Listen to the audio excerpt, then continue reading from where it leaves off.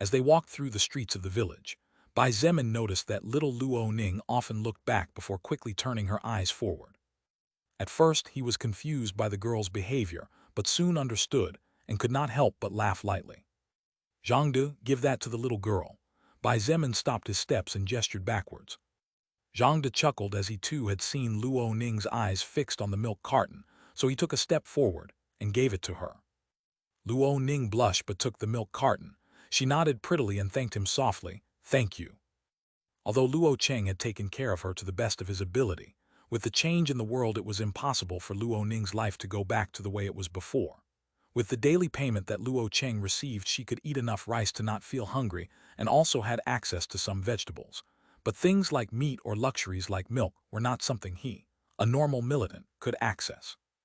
In the past, drinking a milk carton during breakfast or break time at school was normal, but Luo Ning had almost forgotten the taste after half a month of not even seeing a carton. Seeing the girl drinking with enthusiasm, the passing survivors looked at her with envy. Most of them were starving, so Luo Ning's situation was too good in comparison. Because this place was very close to the village square, the number of people was quite large as everyone was eagerly and hopefully waiting for the bosses to recruit men. With guns, most of them were willing to fight, and even more so when the reward was food. Most of them were willing to do anything for food as the rations were not enough. Suddenly, the crowd became agitated as several armed men appeared running with a small man in the lead.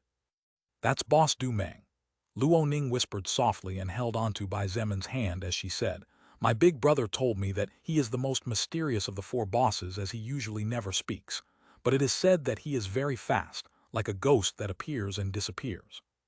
Bai Zemin nodded silently and gently squeezed her small hand in thanks for the information. He narrowed his eyes as he hid in the crowd of survivors and observed Du Meng carefully. "Everyone, starting today, a curfew will be put in place until further notice for everyone's safety," Du Meng shouted loudly. His voice was similar to two sandpapers clashing together, extremely uncomfortable to listen to. "Today's meal will now be served and everyone will return in an orderly fashion to their homes."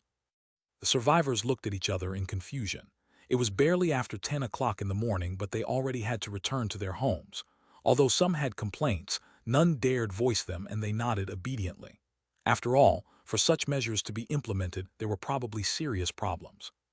Besides, no survivor had the courage to oppose the four village bosses. Those who had the courage had already been beheaded or cut into pieces and thrown into the pigs to be eaten. Du Meng nodded to himself as he heard no strange whispers and waved his hand. Behind him, a group of people came out carrying several carts and other cooking utensils, along with a huge pot. One militant stepped forward and shouted loudly, "Line up to get today's food. Whoever does not obey or does not line up orderly will be thrown to the zombies." The survivors trembled in fear upon hearing the threat and began to line up orderly with their heads down. Even Luo Ning was scared and unconsciously clung to Bai Zemin's arm tightly. As the survivors received their rations, which were basically a few grains of rice with water and nothing else, the sound of several engines roaring in the distance attracted everyone's attention. 2 buses, 2 trucks, and 4 pickup trucks sped past, disappearing in a short time in the direction of the exit. The survivors panicked, thinking the zombies were approaching, so they quickly began to eat before rushing to their homes and locking the doors tightly from the inside. Bai Zemin narrowed his eyes and looked at the place where the convoy of vehicles had disappeared with a thoughtful look. A few seconds later he ordered, "Let's go." Zhangde and Fu Zufeng nodded before quickly following Bai Zemin. In the distance, Du Meng narrowed his eyes and looked at the milk carton in Luo Ning's hands. His thoughtful gaze had a strange glint in it before he gave an order to a militant beside him. Bai Zemin raised an eyebrow in surprise but did not stop his steps and continued walking towards the house where Luo Ning and Luo Cheng lived. His lips curved into a cold smile that was impossible to detect. /////. 20 kilometers away from the camp. Chen He was lying on the roof of a building. In his hands was a pair of binoculars they had taken the day before from the militants, looking off into the distance with a grave expression. Several hundred meters away, a convoy of vehicles that had barely been modified was rapidly approaching, raising a cloud of dust behind them like a wild beast. "It's Lei Su," Luo Cheng exclaimed in a grim voice, his body in the same position as Chen He and holding a pair of binoculars. "That man in front is one of the 3 camp bosses, Lei Su. He's even stronger than Yang Pei, and bullets can't penetrate his defenses when he activates his steel armor skill. Lei Su was sitting in the passenger seat in one of the pickup trucks leading the way. He could even see through the binoculars a wild smile filled with arrogance, as if he was not worried about anything in the world. He could not help but remember when at the beginning of the apocalypse, Bai Zemin told him that his attitude would not only end up killing him, but would also end up hurting those he loved because of his insecurity. Every militant was armed, and there were at least 20 men inside the different vehicles. If they continued on this path, would definitely reach the hotel where the group was currently staying, and with so many people, it would be impossible not to be noticed unless they were given time to hide, something which, considering the situation, they lacked. The problem had arisen from the fact that none of them had expected the main leader, Yi Qigang, to be so cunning and clever, which made things difficult up to this point. He sighed and pulled out the Type 54 pistol from his waist. So, if he doesn't activate his skill, that fellow is no big deal, isn't he? Luo Cheng lowered the binoculars and looked at him in surprise. Yeah, well, no matter what, Lei Su is still just a human just like us. Then it's okay. He nodded and aimed forward. 300 meters. 200 meters. 150 meters. He sighed to himself and whispered, "Don't blame me, I have no choice but to do it." Then, with a look brimming conviction, he pulled the trigger without hesitation. Ha ha ha ha! Lei Su laughed jovially and tapped the board of the vehicle. In his mind, he was already imagining the scene of him having fun with several beautiful women and thinking about what kind of games he should try this time. The eyes of the militant driving the pickup truck flashed with disgust, but he didn't dare to show it openly and continued driving silently. Bang! Suddenly, there was a sound of gunfire from the front, and the front window of the vehicle cracked. But the militant driving was more concerned about the hot liquid that had splashed on his right cheek out of nowhere. The militant looked out of the corner of his eyes in a split second, and his face turned white as a sheet at what he saw. Lei Su, who was laughing like crazy a second ago, had a bullet hole right in the middle of his forehead. Blood ran down his face uncontrollably, and his expression had frozen while his lifeless eyes were wide open, filled with disbelief, even in the face of death. Chapter 124, Confrontation. Shit. The driver of the pickup truck leading the convoy's path panicked and pushed on the brakes with a thump. The wheels of the pickup truck stopped immediately, but the vehicle continued to move forward due to the remaining momentum. The rear end swayed as the sound of the braking thundered through the clearing. The vehicles behind also heard the gunshot, and upon seeing the lead vehicle come to an abrupt stop, the drivers also pushed hard on the brakes. The sound of braking echoed everywhere, and some vehicles that did not have a great distance with the vehicle in front crashed noisily into each other. The street that had been silent several days ago when humans were hiding from the zombies had suddenly become noisy and chaotic like a movie scene. Dead, Boss Lei Su died. The militant in the first pickup truck got out in panic and started screaming in alarm as he crouched behind the vehicle, looking around in fear. The militants were frightened when they heard the gunshot, but upon hearing the news of the death of the main leader in this team, they all began to panic. A sniper! Take cover quickly! Damn it, even Boss Lei Su was killed. How are we supposed to survive? Clutching their guns, the militants began yelling as they were shooting at the buildings in front of them. Although none of them knew where the sniper was, they had heard roughly where the shot came from. With more than 20 men firing, the bullets seemed like a golden storm of metal hitting and destroying everything in their path. The windows of some houses or buildings were shattered into pieces, walls were filled with small holes, some vehicles were turned into sieves, etc. Type 89 submachine gun, Type 81 rifle, Type 54 pistol, etc. All kinds of guns were fired uncontrollably, wasting ammunition recklessly to shake off the fear of the unknown. From the top of a building just over 100 meters away, Chen He and Luo Cheng sought cover while looking at the development with surprise. What happened? Chen He asked aloud. His face was pale as a sheet due to his first kill, but the adrenaline coursing through his veins kept him alert. He did not expect that just one shot would be enough to make the enemy group, which consisted of more than 20 men armed with all kinds of firearms, and enough ammunition to wipe out the entire group of survivors in the hotel, collapse so easily. He had only 2 Type 54 pistols with 15 rounds of ammunition in total, one of which had already been used to kill Lei Su before. He was preparing to fight to the death, but apparently it was not necessary. Although they all have guns, they are not soldiers with military training, Luo Cheng pointed out with a bitter smile.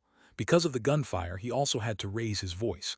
Each of them in the past was a farmer, businessman, journalist, and who knows what else. But when the apocalypse broke out, only by having a gun could they feel safe. The four bosses had recruited more than 50 men and armed them after raiding the police station near the village.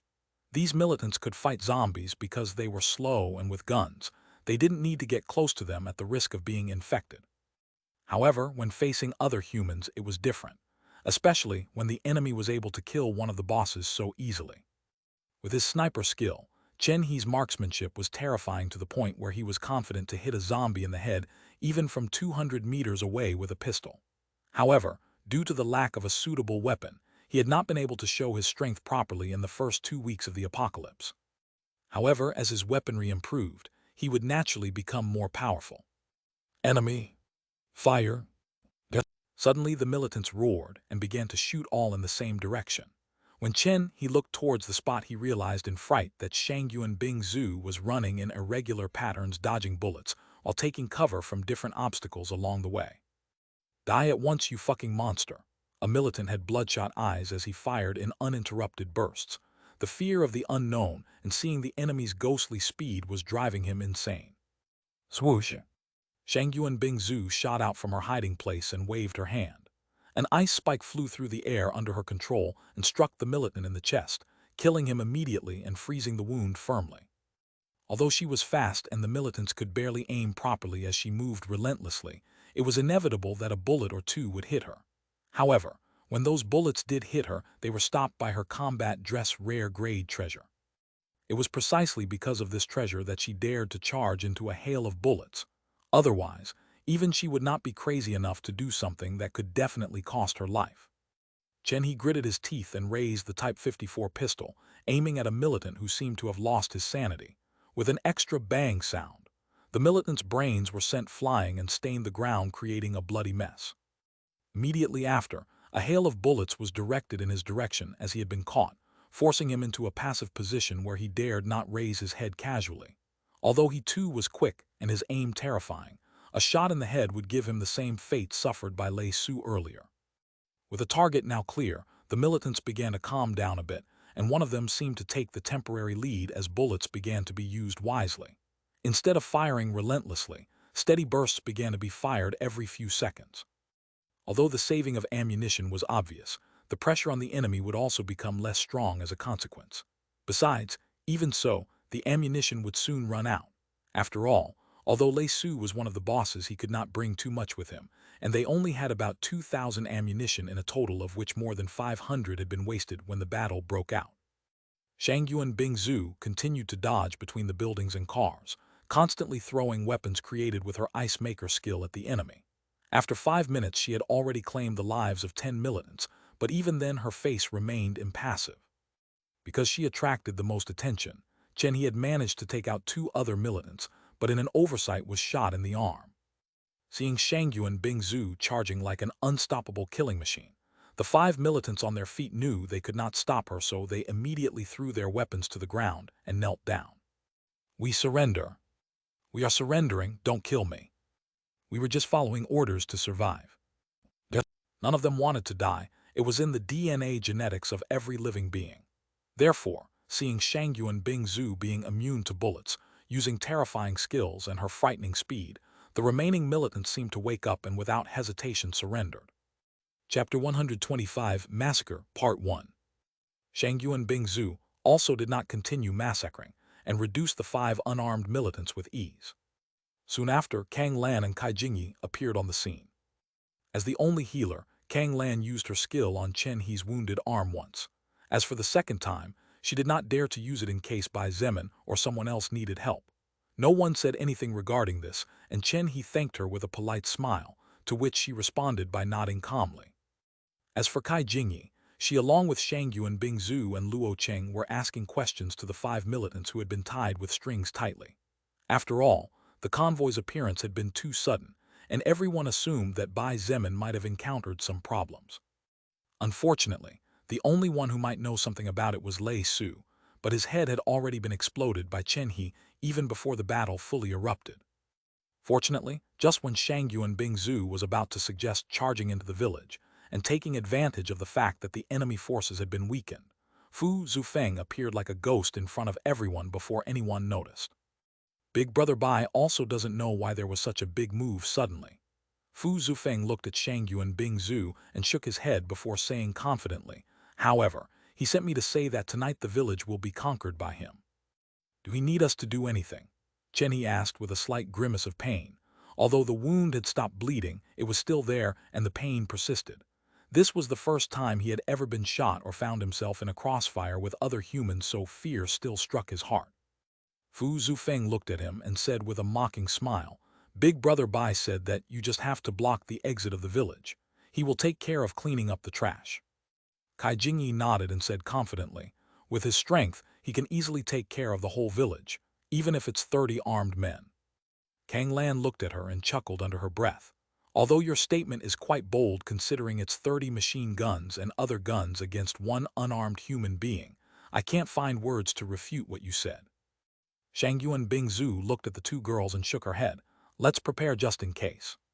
The chatter stopped, and everyone began to prepare in case Bai Zemin needed help.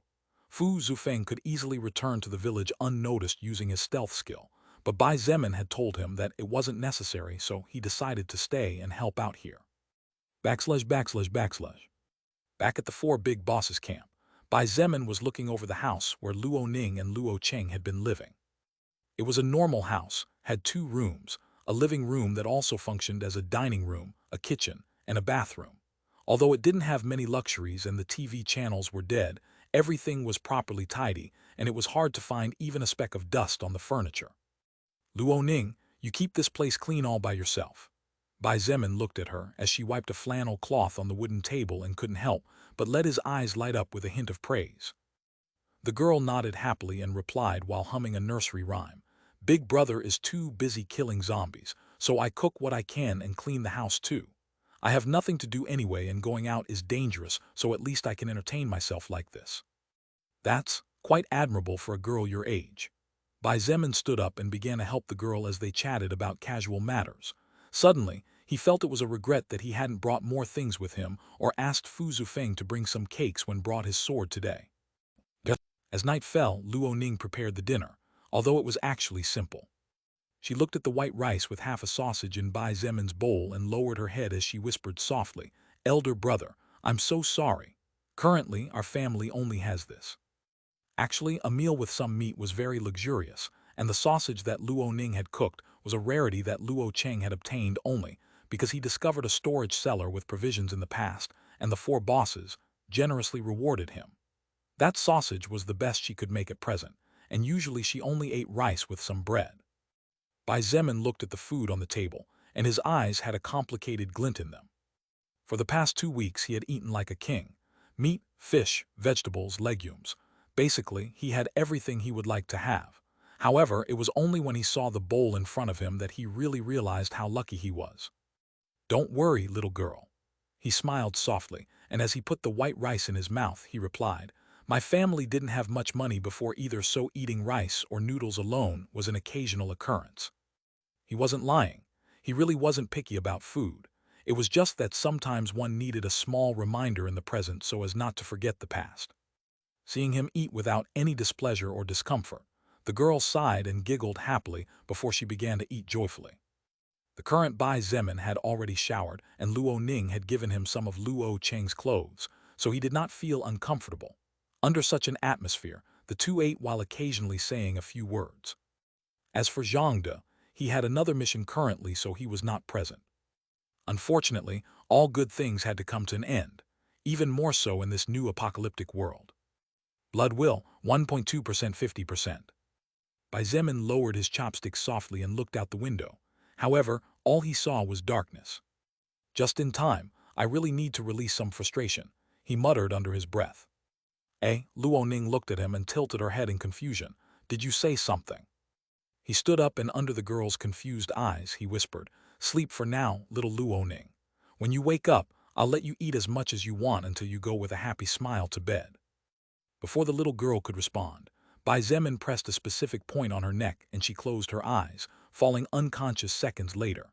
His special forces soldier skill was truly incredible, as it had a lot of knowledge about different martial arts and about the human body.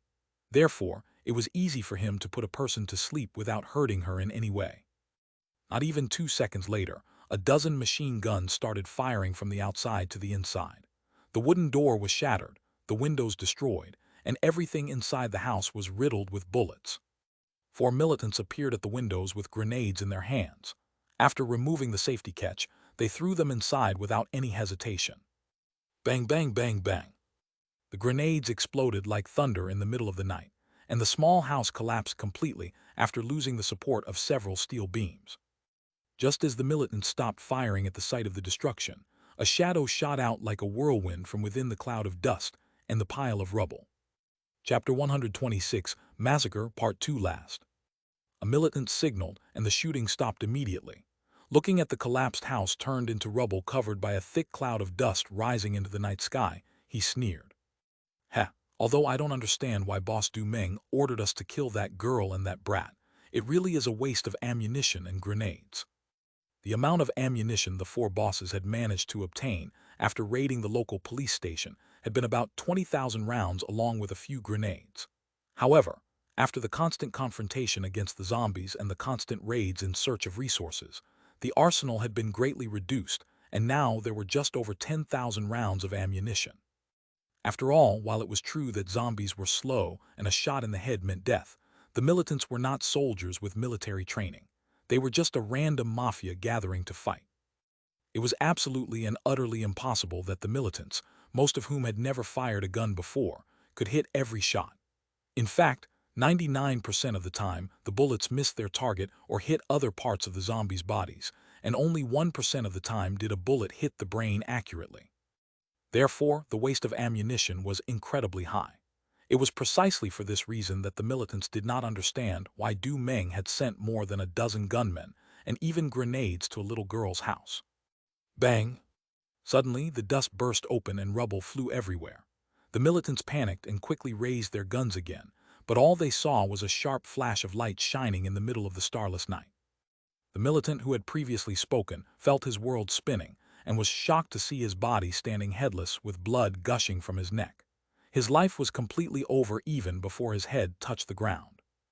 Right behind the corpse, Bai Zemin was holding his immaculate Chunyuan sword in his right hand. In his embrace and resting on his left arm, little Luo Ning, who was only 9 years old, was sleeping soundly like a little angel. Even after the earlier shooting, the explosions of 4 grenades, and the collapse of the house, both Bai Zemin and Luo Ning were unscathed, and not even a fleck of dust had touched their bodies. How scumbag do you have to be to target a little girl? His cold voice rang out in the middle of the night, and his indifferent eyes were demon-like from the militant's point of view. Holy SHF fire! A militant roared in fright, and everyone began to shoot in a hurry. The muzzles of the Type 79 submachine guns spat bullet after bullet relentlessly in the direction of the 2 young people. No militant seemed concerned about the little girl or even the young man who was old enough to be the son of some of them. To survive such an earlier assault, it was obvious that the young man was not normal. Also, as a reminder, the militant's head and body in a pool of blood reminded them of a possible fate that none of them wanted to experience. Swoosh! The broken bronze bell flew out of Bai Zemin's pocket and hovered over his head. Before the bullets could reach him, a thin yellow membrane surrounded him, and consequently little Luo Ning as well. Bang, bang, bang, bang, bang, bang.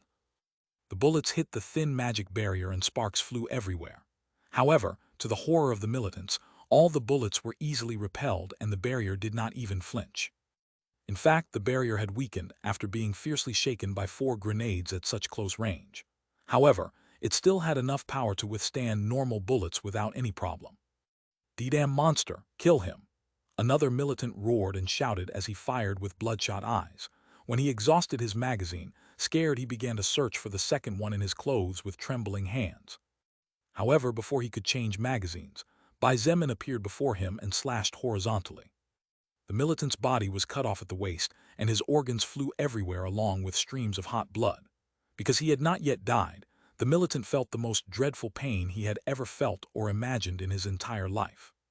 "Ag, it hurts, kill me, please kill me," he pleaded between cries that terrified his comrades.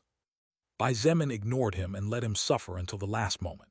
His leg muscles swelled, and with a loud bang, the ground beneath his feet exploded as he disappeared from his position and appeared in front of another militant, slashing horizontally without mercy. Just as before, the militant let out a cry that seemed to come from deep within his soul as he fell to the ground cut in two halves. "Monster! Run away! Please don't kill me. We were just following orders to survive." "Alorg." Bai Zemin defied the rain of bullets with a cold gaze and like a demon reaped the lives of his enemies one by one. No matter how many times the militants pleaded, none of them received even a shred of his mercy and were cut in two. Mercy, compassion, was he really a monster? It was clear to Bai Zemin that he had committed many cruel things since the apocalypse erupted with the arrival of the soul record on Earth. However, even he had limits. He did not force himself on any woman. He did not unjustly mistreat anyone to release his frustrations or fears, nor did he abuse children. However, the militants in front of him were so cruel that even knowing that they were going to kill a girl as young as 9 years old, they did not even hesitate. They didn't even know if she had done anything evil, but as they received the order, and in order to live more comfortably, without hesitation, they raised their guns and threw grenades into the house of a defenseless girl. Who was the monster really? Bai Zemin believed that, at least in this case, he was not the bad guy. A few seconds later, the sounds of gunshots and pleading cries had completely stopped. The ground 100 meters around the now collapsed small house had become a bloody mess. 12 decapitated corpses cut from the waist down lay in disarray as they bathed in their own still-warm blood. Blood will, 12%, 50%. Bai Zemin was standing surrounded by corpses. Regardless of whether he looked left or right, all his dark eyes saw was crimson red along with the reflection of the full moon in the pools of blood. His sword, his clothes, his body or Luo Ning's. Everything was in perfect condition in contrast to the situation around them. "Let's get this over with and then go to sleep." Bai Zemin looked in the direction of the village center and his eyes flashed coldly. With steady steps, his lonely back soon disappeared into the surrounding trees. Behind him, 12 lifeless people and the destruction of the surroundings were the only proof of what had happened here. Chapter 127, Yi Qigang. Inside the villa where Yi Qigang resided, he and Du Meng were standing together in front of the window, as if they were appreciating the full moon high in the sky, surrounded by thick dark clouds. Yi Qigang frowned and asked in a deep voice that only when he was worried about something he used, "Are you sure about what you said?"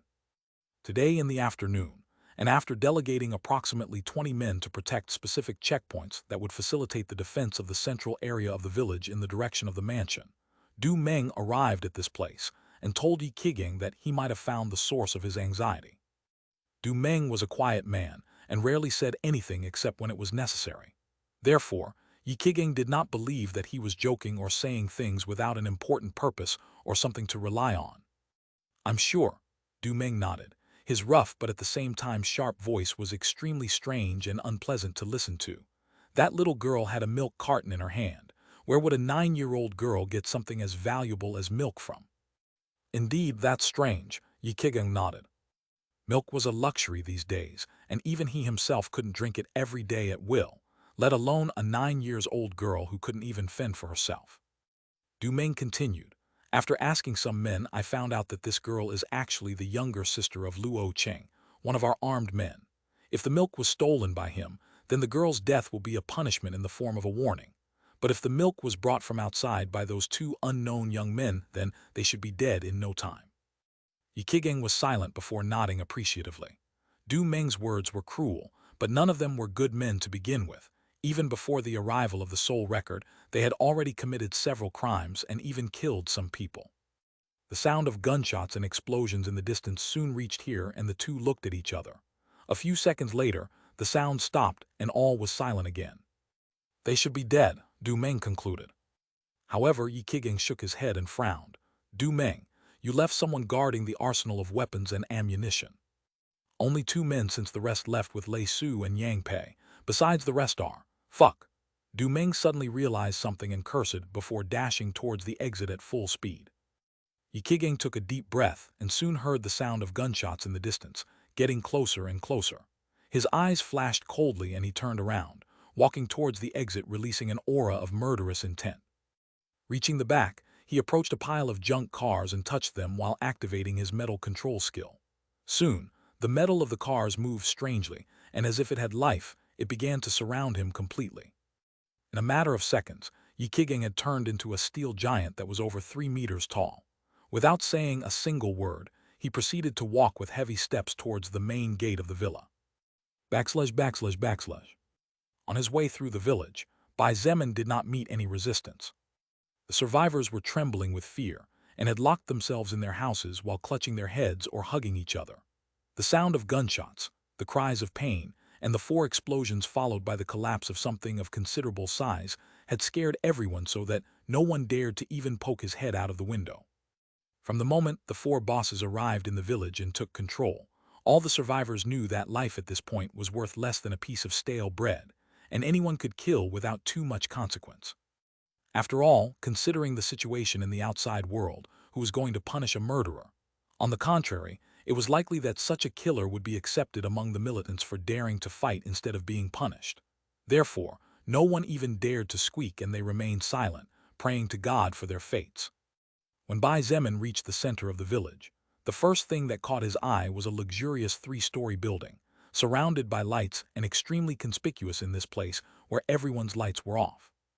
Although they had not come this far today, little Luo Ning had told him that the strongest boss lived in the most luxurious house in the center of the village. Therefore, Bai Zemin easily identified it as his main and final target. Blood will, 14% 50%. Bang bang bang bang bang. The power boost provided by his passive second-order blood will skill was triggered by an extra 2%, and Bai Zemin didn't even have time to react when a rain of bullets was directed in his direction. From the left, from the right, from the front, and even from behind. Placed at different points, 20 militants with machine guns or pistols fired mercilessly. Even without military training, with 20 machine guns firing at the same time, it was absolutely impossible to miss and not hit the enemy target. Even a fly would be hit by at least a single bullet. However, Bai Zemin continued to walk undisturbed. When the bullets reached him, the broken bronze bell did not fly out of his pocket, and the automatic protection effect was not activated. However, the bullets were stopped in midair by a barrier that could not be seen with the naked eye. "You can all go to hell," Bai Zemin muttered, and the reject ring in his left hand glowed slightly. Swoosh, swoosh, swoosh, swoosh.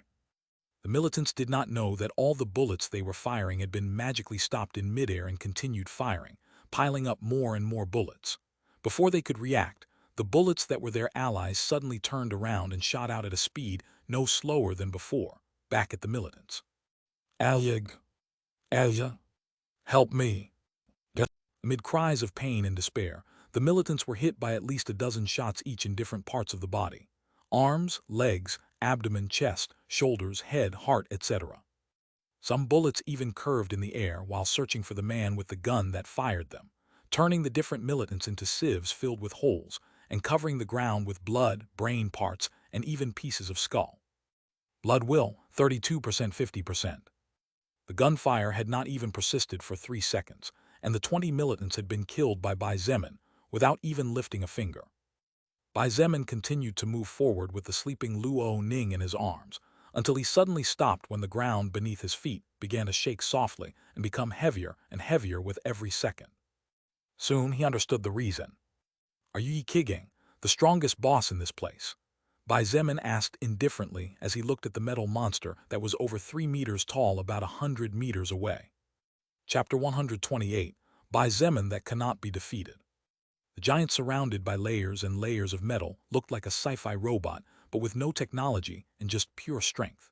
Its arms were the size of a grown man, and its legs were so wide that only 3 people together could wrap their outstretched arms around it. Moreover, just the pressure emitted by its overall size was enough to make most enemies sink in despair. "That's me." Bai Zemin heard the voice of a middle-aged man from inside the metal robot. Although it was a human's voice, due to the sheets of metal surrounding, it sounded like there were several people inside as the echo rang out all over the place. "And who are you?" Yikigang asked, brimming with murderous intent. Even before the apocalypse, he had never been offended, and all those who tried had paid the consequences. After evolving through constantly absorbing soul power and acquiring skills, his self-confidence had become a lot higher. Although he knew that the young man in front of him was strong enough to defeat and kill a group of nearly 50 armed men, and even survive the explosion of 4 hand grenades, Yi Qigang had such an ability as well. Me? Bai Zemin stepped forward and coldly replied, the person who took care of a small shrimp named Yang Pei, the person who slaughtered all the men who accompanied him, the strongest fighter in the group that killed the dog by the name of Lei Su, the boss of the man who is currently taking care of that little monkey Du Meng. But more importantly, the person who will kill you. Yi Qigang's heart shook in a whirlwind of churning emotions when he heard the young man's declaration before him. However, he did not have time to think too much as his passive skill danger sense caused his entire body to tremble in fear, and he unconsciously raised both of his mechanical arms in the shape of a cross covering in front of him. Bai Zemin appeared in front of the giant robot and swung his right fist forward without holding back in the slightest. Boom! Although Yi Qigang had managed to react quickly thanks to his passive skill danger sense, and thanks to his own combat experience, even with the protection of layers upon layers of metal, he was unable to withstand the power of Bai Zemin's fist, boosted 32% by his blood will skill. The metal giant was sent flying backwards uncontrollably, losing several pieces of armor in the process. Bang! The outer wall separating the main mansion from the rest of the village was noisily smashed as Yi Qigang hit it violently. He couldn't help but cough out a mouthful of blood, and his eyes flashed with disbelief. His first-order metal control skill allowed him to control metals almost at will, so he moved the armor with his skill, not his physical body.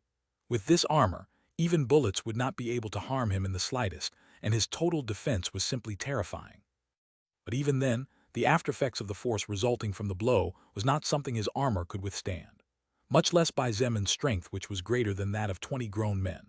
This kind of strength was not as simple as 20 grown men hitting the same place with separate forces. All that strength was compressed into his body, and the power behind his fists was simply dreadful.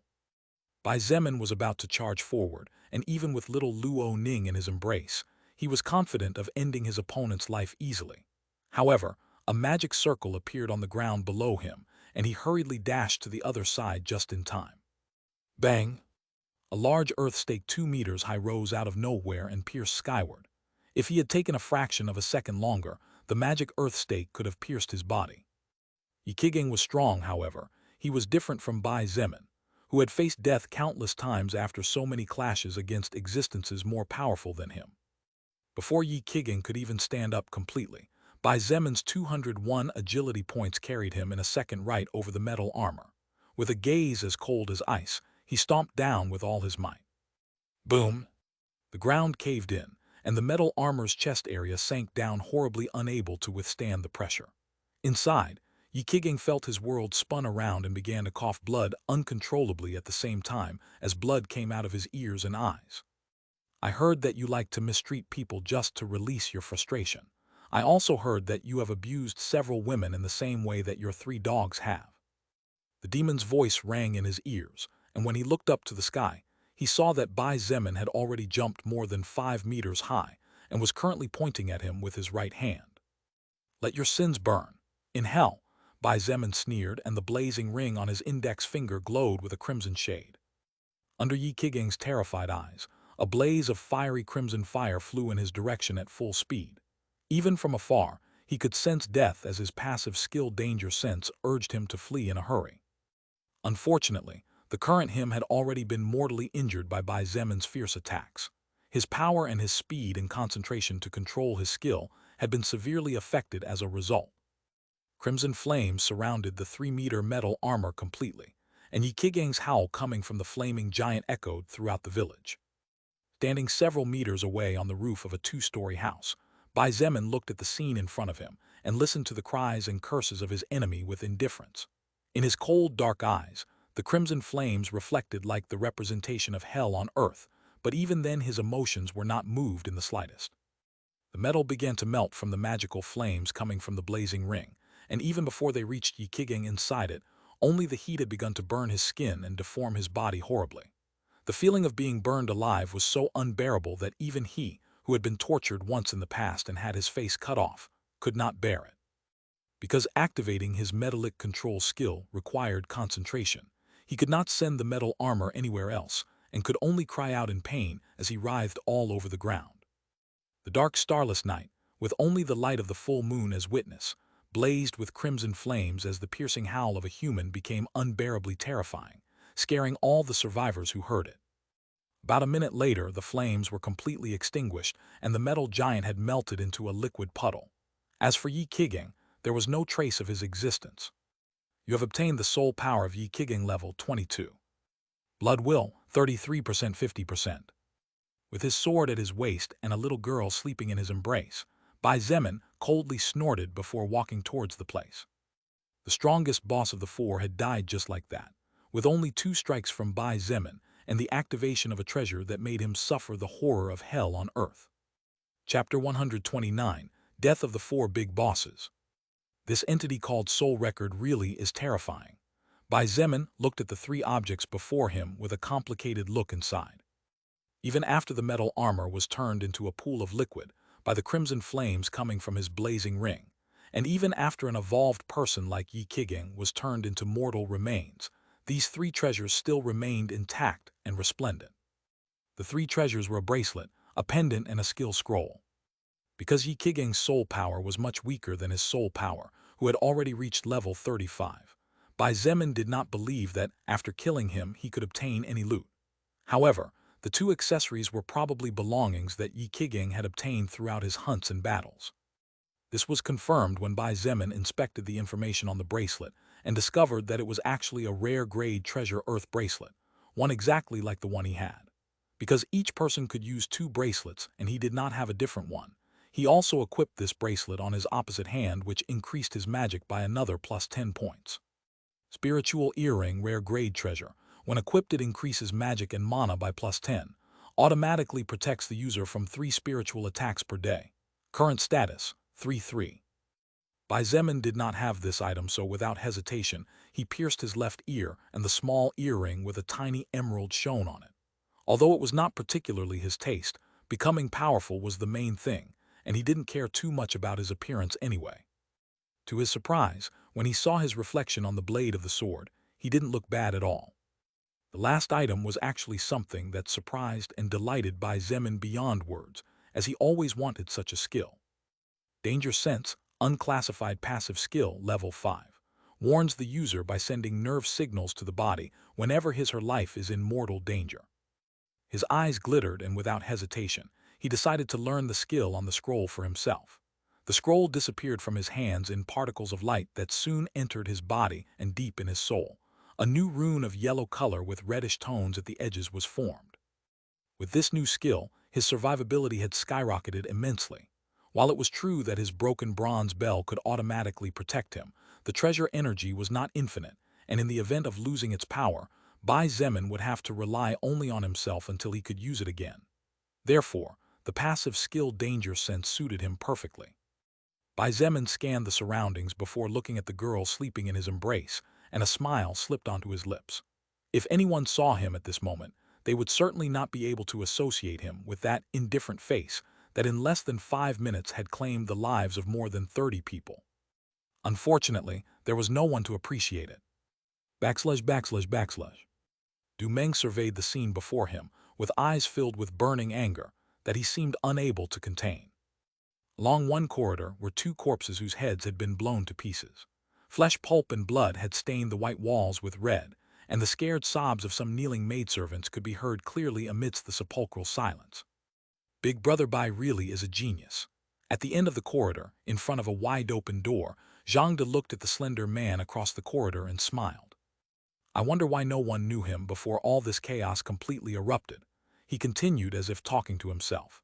Even without his current strength, his intelligence doesn't lose to President Shangyuan's or Chen He's. He should have been able to stand higher on the boards. Du Meng looked at the Desert Eagle in the burly young man's right hand and frowned. That was the only Desert Eagle they had obtained from the police station, and it was one of the most powerful firearms they currently had with a 12.7 caliber, but now it had fallen into enemy hands. Jade suddenly raised the weapon and shot without warning. The sound of the shot echoed through the walls, and the maidservants in the place screamed in fright, but none dared to move for fear of being shot dead. As for Du Meng, he had disappeared as if he had vanished into thin air. Jade was startled, and before he could react, he felt his right arm being severed by a sharp object. Hastily he took a step back, avoiding the cut for the most part but still being slightly slashed.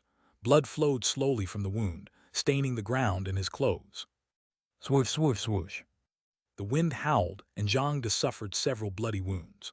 Although he managed to avoid fatal wounds, his arms and some parts of his body had slight cuts from a knife or other sharp object. Du Meng was undoubtedly stronger than him, and in a one-on-one battle, it was impossible for Jade to defeat him. However, in this narrow corridor that Jade had chosen to fight in, things were different. Bang, bang, bang, bang. Jade raised the Desert Eagle and fired 8 times in a row in different directions, and completely emptying the magazine. He. From his right side, a groan followed by a bloodstain immediately attracted his attention, and Jade without hesitation rushed forward, punching with all his strength. Bang! After being injured by a bullet, Du Meng was struck and sent flying before slamming into the opposite wall. His active first-order skill, invisibility, was deactivated, and with a hate-filled expression, he looked at the slowly approaching young man.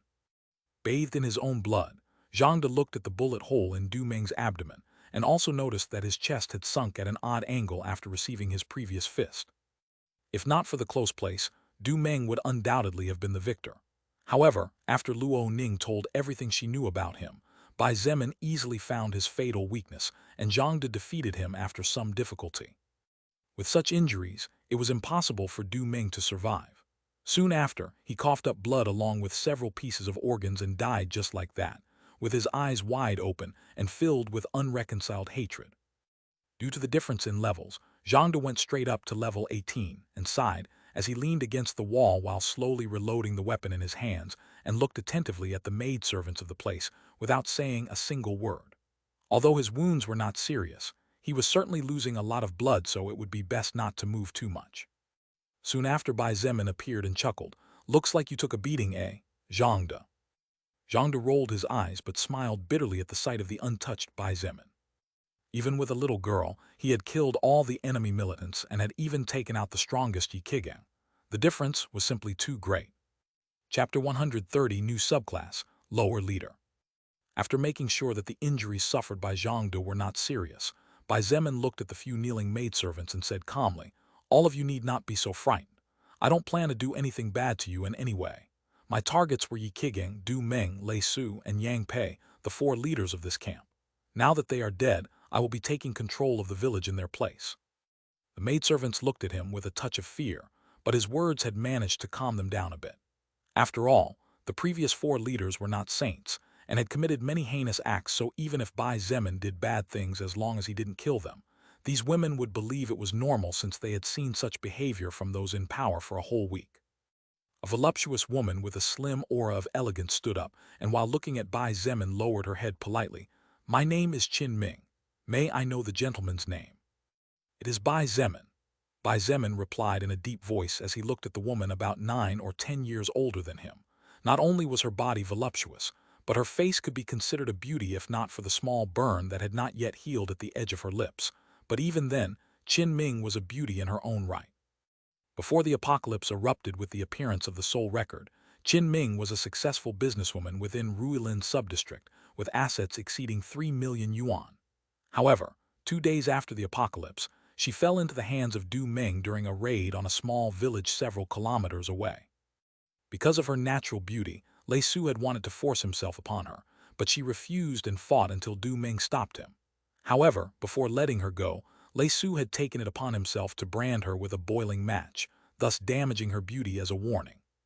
After a moment's hesitation, Qin Ming gritted her teeth and decided to bet everything. "Leader Bai, since this will be your new settlement, I think you should gather the survivors to make your rules known." "Oh," Bai Zemin looked at her with a tinge of surprise in his eyes, but quickly understood what she meant. Not only was it necessary to change the name of this camp, but it was also necessary to make his face known among the survivors. In addition, Bai Zemin also needed to recruit men to arm them properly and start delegating tasks. Bai Zemin smiled and nodded in satisfaction. "Qin Ming, from today you will be my housekeeper. Gather the maidservants and the women of the leaders. Then take them to Yi Qigang's villa. It will be my new home." Qin Ming was elated at the new position and quickly nodded hurriedly before looking at the rest of the women, who looked at her enviously and began to give orders. Because of her previous job, it was easy for her to guide and take the role of a small leader, so soon all the women began to move in an orderly fashion. Backslash backslash backslash. Shang Yuan Bingzhu and the rest drove the buses, the big Dongfeng truck, and the various pickup trucks through the camp. The male and female students, as well as the teachers, had looks of amazement as they looked at the more than 700 survivors standing around the well-lit central square. Amazing, Wu Yijin exclaimed as she looked at the corpses of the militants. He alone really managed to fight and kill so many gunmen. Shang Yuan Bingzhu's beautiful eyes also had a strange glint in them as she looked at the scene. She had faced a group of just over a dozen men armed with machine guns and rifles, so she knew that even with her constant evolution, it was not simple to defeat an armed squad. However, Bai Zemin had managed to wipe out more than 30 by himself.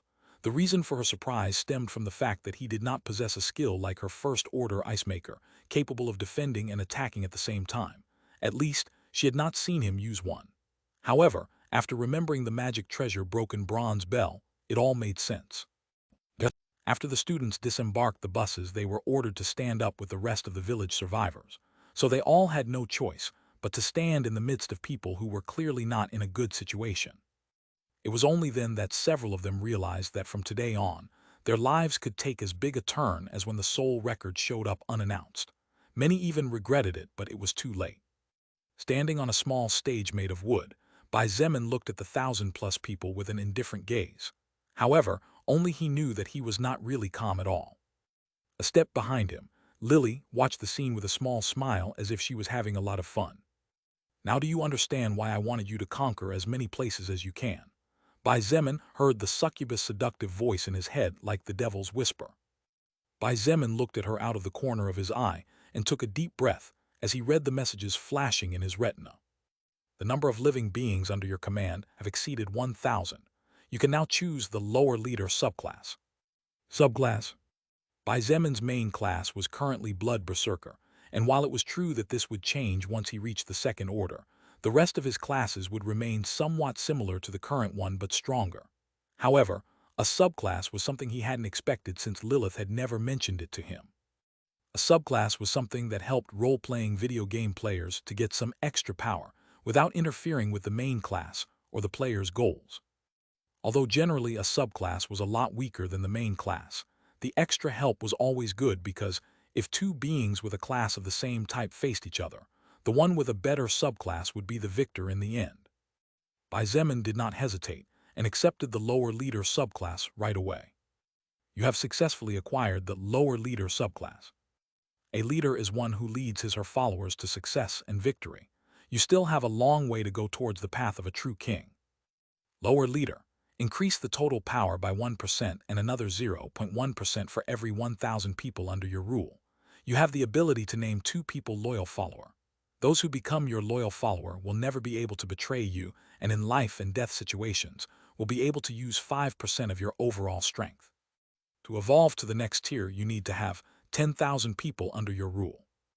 Bai Zemin did his best to stay calm as he knew he was currently being watched by more than 1,000 people. However, it was extremely difficult for him to do this as this new subclass had opened up a world of possibilities for him. Chapter 131, Taking Control. With the new and unexpected acquisition of the lower leader subclass, to say that in front of Bai Zemin a new world with infinite doors representing countless possibilities had appeared was not an exaggeration in the least. The power that the lower leader subclass provided him at the moment was truly pitiful and could practically be easily ignored. However, this was so at this moment only because Bai Zemin had a total of just over 1,000 people under his control.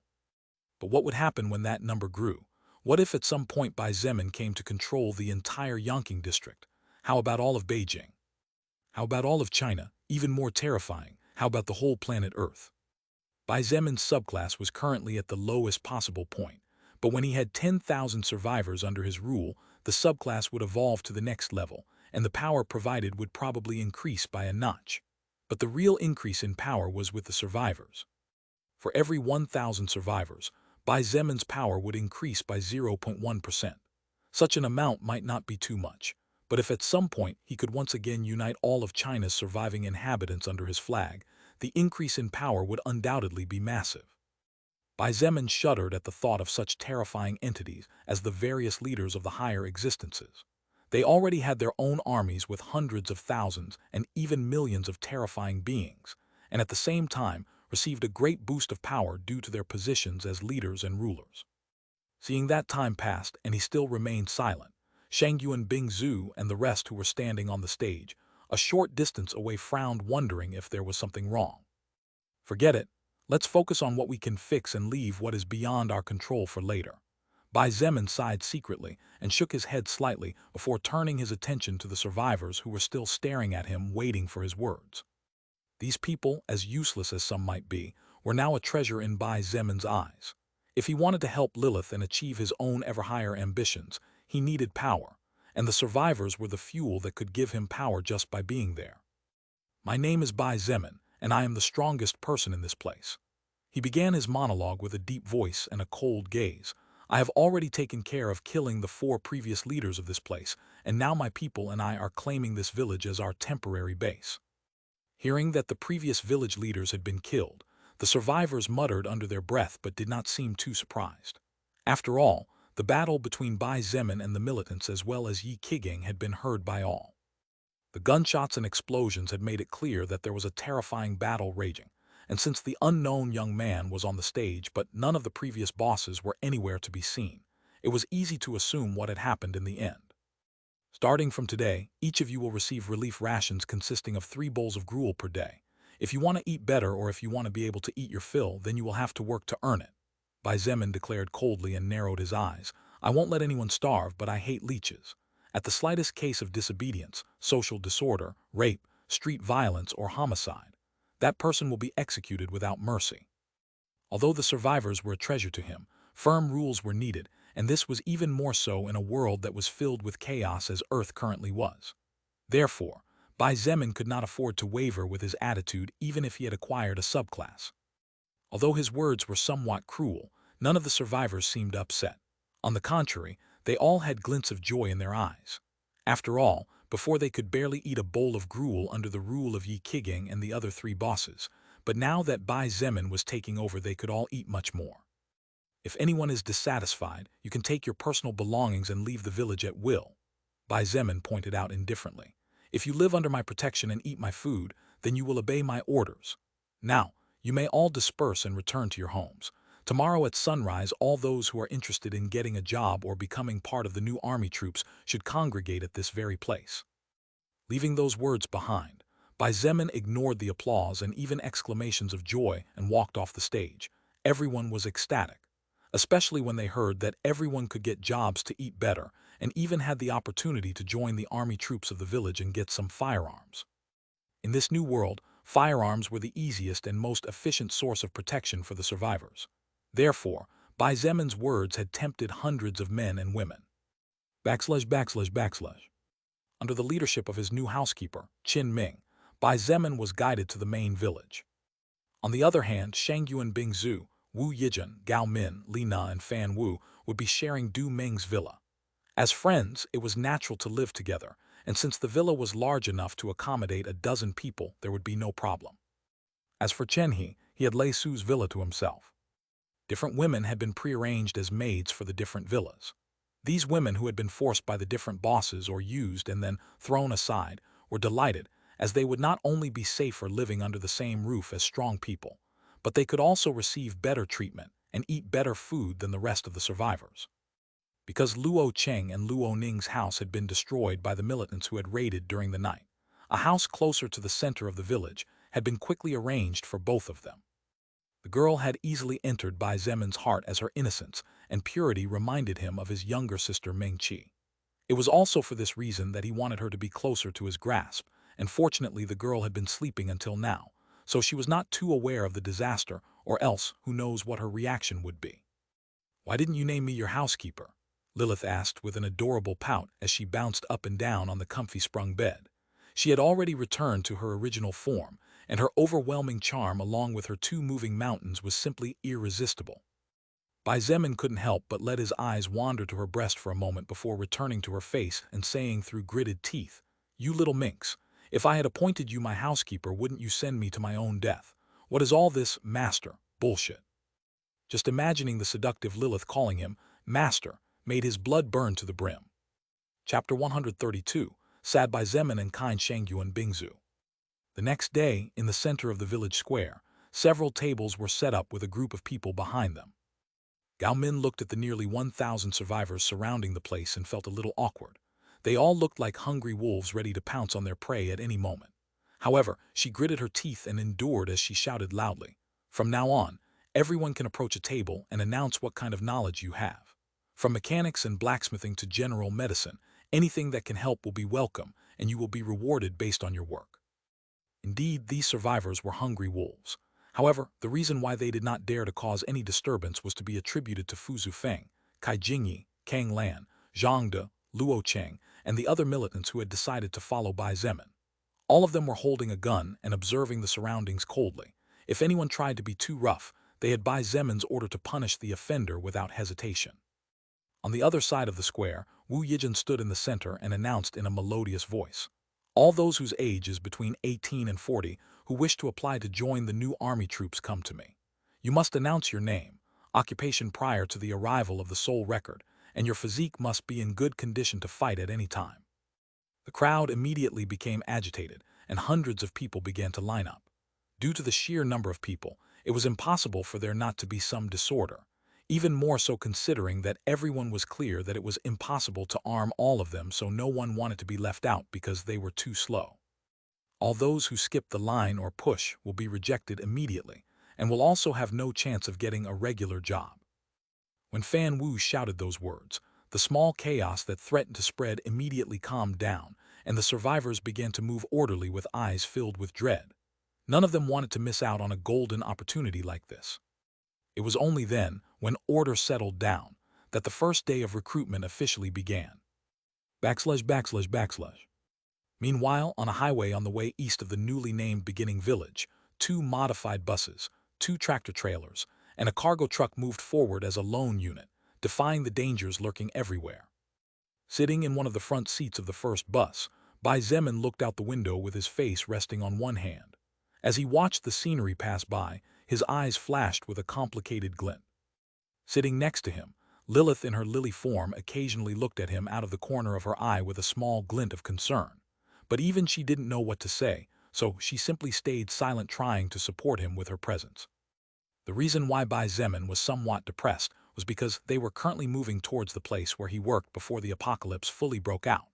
Because they needed more advanced tools to be able to work better in modifying vehicles, and to repair those that were damaged but could be useful. Even to dismantle vehicles, they needed the right tools to avoid damaging the different parts. Besides, he also wanted to obtain the blacksmithing tools from the old man if possible. That was precisely why he, Chen He and Shangyuan Bingzu, along with other survivors, who would do the logistical work, moved to obtain these resources. The fact that the 3 strongest leaders were moving showed how important this move was.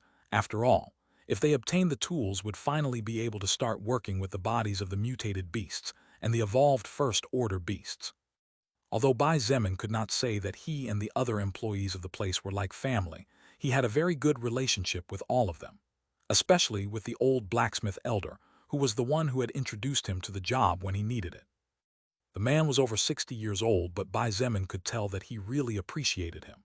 He even taught him many things about blacksmithing, and even when Bai Zemin didn't understand or made many mistakes, the old man always smiled and told him that everything was okay, that for the next one he could surely do it far better. It was precisely thanks to him that Bai Zemin had the option to obtain the main-class blacksmith in his evolution to First Order. Approximately 20 minutes later, the small convoy stopped in front of a single-story building with an extension of several hundred meters in length and width. The sound of the engines had attracted several surrounding zombies, totaling more than 70 beings carrying a deadly infection.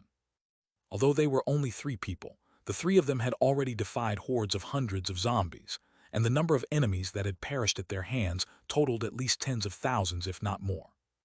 After a quick 2 to 3 minutes work, all the zombies were decapitated with ease.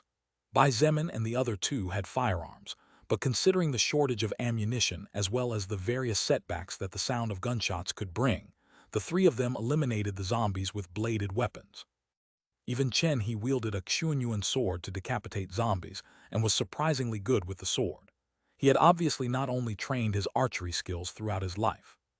With a Type 79 submachine gun slung over his shoulder, a Desert Eagle and a Xuanyuan sword at his waist, it could be said that Bai Zemin was armed to the teeth. He stared at the broken glass of the workshop for several seconds before he began to walk inside without saying a word. Shangyuan Bingzu, Chen He, and Lilith followed closely behind. Lilith ignored the strange looks she was receiving from Shangyuan Bingzu and Chen He, focusing on the back of the young man in front of her.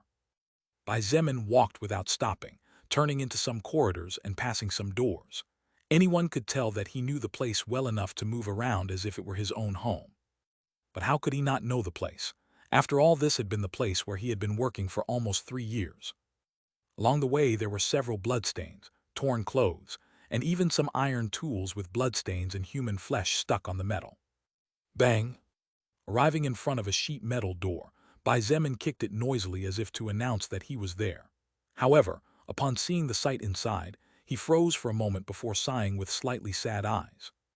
Less than 10 meters away, an old man whose hair had turned completely white could be seen sitting in a chair. His clothes were in a bad state, and there was a large bloody wound on his right arm. Hearing the sound of the door banging open, the old man staggered to his feet as he grunted almost inaudibly. Bai Zemin looked at the old man's lifeless and completely white eyes, and he could not help but sigh inwardly again. And although he knew to some extent that something like this could happen, what he did not expect was that it would be more difficult to accept than he initially thought. Since the beginning of the apocalypse, Bai Zemin had danced hand in hand with death on many occasions, and there were even several times when his life hung in the balance. However, with effort, he gritted his teeth and managed to defeat all his enemies. From normal zombies and evolved zombies to mutated and evolved beasts, even other humans. All that existence that somehow blocked his path was eradicated with his own hands. Therefore, seeing an acquaintance and even something dear to him having been turned into a zombie, the shock Bai Zemin received was greater than expected, as it made him realize that, although he was strong, he was still as weak as any other human being to cases like the one in front of him. Perhaps being able to sense his complex emotions and his declining mood, Lilith hugged him gently from behind and rested her head on his back. This surprised him and the others, but none of them had time to think too much. Shangyuan Bingzu looked at Bai Zemin with complicated eyes, as she naturally realized that the old man and he must have had a good relationship in the past. An idea flashed in her mind and raised both hands as she pointed forward. Freeze! Her cold voice echoed off the walls, and a blast of terrifying frost shot forward from her body. Her face turned slightly pale, but her expression did not change. Under the eyes of Chen He, Bai Zemin, and Lilith, the old man's infected body froze into a frost statue. From head to toe, completely frozen. She clenched both fists, and with a soft pop, the frost statue exploded into tiny pieces of ice with a size and thickness similar to a hair. The faint rays of light shining through the broken window shone on the tiny flakes floating gently in the air, creating a wonderful view difficult to describe in mere words. When all the flakes fell to the ground, Bai Zemin looked at her gratefully and nodded. After all, what she had done was actually very kind. Not only had she prevented him from killing a familiar person with his own hands, but she had also given the old man eternal rest in such a beautiful way. Chapter 133, Reinforced Iron Bore. Bai Zemin soon made some effort and pushed the whole previous matter to the back of his head. Although a bit of rest to clear his mind and think better about what to do next would be good for him, it was also very clear to him that stopping was the same as giving the opportunity for other existences to devour him. With no other option, and now even more motivated to cross the Yanking district and reach the Champing district to join his family. The previous case had not caused Bai Zemin's faith and trust in his loved ones to waver. It only motivated him to work even harder to achieve his goal of reaching them as soon as possible. Under his orders, the survivors began to carry different tools to the cargo truck and tractor trailers.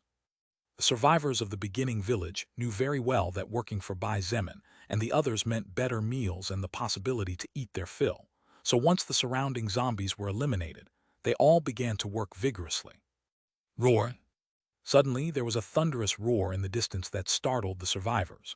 The ground began to shake lightly, and little by little the rumbling became more prominent, indicating the approach of something of considerable size.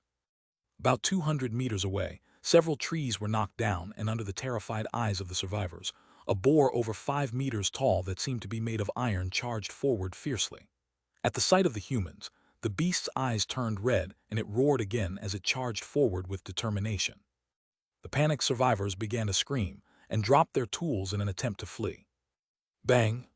Bai Zemin shot into the air several times and shouted at the top of his lungs, "Stay where you are, damn it. If you stay away from here, by the time I kill this fucking pig, you'll all be thrown out of the village." At the sound of gunfire, and hearing his clearly angry voice as well as his threatening words, the survivors stopped trying to flee in disorder but still fled into the building to seek cover. He narrowed his eyes and raised his Type 85 sniper in the direction of the giant boar. The Type 85 sniper was an antique semi-automatic weapon from 1963, but even today it was sometimes used by the army because of its power. Although it could not compare to the power of some of the same type of more modern weapons, it was one of the weapons with the greatest penetrating power among those currently available in Bai Zemin's group. Bang bang! In a second, He opened fire twice. He was smart and knew that the giant boar's defense would be amazing. One only needed to pay attention to the metallic sheen of its scales to come to such a simple conclusion. Therefore, he took special aim at the beast's 2 eyes. However, what happened next was beyond everyone's expectations. When the two 7.62x54 armor-piercing bullets were just a few centimeters away from hitting the beast, a strange energy invisible to the naked eye seemed to distort, decreasing the power of the bullets enormously and slowing their speed, which gave the giant boar enough time to close both eyes. Tink tink. Both bullets fell to the ground after a slight sound of metal hitting metal. What? Shangyuan Bingzu's eyes flashed with disbelief, and her small mouth slightly opened in complete shock at what she had just witnessed. He sucked in a breath of cold air and unconsciously took a step back. Even Bai Zemin himself was astonished. "I told you so," Lilith's voice sounded inside his head. "First-order existences are almost immune to firearms developed with this world's technology, and probably only those with weaker defense are afraid of them. Only heavy weapons are a real threat to them." Bai Zemin took a deep breath, and without warning burst forward with an astonishing speed that no survivor could understand or glimpse. As the giant boar charged like an unstoppable locomotive, an ant-sized existence flashed before their crimson eyes. With no intention of stopping, it charged even more ferociously. Unfortunately, while it was true that Bai Zemin was incomparable to the overall size of the giant boar, the power his small body possessed was no joke. He raised his Xuanyuan sword high and slashed fiercely downward, as if to cut the giant boar in two. When the sword blade connected against the beast's body, a thunderous explosion reverberated everywhere and the ground shook fiercely. The giant boar roared painfully as it was forced to retreat. Right in the center of its forehead, its scales cracked and a great torrent of blood gushed out from the open flesh, staining its entire face and giving it a horrifying appearance. Bai Zemin himself felt his arms numb after the strike, but this was because the sword in his hands no longer had the ability to pierce through the enemy's defenses before him. The only reason he had managed to wound the monster was because he had monstrous strength. However, as a consequence, his arms suffered a bit. The giant boar's eyes flashed strangely, and its scales suddenly took on a slight glow that was stronger than before. A first-order existence with a defensive active skill, Bai Zemin immediately concluded, and was about to continue when a blast of frost flew past him. The giant boar's body became much slower, and if one looked closely one would easily discover chunks of ice on its legs, knees, back, even its tail. Looking out of the corner of his shoulder, he saw Shangyuan Bingzu gritting her teeth and relentlessly channeling her skill. These kinds of beasts were her nemesis, as her ice skill did not have a destructive power high enough to break through a defense as strong as that of the giant boar. Without pausing to give the enemy time to react and seizing the opportunity, Bai Zemin jumped high into the sky and soared almost 7 meters in less than a second. He united both fists and punched mercilessly downward. Boom! After such a horrendous blow, a huge shock wave spread outward with the place hit by Bai Zemin as the center, and even some nearby trees were shattered by the aftershock of the attack. The giant boar's eyes quivered, and it opened its maw to howl in pain, but all that came out of its mouth was a large amount of fresh blood, along with several pieces of flesh coming from its organs that had been fiercely shaken by the previous blow. As the creature fell to the ground, Bai Zemin raised the Xuanyuan sword and began to slash as if he had gone mad. 1, 2, 3. In just a matter of a second, he had already slashed more than 50 times with all his strength. The giant boar didn't even have time to cry out, as its brain was turned to pulp from the outside, and its skull sank inward with blood gushing out endlessly. You have acquired the soul power of First Order, Reinforced Iron Boar level 49. Health plus 20, Stamina plus 15, Strength plus 8. You have leveled up and reached level 36. You have gained. You have leveled up and reached level 37. You have gained 2 status points to distribute freely. Chapter 134, Government Transmission. When the reinforced iron boar fell, the survivors who had sought shelter inside the building looked at the young man standing on the back of the huge creature with eyes filled with disbelief. Before this, the survivors had occasionally seen Yi Qigang, Du Meng, Lei Su, and Yang Pei activating their skills to make demonstrations of the supernatural power they possessed. In that way, they would not only be able to urge more people to fight, but also be able to show the difference in power, instilling fear in them. However, this was the first time they had seen someone so powerful. Everyone knew instinctively that if the reinforced iron boar appeared in the village and launched a charge-type attack, then no one would be able to stop its wild madness. Even the 4 previous leaders would have to flee or die. When the survivors saw the skills and monstrous strength of the 4 leaders back then, they felt fear. But when they witnessed Bai Zemin's display of power, what they felt mostly was gratitude, surprise, and reverence. This was because when the power between 2 beings reached a point where it was simply impossible to comprehend, fear, envy, or hatred automatically turned into reverence and admiration. Humans were greedy and envious by nature, but didn't they worship different gods? This was because the difference in power in their minds between them and those existences was simply impossible to compare, so it made no sense to be envious. This was a similar case. Bai Zemin looked at the Xuanyuan sword in his right hand and sighed. He really needed a new weapon since the strength of his current sword did not have the ability to pierce the defenses of enemies above level 40, and even when it managed to pierce their defenses, he needed to consume large amounts of stamina. At least for now, he would have to make do with the sword, as it was not easy to obtain a new weapon stronger than his current one. After all, the Xuanyuan sword was a rare grade treasure, and at the top of its category, therefore at least a magic grade treasure was necessary to surpass it. Bai Zemin circled around the beast's corpse several times and found a red orb and a skill scroll. Piercing glove, normal treasure. Attacks performed with this weapon allow the user to pierce through the defense of almost any enemy below level 25. When equipped, strength plus 5. Wild charge, unranked active skill level 5. Turn into a shadow capable of traveling 10 meters in a straight line within 0.01 seconds. This skill can only be used once every 2 minutes. After thinking for a moment, Bai Zemin decided to learn the wild charge skill. The scroll in his hands disappeared into particles of light, and a rune with the drawing of a bull formed deep within his soul. You have learned an active external skill. You can learn 3 additional external skills. Good job. A cheerful voice brought him out of his inner thoughts, and as looked ahead he saw Shangyuan Bingzhu, Chen He, and Lilith slowly approaching. Bai Zemin smiled slightly and nodded to Lilith, who had praised him and was looking at him with a bright smile. Shangyuan Bingzhu even raised an eyebrow at their exchange. Even a fool could tell that the relationship between the 2 of them was anything but normal. Made, more than that they look like a couple or close friends, Chen He whispered under his breath. Although it was a small whisper, it was impossible for it to escape the ears of people strong as the others, let alone from such a close distance. Bai Zemin ignored him and threw the piercing glove to Shangyuan Bingzhu since he had one, and since she had done her part deserved something too. She took the treasure without saying a word and nodded towards him. Backslash, backslash, backslash. The survivors finished carrying the 2 tractor-trailers with mechanics' tools and blacksmith tools that were used in ancient times. While there were modern tools for blacksmithing, the old man liked the ancient methods of forging, as he always told Bai Zemin that by relying too much on technology one's skill would begin to rust.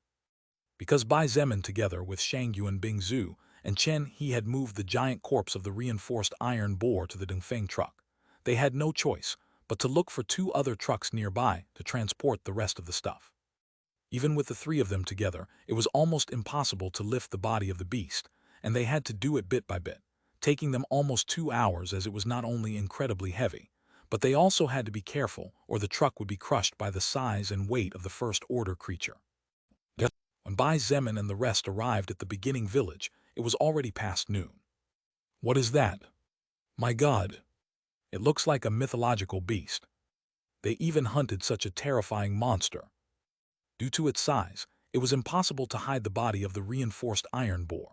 When the few survivors who were walking around the village aimlessly, or those who were in the square registering to try to get a job, saw the 4-meter beast being carried, and the dried blood on its body, they couldn't help but be scared and shocked.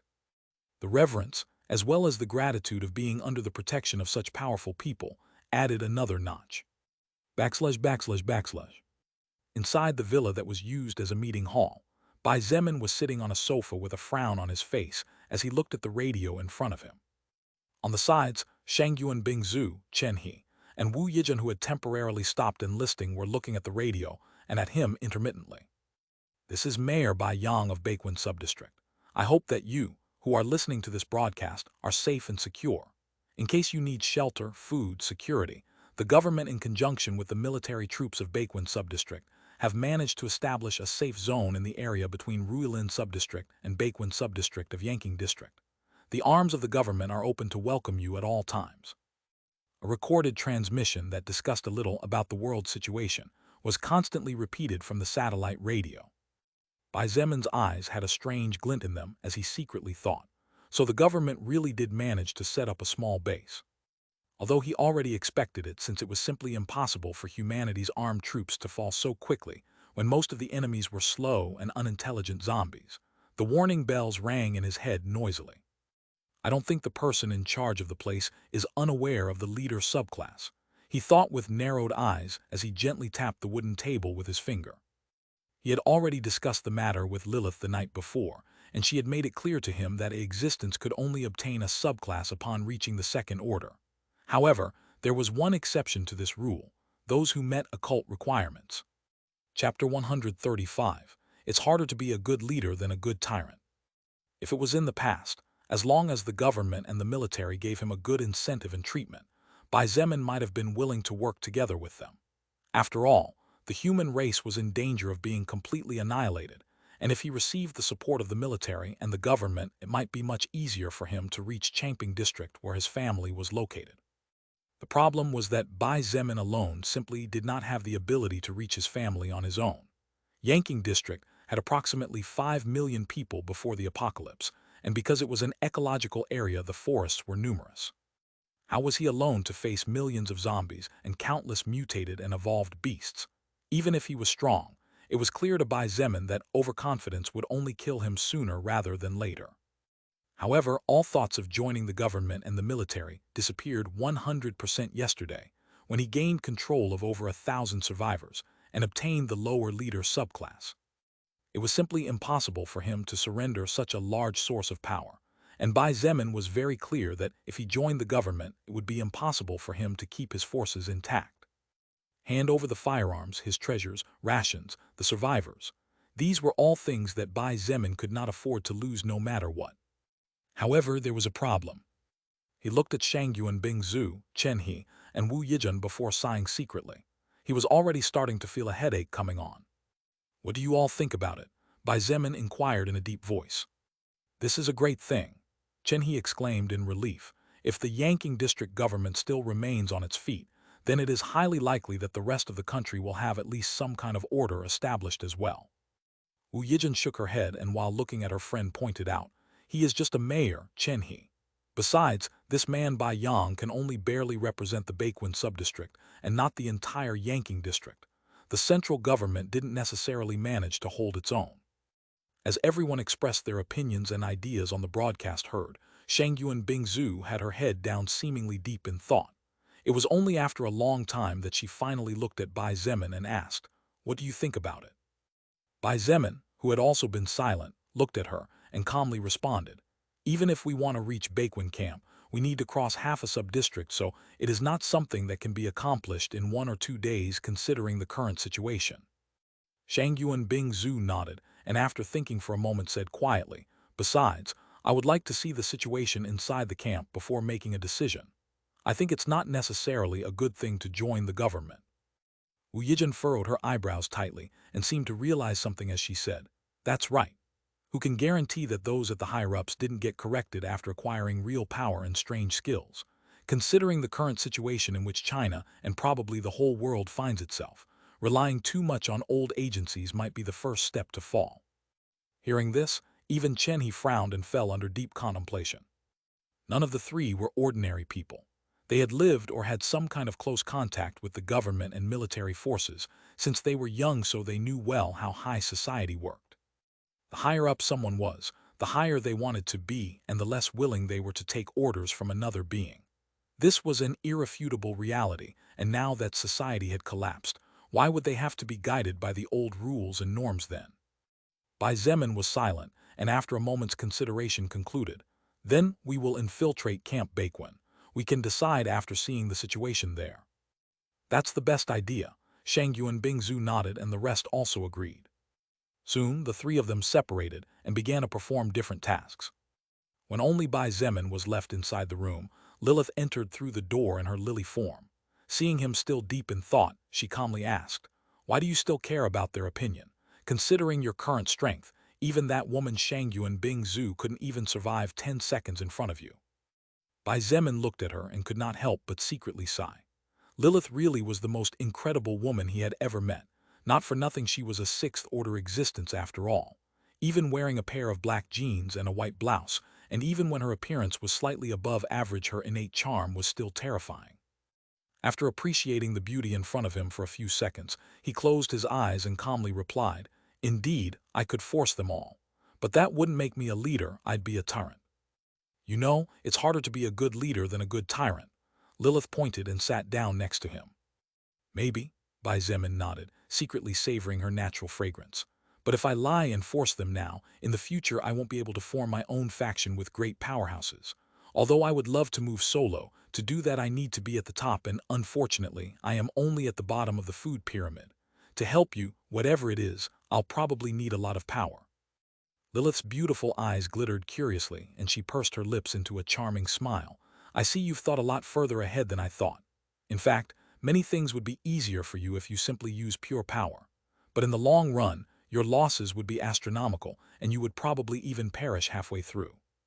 Bai Zemin chuckled and walked towards the exit, while thinking that even an elephant could not defeat several million ants united. ////. After 2 days, different jobs were delegated to the survivors of the beginning village. Although not all were able to get a job, and the vast majority still had to make do with the 3 bowls of gruel a day, none complained and happily ate what they were given. During the past 2 days, the new armed militia was also properly formed, totaling over 60 men armed with different types of firearms. Since Bai Zemin had no experience in the military environment, and Chen He was born into a military family, he had to go to him to learn a bit. In the end, the 60 armed troops were divided into 3 groups of 20 men each, with a main leader at the head being Shangyu and Bingzu, Chen He, and Wu Yijun. While rations were now plentiful, every grain of rice consumed was a grain of rice that was lost forever. Although some seeds had been planted in the surrounding fields, it would take time to see if they would germinate or not, and if they did not, it was necessary to know if this was the case in all the lands or only in some areas. There was still much to do, and many things unknown about the soul record. Chapter 136, First Day and Before Consuming the Fruit, Loyal Follower. During the 2 days in which Wu Yijun, Shangyu and Bingzu, Chen He, and the rest were in charge of delegating labors and training the armed militia, Bai Zemin was busy with other important matters. ///. In the middle of the forest, about 2 kilometers away from the beginning village. On the first day, he took control of the village after killing the previous leaders. A few hours after he and the rest arrived from the workshop and blacksmith shop, where he worked before the arrival of the soul record on Earth, Bai Zemin was sitting on the branch of a huge tree. In front of him, about 50 feet away, the apparently lifeless body of Yang Pei lay carelessly on the grass. Although the wind was blowing and some branches or dry leaves were falling on his face, he showed no signs of awakening. It had not yet been 24 hours since Bai Zemin forced Yang Pei to consume the fruit from the mutated plant. So until the exact moment arrived, it was highly improbable that he would be able to wake up from the deep sleep he had fallen into. The fever had disappeared several hours ago, but even then it seemed that his body was getting used to something because, according to Lilith, The mana inside Yang Pei's body was unstable. According to her, he was probably just finishing digesting the effects of the fruit before finally opening his eyes again or bursting into a bloody mist. As to which of the two cases would happen, Bai Zemin was not sure, but just in case, he decided to stay away from the village to avoid problems. Time passed and Bai Zemin remained in place without getting down from the tree, as from his position he had a wide view of the surroundings. That way, he could prevent himself from being surrounded by any kind of enemy and avoid surprise attacks. While it was true that his blood will skill seemed to activate when enemies appeared within 100 meters of him as the center, Bai Zemin did not know how the skill worked yet, so he did not dare to trust his life to it. Approximately 3 hours later, Bai Zemin slowly stood up on the thick branch he was sitting on and looked forward with an excited smile. This scum is waking up and it didn't explode. That means that plant is, as I guessed, an incredible treasure. Lilith, floating a few meters away from him, smiled brightly and nodded as she heartily congratulated. Congratulations, little Zemin.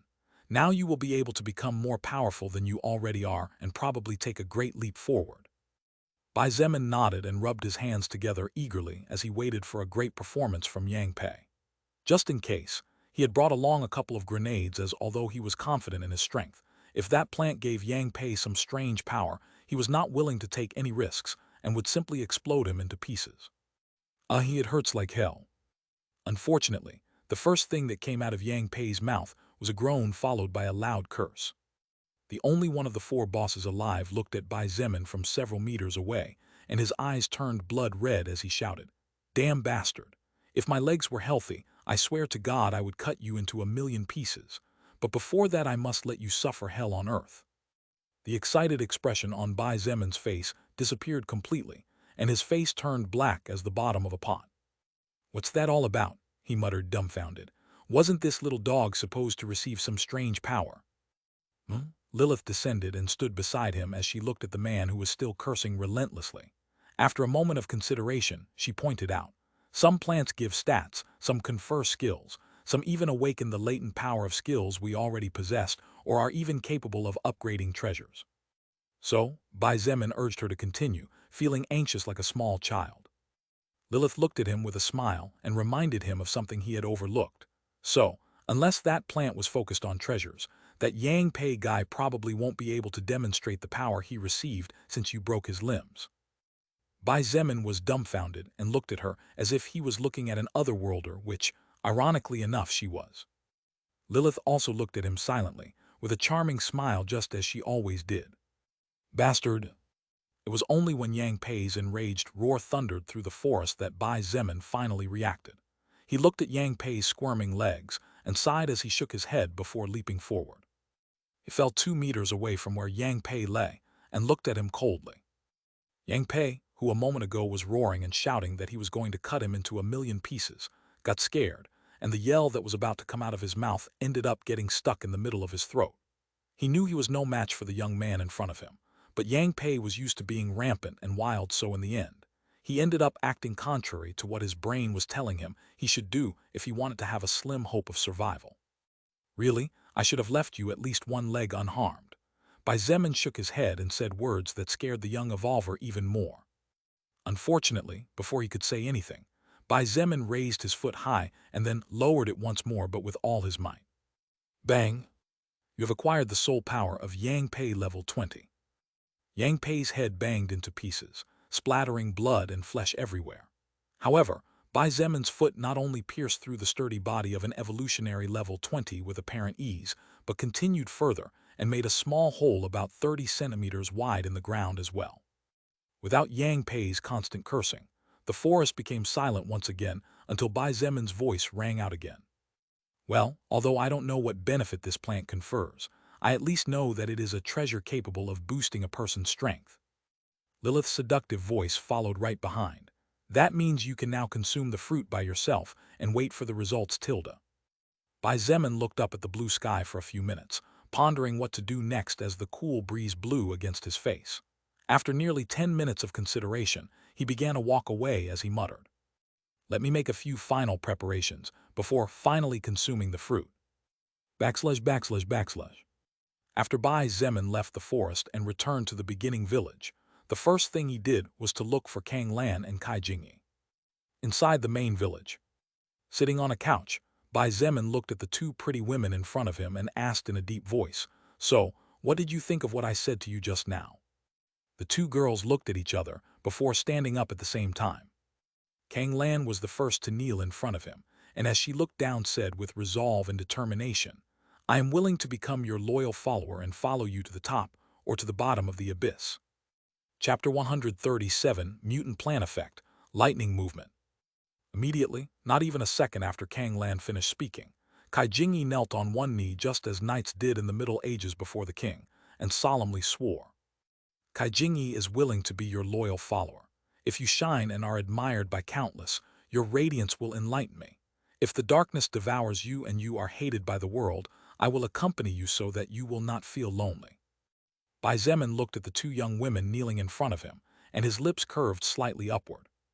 After leaving the forest after checking that the effects of the fruit coming from the mutant plant were not evil and ending Yang Pei's life, Bai Zemin immediately returned, and the first thing he did was to look for Kang Lan and Kai Jingyi. While he could have gone to look for Fu Zufeng and Zhang De, the reasons why Bai Zemin chose Kai Jingyi and Kang Lan was to ask them if they wished to be his loyal followers after explaining the effects of the skill were varied. However, he had two main reasons.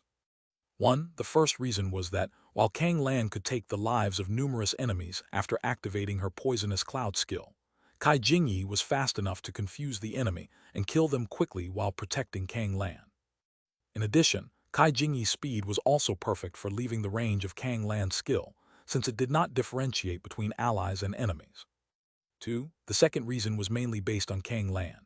Although she was strong, her chosen path was pure magic, unlike Shangyu and Bingzhu. Therefore, her physical stats, while more powerful than the average person, were also not outstanding or high enough. Therefore, Bai Zemin wanted to give her, who was his only healer, a means of preserving her life in times of need. Aside from these two main reasons, there was a third. This third reason was that the two girls seemed more willing to kill in order to maintain their lives and dignity. Because after consuming the fruit of the mutant plant he would go into a coma in order for his body to adapt to the changes his soul would undergo with the intervention of the soul record. Bai Zemin urgently needed people he could trust 100% without fear of being stabbed in his sleep to protect him. While Bai Zemin trusted Kang Lan, Kai Jingyi, Fu Zufeng, and Zhang De enough as he did not believe any of them were evil enough to bite the hand that saved their lives, made them grow, and even nurtured them, it was better to be forewarned. Therefore, Bai Zemin wanted to put a seal, something similar to a leash that would prevent this kind of problem, and at the same time improve their confidence in each other. It was precisely because of this that he explained to the two girls the effects of the skill coming from his lower leader subclass. Seeing them accept without hesitation, Bai Zemin nodded in satisfaction, as this meant that neither of them had intended to betray him at any point in time. From the beginning, none of them had even a distant thought of betraying him. After all, they were both grateful to Bai Zemin in many ways. He thought he had only given them power, but he had done much more than this. Bai Zemin had made the timid Kai Jingyi more confident, made the lonely Kang Lan gain friends she could trust. He saved their lives on numerous occasions, pushed them to quickly get used to the changing world in order to survive. He gave them strength and still continued to help them relentlessly. He had done so much for them. Therefore, when he told them about the skill of his subclass, none of them hesitated and accepted immediately. Then let's finish this. He did not hesitate and immediately activated the skill attached to his subclass. Bai Zemin felt a slight pain in his soul as if someone had pricked him with a needle, but soon that pain disappeared, and the body of the two kneeling women lit up with a bright light of a faint reddish color. Due to the activation of your subclass skill, these two women will never be able to betray you. The voice of Lilith, who was invisible and undetectable by all except him, sounded beside him. This is because a small fragment of your soul is linked to that of these people. It is also for this reason that those who become a loyal follower can use a small part of your overall power. Bai Zemin nodded imperceptibly, and the light illuminating the two girls disappeared completely at the same time as a message flashed in his retina. You have chosen the unclassified existences Kang Lan and Kai Jingyi as your loyal followers. 2-2. The two girls looked at each other blankly and slowly stood up. This is all, Kai Jingyi asked in confusion. Neither she nor Kang Lan felt any kind of change in their bodies or thought processes. They had expected something different, but everything was seemingly the same as before. That's all. Bai Zemin stood up from the couch and said in a serious voice, I will now begin to absorb a power coming from a mutant fruit, so I will be out for 24 hours. During that time, I will need you to protect me. The two girls nodded with serious expressions as they clearly understood how grave the matter was. After all, with all the things he had done, it was only natural that some people were unhappy with Bai Zemin. As he walked to his room on the top floor of the villa, Bai Zemin ordered, during that time, if anyone is looking for me, just tell them that I am busy with something important, no need to explain any further. If anyone tries to break in, then just kill them. Yes. The two women looked at each other and nodded with determination. /////. Sitting on the edge of his bed inside his room, Bai Zemin took out a red fruit from the mutant plant very carefully. Because he had used one on Yang Pei earlier to confirm whether the fruit was edible or not, now that he was going to eat another one, he only left one remaining of the original three. Go and hurry back. Standing beside the bed, Lilith looked at him with a beautiful smile. Bai Zemin looked at her and couldn't help but laugh. Ha ha ha. Lilith, why do you make it sound like I'm going to another world? Without waiting for a reply, he leaned back on the bed and casually threw the mutant fruit into his mouth. His face scrunched up and he couldn't help but curse inwardly. Unlike in fantasy novels or comic books where the divine fruits were incredibly sweet and tasty, the fruit he had just consumed was incredibly sour, so much so that eating lemon was only kid stuff in comparison. However, he had no time to complain as he immediately felt his body burning. It burned as if he had been thrown into a spring of boiling water. It was so bad that even before he could grunt in pain, his eyes rolled back in his head and passed out. Seeing his breathing slightly uneven but calm and his chest heaving gently, Lilith leaned forward. Her face rested only a couple of centimeters away from Bai Zemin's face. She could even feel his breath caressing her face softly as her black hair fell like a night veil down the sides, covering both of their faces from the outside. Her red eyes glittered like precious gems and she pursed her lips millimeters from his. She whispered softly, hurry up and wake up, little Zemin. This big sister is curious to see what you get. Then she took a step back and sat on the edge of the bed as she looked at him silently. ////.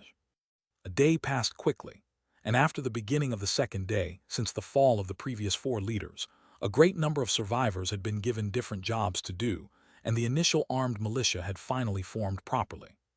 After 24 hours of silent agony, Bai Zemin's eyelashes moved imperceptibly. However, this small movement could not escape the strong and sharp senses of the higher existence present. Finally awake. Hearing the most beautiful voice of the most charming and dangerous woman he had ever met in his entire life, Bai Zemin smiled and opened his eyes slowly. Congratulations, you have learned second order active skill level 5 lightning movement. Chapter 138, Important Information from Wu Yijun. Bai Zemin blinked several times at the message flashing in green letters across his retina, and the smile that had formed on his face after hearing Lilith's charming voice widened.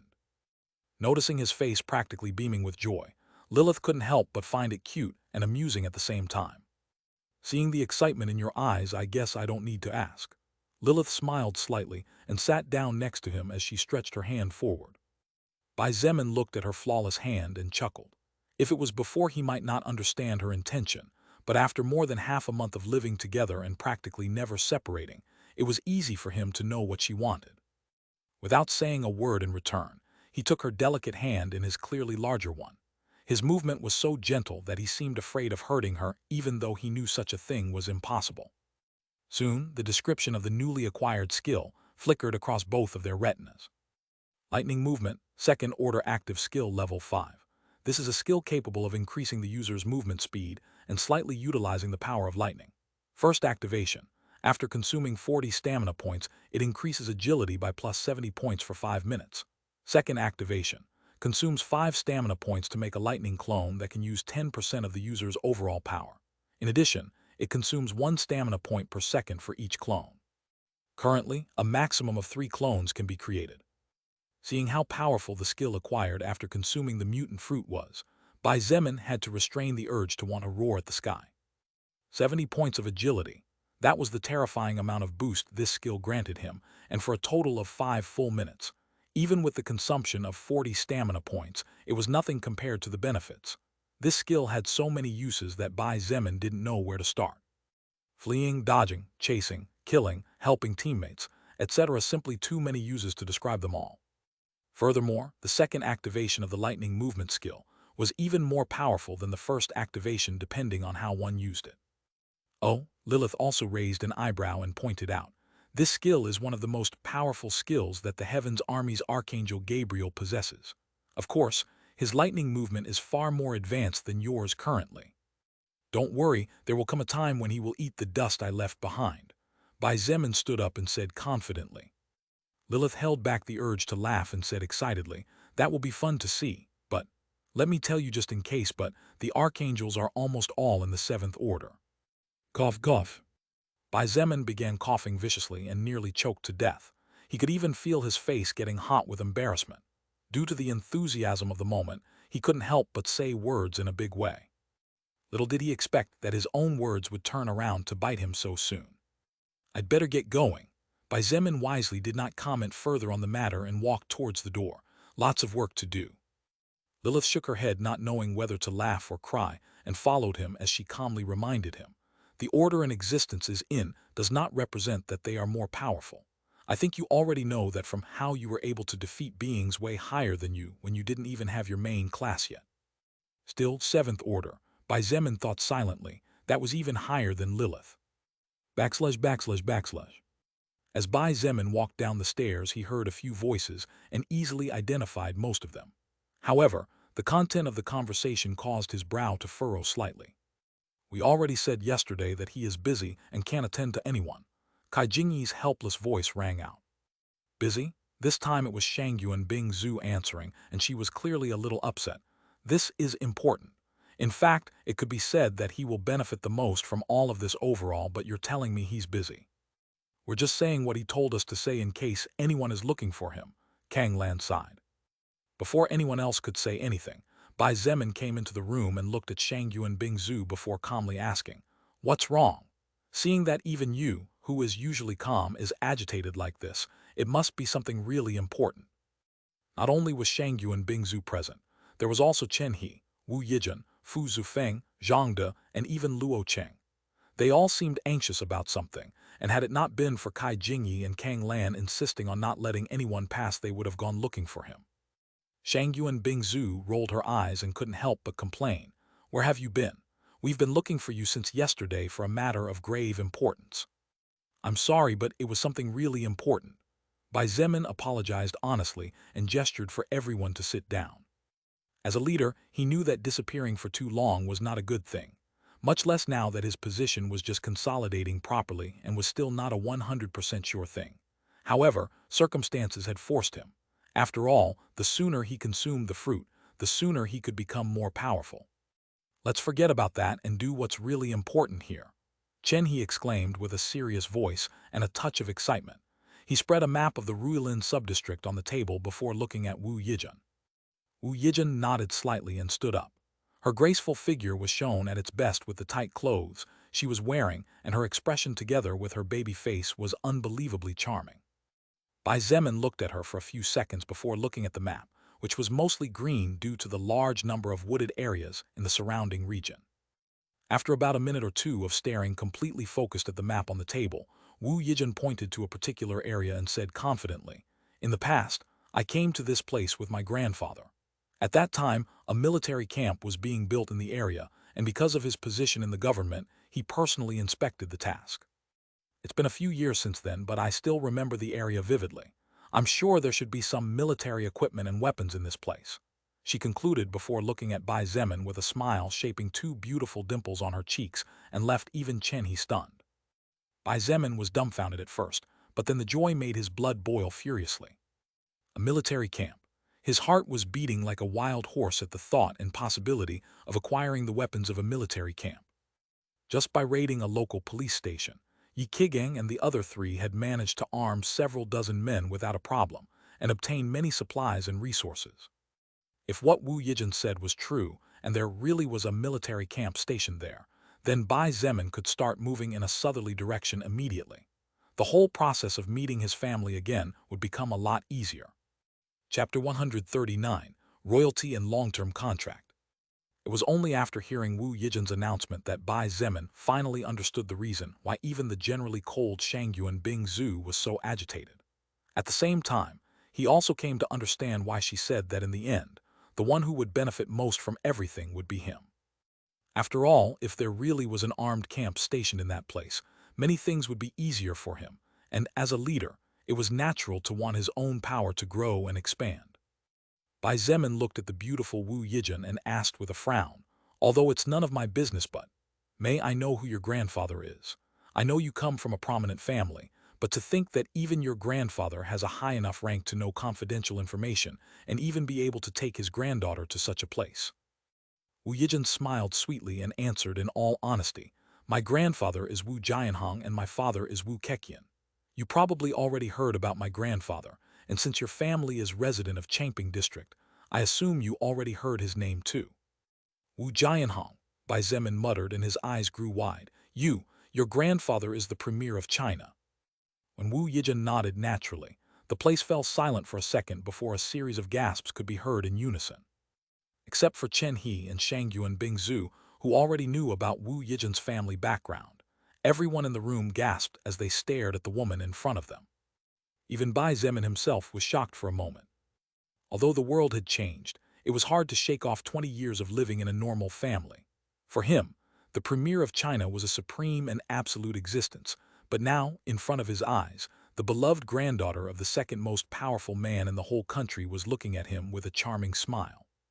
Besides, even if the world had changed, if Wu Yijin's family did not collapse and her grandfather continued on his feet, it was only a matter of time before they would rise to power again. But rather than feeling relieved and joyful, what Bai Zemin felt was a severe headache, for it was highly probable that in the future he would have to fight the entire old regime unless he was willing to surrender his armed power, something that was simply impossible. How could he casually surrender to all their efforts? Bai Zemin shook his head and looked at her curiously without letting his inner thoughts reveal themselves. "I see. Then it makes sense that you would know such information. Also, to think that your father is actually the mayor of Changping District. You sure are something, eh?" Wu Yijin shook her head and smiled bitterly. "To be honest, sometimes I wish I was born in a normal family. Besides, I hope you can continue to treat me the same way you've done so far and my family won't affect your way of thinking about me." Shangyuan Bingzu, Chen He, and the others inside the room looked at Bai Zemin waiting for his reaction, but he simply nodded slightly and said with a casual smile, "Of course. You don't need to worry about that. Although I'm surprised, that's all. With today's world, I don't think the past matters much considering that practically the entire society fell down." "Heh." Wu Yijin smiled sweetly and her eyes curved into a crescent moon shape. She looked at him and asked somewhat curiously, "Bai Zemin, do you have a girlfriend?" Bai Zemin was taken by surprise, and for a moment did not know what to say. Not only him, Shangyuan Bingzu opened her beautiful eyes and looked at her friend in shock. "Yijin Yu." Chen He also couldn't believe what he was hearing. "What?" Wu Yijin shrugged and said innocently, "I'm not asking him to go out with me. I just asked out of curiosity, that's all." The corner of Chen He's mouth twitched a couple of times as if he wanted to say something, but in the end he shook his head and remained silent. Maybe Wu Yijin's act could fool everyone here, but he and Shangyuan Bingzu knew her too well after all. "I don't currently have a girlfriend," Bai Zemin replied and closed his eyes before opening them again. Before anyone could say anything, he added, "But you could say that I have a long-term contract with a woman to whom I owe a lot." "Oh," Wu Yijin looked interested and narrowed her eyes. In fact, everyone looked curious and looked at him. They wanted to know what kind of person she was to make even in this world he would remember her like that. Even though he had been forced to do so many things to survive and had gone through so many hardships, there was still such a woman in his mind. You should know that there were actually dozens, if not hundreds of women of different ages, who would be more than willing to become his woman, but Bai Zemin never gave any of them a second glance. In fact, since the beginning of the apocalypse, he was never seen to be too close to any woman, except for occasional conversations with Wu Yijin or small contacts with Shangyuan Bingzu. Invisible and away from everyone's sight, the woman who was the center of conversation watched and listened to everything with a bright smile that, fortunately or unfortunately, no one could see. A long-term contract, eh? I like how it sounds. /////. After more than an hour of deliberation, the group finally made the decision to start moving in a southerly direction, as fortunately the armed camp was located in one of the forests about 150 kilometers away from where the beginning village was situated.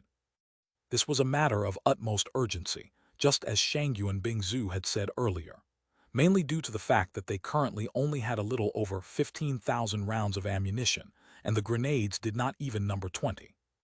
With such low ammunition and considering the low hit rate that people without military training could have against zombie heads, out of those 15,000 rounds of ammunition, it was improbable that more than 1,000 zombies could be killed, and this was already a generous estimate. Bai Zemin also asked what had happened during the day he was away, and learned that Shangyuan Bingzu had the brilliant idea to divide the entire village into 3 areas and 3 groups. The groups were as follows. Normal citizens. They lived in the worst housing in the outer ring of the village, so the security was also lower. It was composed of those who did not want to work or who simply did not have any useful ability or the courage to fight. Noble citizens. They lived in the middle area of the village. Their living conditions were considerably better than those of the normal citizens, as they were not only safer, but also received better food. They were composed of those who did work and did not differentiate between doctor or animal keeper, as all professions were important nowadays. Royalty. They lived in the central area of the village. Their houses were the best and their living conditions were far superior to those of the 2 previous groups. The royalty consisted of those who actively fought on the front lines against zombies, evolved beasts, and any other enemy of the village. Because they were at the greatest risk, they could eat the best food and enjoy the best treatment.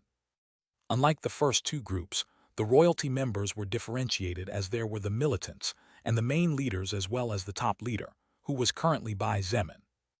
This type of setup was incredibly simple and even rustic in a sense. However, the reason Bai Zemin openly praised Shangyuan Bingzu for thinking of such an idea was because, since they only had a little over 1,000 survivors, such simplicity made the divisions extremely clear, and everyone's work would be much easier. Furthermore, with this clear distinction, the survivors would slowly begin to realize that the world was no longer as it was before, and that if they wanted better treatment, they should not expect help from anyone but themselves since, unlike in the past, here there was no government to complain to. Chapter 140, Working with the Evolved Beast Bodies.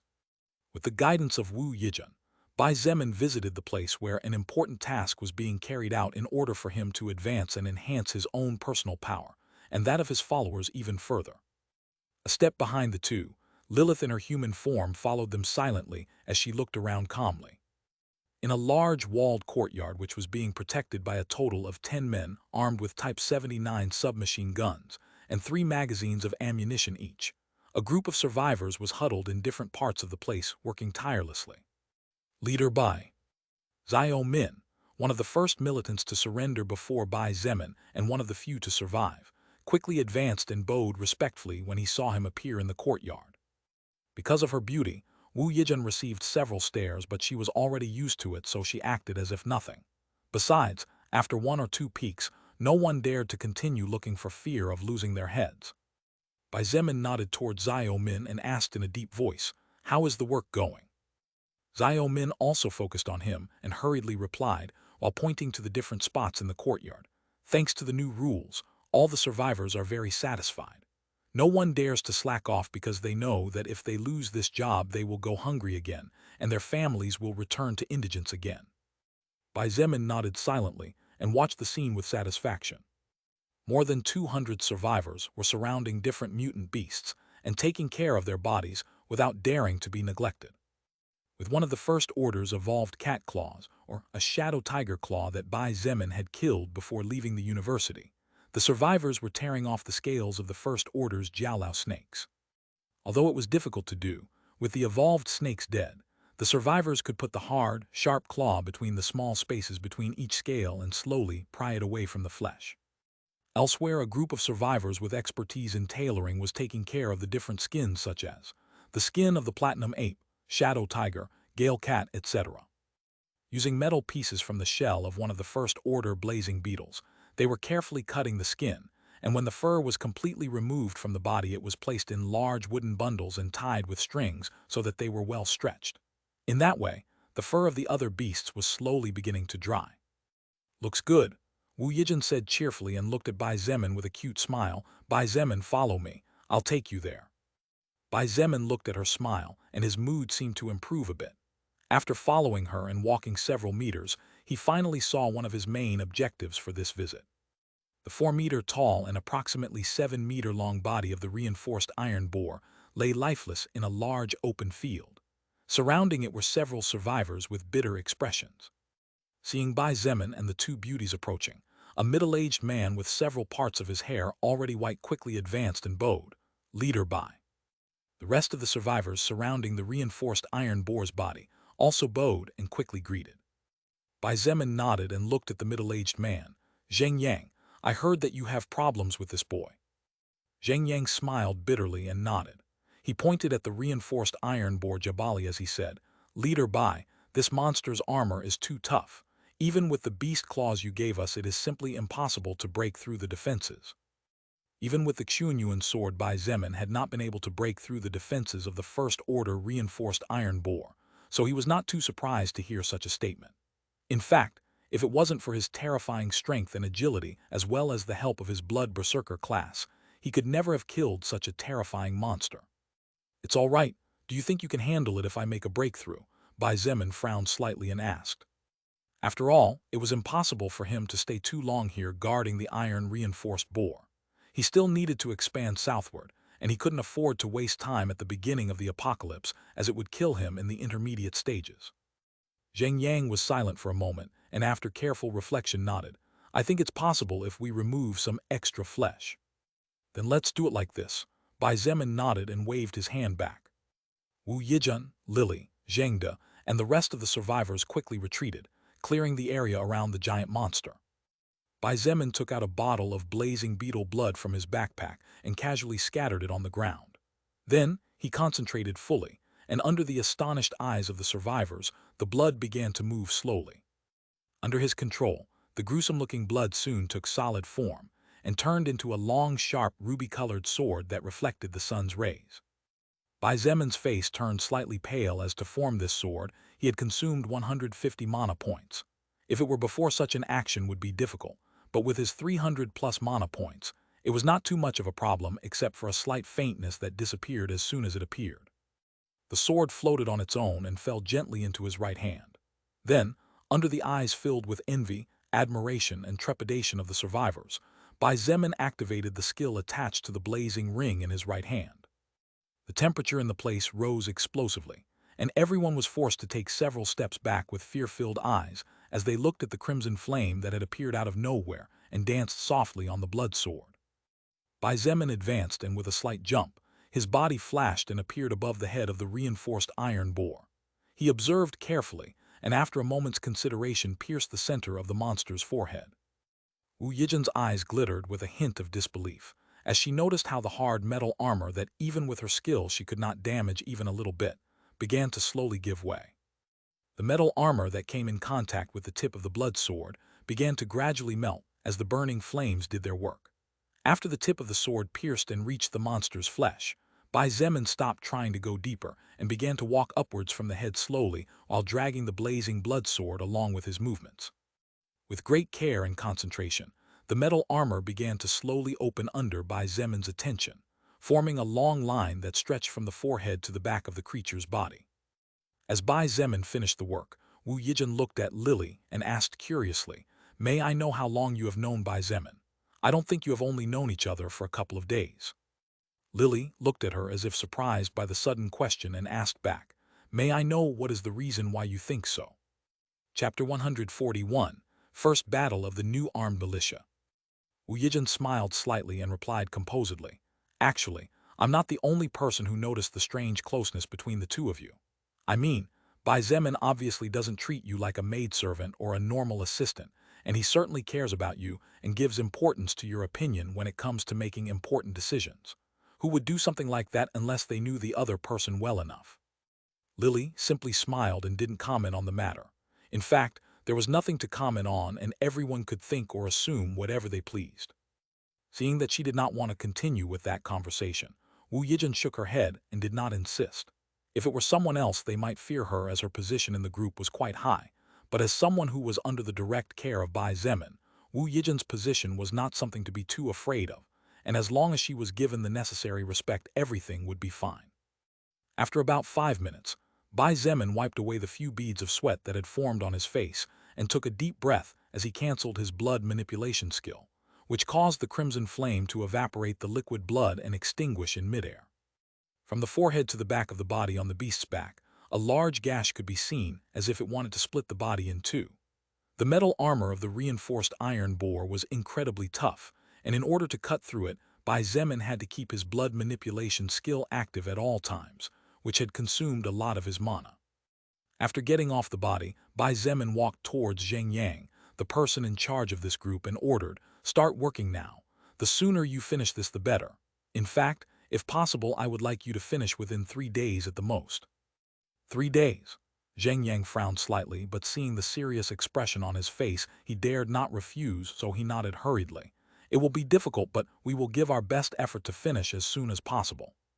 Bai Zemin nodded in satisfaction and gave him a light tap on the shoulder before pointing to a pile of Jiaolao snake scales that had been ripped off and said to Zio Min, "When they are done with the scales, have someone take them directly to my villa." "Understood." Zio Min nodded and sent the trio off before returning to work. /////. On a road south of the beginning village, a convoy consisting of a modified bus, a Dongfeng truck, and 3 jeeps raised a cloud of dust as they moved forward without stopping. In the lead jeep, Bai Zemin sat in the passenger seat looking out the window. Trees whizzed by, and he occasionally saw some zombies or broken corpses lying in the blood-stained grass. To reach Camp Baquin, they needed to travel a considerable distance, but before that, Bai Zemin needed to clear the surroundings, collect as many resources as possible, find survivors, expand his power, and get the new armed militia used to battle slowly. Otherwise, should a battle break out between his group and the opposing camp, his troops would panic and flee at the first sound of gunfire. After driving carefully for about 2 hours and going through several obstacles blocking the road, Bai Zemin made a gesture, and Luo Cheng stopped the vehicle at the roadside. Little Luo Ning was in the back seat chatting with Lilith happily. Feeling the vehicle stop the gear, she looked forward and asked curiously, "Big brother Bai, are we killing zombies?" "That's right." Bai Zemin nodded and got out of the vehicle without another word. "I can finally get stronger myself too." The little girl jumped out of the jeep and looked at the surroundings with bright eyes. Luo Cheng looked at his little sister, not knowing whether to laugh or cry as he saw the emotion in her eyes. This little girl had acted cuddly with Bai Zemin all afternoon, and when she asked him if he could take her to hunt zombies, he didn't even hesitate and agreed. In fact, Luo Cheng was grateful to him. After all, if Luo Ning could evolve and become stronger, it would be a lot better for her in case something bad happened to him, who was her only family. In this new world, power and, unfortunately, courage were needed. Fighting from a distance was fine for Luo Cheng, but unless he had some kind of protection against the zombie infection, it was impossible for him to muster the courage to fight head-on. He got out of another jeep and stood next to Bai Zemin as they looked toward the town 500 meters ahead. Behind, Fu Zufeng and Kang Lan were giving some orders to the 30 armed men they had brought along this time.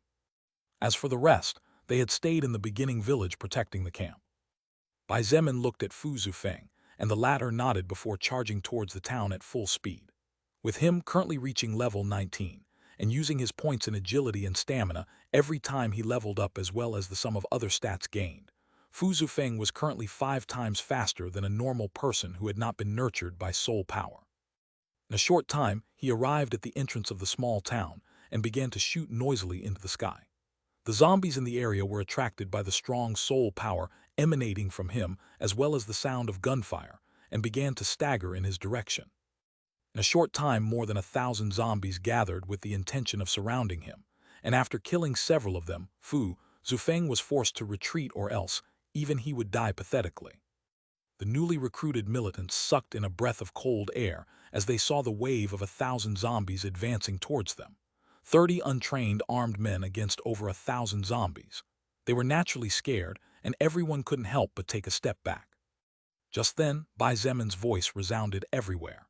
"If any of you run away, Your right as a noble citizen will be revoked immediately. Furthermore, if any of you dare to disobey my orders or those of your immediate leader, you will be forbidden the opportunity to obtain any other jobs and will have to settle for relief rations for the rest of your lives. At such a threat, the militants turned pale and did not dare to take another step. What a joke! Back to those days of suffering and hunger. No thanks. None of them were willing to lose the life they had just obtained. Bai Zemin realized that, although his words were somewhat effective, the hands of the armed men were trembling lightly as they gripped their guns tightly.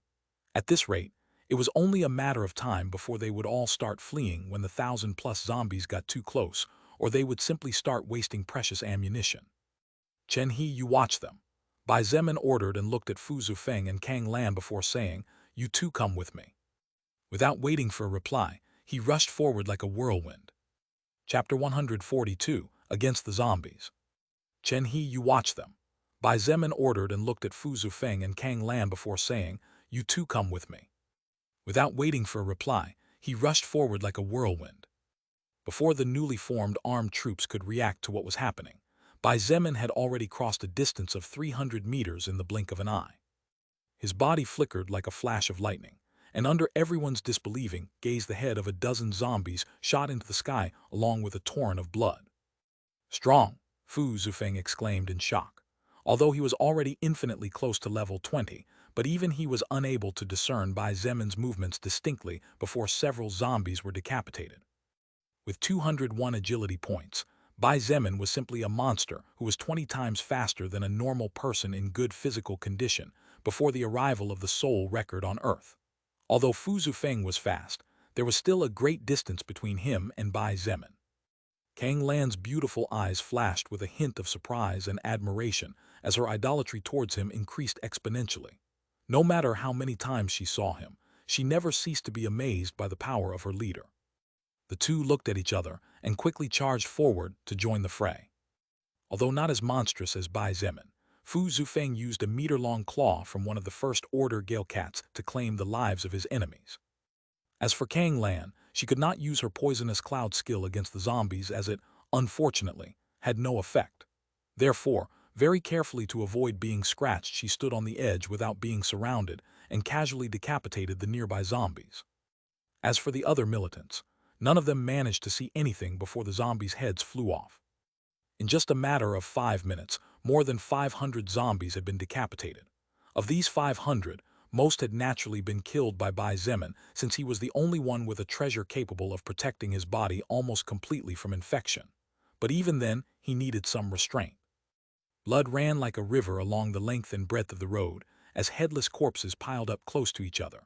The zombies in the back even stumbled over the corpses of their dead comrades, becoming easy soul power for the 3 evolved ones who slaughtered them mercilessly. You two go back. After killing another 100 zombies, Bai Zemin called Fu Zufeng and Kang Lan to retreat. The duo did not hesitate and quickly retreated.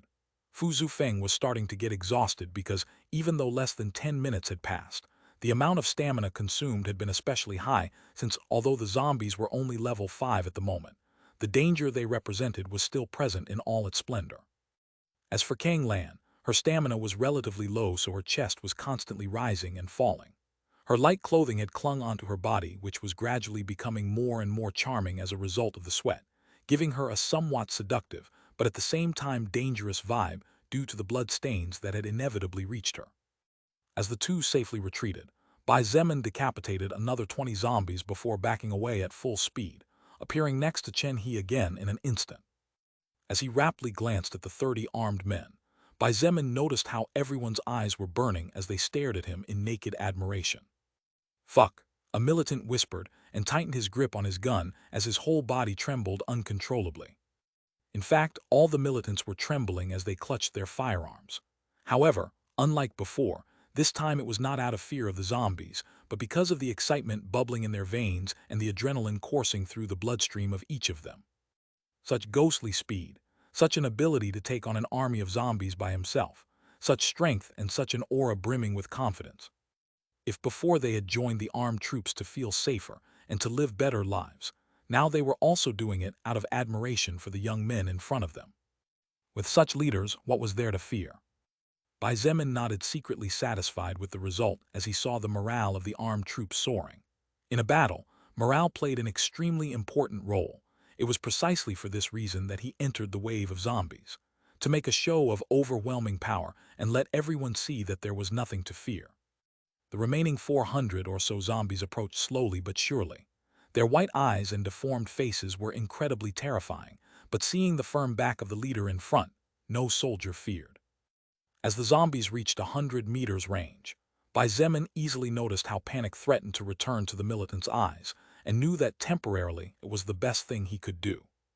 Fire at will, Bai Zemin ordered loudly and casually took aim with his Desert Eagle before pulling the trigger. 100 meters ahead, a zombie fell noisily backwards, never to get up again. Fire, Chen He shouted, followed by Fu Zufeng. The militants raised their guns and shouted to shake off the dread they felt, as they unleashed a storm of bullets uncontrollably on the enemies. Type 54 pistols, Type 79 submachine gun, Type 85 sniper, all kinds of old firearms were fired by the 30 armed men, and hundreds of bullets disappeared with every passing second. Among the wave of 400 zombies, some were shot in the abdomen, chest, heart, limbs, but they continued to advance without fear and without any sign of pain. They were creatures that, unless their brains failed to function, never stopped, and even those who lost mobility after being hit by some shots that damaged the bones of their legs made an effort to crawl before being crushed by those who came behind. Occasionally there were some zombies who were shot in the head and died, but it was simply impossible for only 30 untrained men to stop 400 monsters without fear of pain. Therefore, when a zombie fell, another one behind would advance and take its place. This gave the illusion of an inexhaustible troop that chilled everyone's blood. Bai Zemin and Chen He never missed a shot. Within a distance as short as 100 meters, Bai Zemin's Special Forces soldier skill and Chen He's sniper skill demonstrated their power to the fullest. Bang! Bai Zemin aimed and fired, killing a zombie. Without even a second's delay, he took aim again, and another zombie's head exploded a split second later. Seeing the ease with which he aimed and fired without even securing the target, Chen He was speechless. This was the first time he had seen Bai Zemin use firearms in such a way, so he was naturally surprised. This man is really scary. Chen He thought silently as he killed zombies without a break except for changing the magazine of his gun. Chapter 143, Constantly Evolving Zombies. Faced with the endless wave of bullets, the zombies were slowly beginning to fall.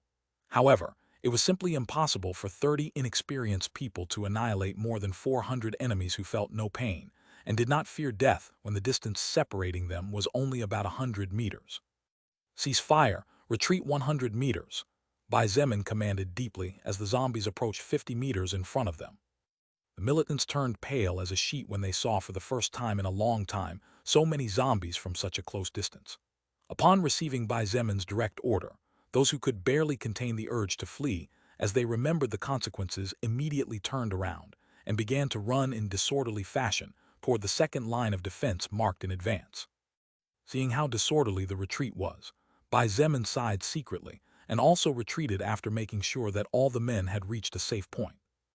On my signal, Bai Zemin shouted, and while looking behind him ordered, fire in bursts, don't leave the trigger pulled like idiots and aim for the head. As the now just over 200 zombies approached, Bai Zemin ordered, and the militants began to shoot in bursts. This caused the zombie kill rate to drop, but the accuracy increased dramatically as the vibration of the guns was far less. The ammunition savings also became noticeable, and gradually, the zombies began to fall. After retreating a total of 200 meters more than the initial 100 meters, the group led by Bai Zemin had consumed 70% of the ammunition they had brought for this assault. Cease fire, Bai Zemin shouted again as the number of zombies amounted to just over 60, and the militants gradually stopped firing. The fearful look in everyone's eyes had long since been nowhere to be seen, and as they looked at the less than 100 zombies approaching at a snail's pace, a bit of self-confidence began to be born naturally. This confidence came from the victory they had built together with their own hands. Luo Ning, are you sure you're all right? Bai Zemin approached the girl standing next to Lilith and asked carefully. It's okay, big brother Bai. Luo Ning nodded with determination and looked at the zombies more than 100 meters away without fear.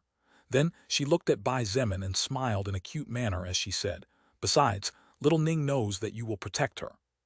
Little girl, you. Bai Zemin didn't know whether to laugh or cry at the confidence this little girl had in him, even though he had barely known her for 3 days. What the hell, man? After all, you can act like that too. Chen, he sighed secretly, and a smile formed on his face as he watched the little interaction between the two. Bai Zemin took off his full coat and helped Luo Ning equip it. The treasure glowed and adjusted to the girl's stature automatically, showing just how powerful the soul record really was. With all of her natural stats gaining a +5 boost, the 9-year-old girl had no problem lifting Bai Zemin's Xuanyuan sword and slashed a couple of times with relative ease. Follow me and don't be afraid. Bai Zemin took the girl's hand and advanced to meet the zombies slowly. As he saw them walking away, Luo Cheng opened his mouth to say something, but in the end, shook his head and sighed. His eyes filled with worry stared at the back of his only family as he silently prayed for her safety. Don't worry. Kang Lan stepped closer and pointed out the undeniable truth. There's no way a few level 5 zombies can hurt someone he wishes to protect. Although I have my differences with him, I must say that at least he's a man who keeps his word and so far hasn't tried to bite off more than he can handle. Chen, he reached over and lightly patted him on the shoulder. The two's words calmed Luo Cheng a little, but it was simply impossible for the worry to disappear completely. However, soon all that worry disappeared almost 100% within seconds when he witnessed the scene before him. Bai Zemin waited for the zombies to approach, and as he felt the small hand he held squeezing tightly with his own, he looked at the girl beside him. You stay behind me, I'll take care of those zombies first, and then you can level up just by giving the final hit. Okay. MMH, Luo Ning nodded with bright eyes and her eyebrows curved like a crescent moon. When the zombies were 20 meters away, Bai Zemin seemed to disappear from his previous position, and the ground under his feet cracked slightly due to the strength of his legs. Bang, bang, bang, bang, bang. Luo Ning could not follow his movements, but she could hear the constant bangs, and for each bang, a zombie fell to the ground with its 4 broken limbs. Of course, each bang she heard was actually at least 4 explosions, but due to Bai Zemin's speed, the time between each one wasn't too long, so they seemed like one. Although he had lost his full coat momentarily, with one hand covered by his piercing glove and with his feet protected by the velocity boots, Bai Zemin was not afraid of zombies. Besides, with his overwhelmingly superior agility compared to the slow zombies, there was no way he would be in danger unless he was surrounded on all sides. After a minute, the 70 or so zombies lay on the ground growling furiously. However, although their appearances were still as horrifying as before, the danger they posed had practically dropped to the lowest possible level. Luo Ning carefully approached under Bai Zemin's guidance and noticed how each zombie had the bones of both arms and legs completely destroyed beyond recognition. The girl's face turned pale at the bloody scene, but she gritted her teeth and endured. Although she was a child, she was actually not as naive as she looked. Luo Ning was aware that the world she knew would never return. Precisely because of this, she desperately wanted strength not only for herself, but also to protect her loved ones. Just take 3 small steps forward and cut off the head. You don't need to get any closer than that. Bai Zemin pointed at the first zombie and instructed. Following his words, Luo Ning took 3 small steps forward and raised the Xuanyuan sword high into the sky before slashing downwards as a faint battle cry came out of her mouth. With a blade over a meter in length, the sword's edge easily severed the zombie's head. Although it failed to hit the neck, the brain turned to mush, and the life of the human who failed to adapt to the world's mana was finally over. You have acquired the soul power of normal zombie level 5, stamina +3. As time passed, the level of the zombies also slowly ascended. At the beginning of the apocalypse, most of the zombies were level 2 or level 3, while level 4 zombies were relatively rarer. However, now all of these zombies were level 4 or level 5. This meant that mankind had to hurry up and become stronger if they did not want to be devoured by the other beings wandering the earth. Chapter 144, Summon Shadowcat and Elite Troop. In the past, Bai Zemin had once asked Lilith about zombies. What kind of path did they follow? How did they evolve? Her answer was very simple but extremely clear, and without leaving any misunderstanding. Zombies evolve by devouring other living beings, but they can also absorb mana from the world. The problem was that, when evolving by forcibly absorbing mana from the world, the evolution could not be chosen by oneself, just as when absorbing soul power from another existence. This meant that the evolution was almost 100% of the time countless instances weaker, and a second-order existence that had evolved incorrectly did not necessarily possess the power of a true first-order existence. It was a similar case to the first-order blood-sucking bee that Bai Zemin had killed after setting fire to the mutant forest. Due to its bad evolution after absorbing the mana that the mana embryo expelled, the blood-sucking bee had lost all mobility except for its wings due to its disproportionate body. However, this did not overshadow the fact that the zombies evolved relentlessly, which was incredibly frightening considering they were creatures that never slept and possessed seemingly infinite stamina. While the zombies and other creatures were evolving, most humans were hiding in some corner, and only the vast minority actually had the courage to come out and fight. Bai Zemin noticed that the girl's hands were trembling slightly as she gripped the sword with all her heart. He walked over and calmed her down, praising her for her good work. "See, this is your skill." He pointed to the skill scroll that had fallen next to the slain zombie's body. My skill." Luoning followed his glance and her eyes shone. The girl seemed to forget her fears as she clutched Bai Zemin's shirt tightly and said cheerfully, "That's my skill. Just like Big Brother Bai, I can also have a cool skill." Bai Zemin chuckled and nodded. "That's right, it's yours. Let me pick it up for you." "Hurry up, Big Brother. Hurry up." The little girl jumped like a rabbit all over the place as she pushed him forward. She still didn't dare to pick up something that was so close to the zombie's bloodied and messed up body after all. After picking up the scroll under Luo Ning's anxious eyes, the contents of the skill flashed in his retina. Summon Shadowcat, First Order Active Skill, Level 2. Spend 5 mana points to summon a Shadowcat and consume 2 mana points for every 5 seconds. The Shadowcat can blend in and camouflage itself with the darkness to become almost undetectable to the enemy's eyes, making it a perfect beast for surprise attacks. The skill is currently limited to 1 Shadowcat. Bai Zemin raised an eyebrow and handed the skill to the little girl. Little Luo Ning's eyes shone with joy, and under Bai Zemin's guidance, the white scroll with dark speckles turned into particles of light that soon disappeared inside her body. "Luo Ning, let's continue to raise your level to increase your mana as much as possible, and later we can see what your skill can do." Bai Zemin gently ruffled her hair, and the girl nodded excitedly before dashing forward like a little tigress, decapitating zombie after zombie. In fact, Luo Ning was so happy that she ignored the pool of blood that had formed around her, and seemed unaware that her Minnie and Mickey cartoon boots had been dyed red. Because she had received Bai Zemin's help, Luo Ning only rose to level 1 after killing 3 levels 5 zombies, which was noticeably lower than Bai Zemin. At that time, he had directly risen to level 1 after killing the level 5 Big B. This meant that, due to his assistance, Luo Ning was receiving about 1/3 of the soul power she could have gained if she had killed the zombies by herself. 7 more zombies took her to level 2. 15 more zombies took her directly to level 3.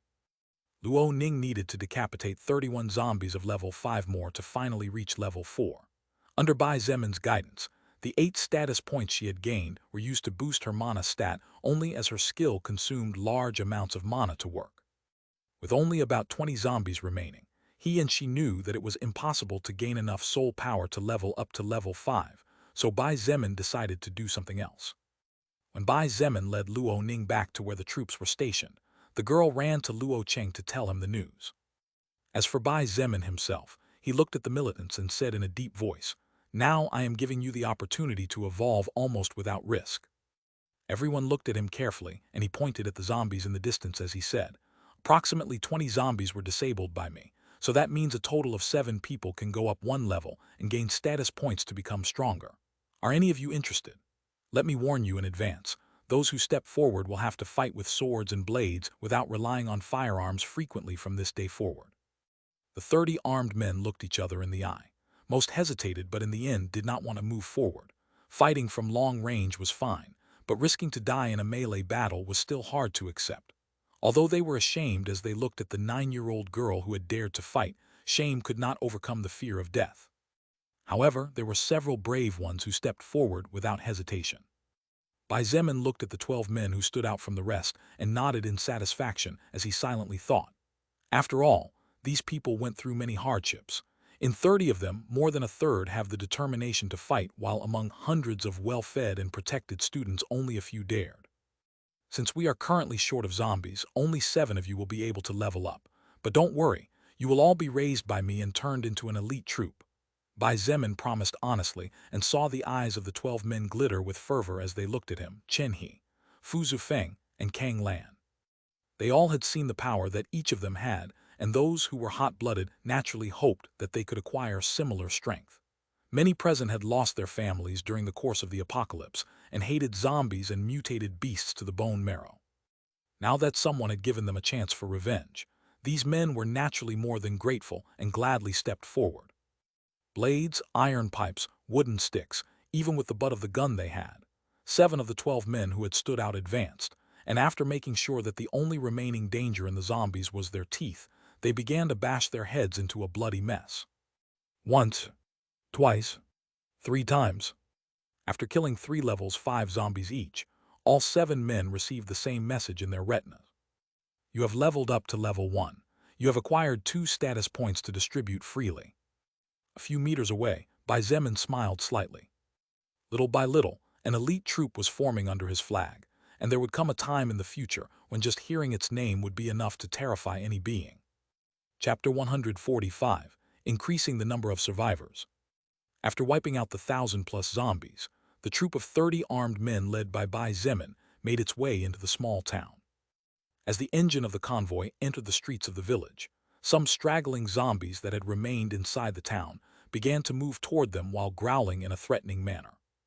Chen He, Fu Zufeng, and Kang Lan jumped out of the vehicles they were riding in and charged forward separately in search of remaining zombies. In a matter of seconds, the approaching zombies were decapitated with ease.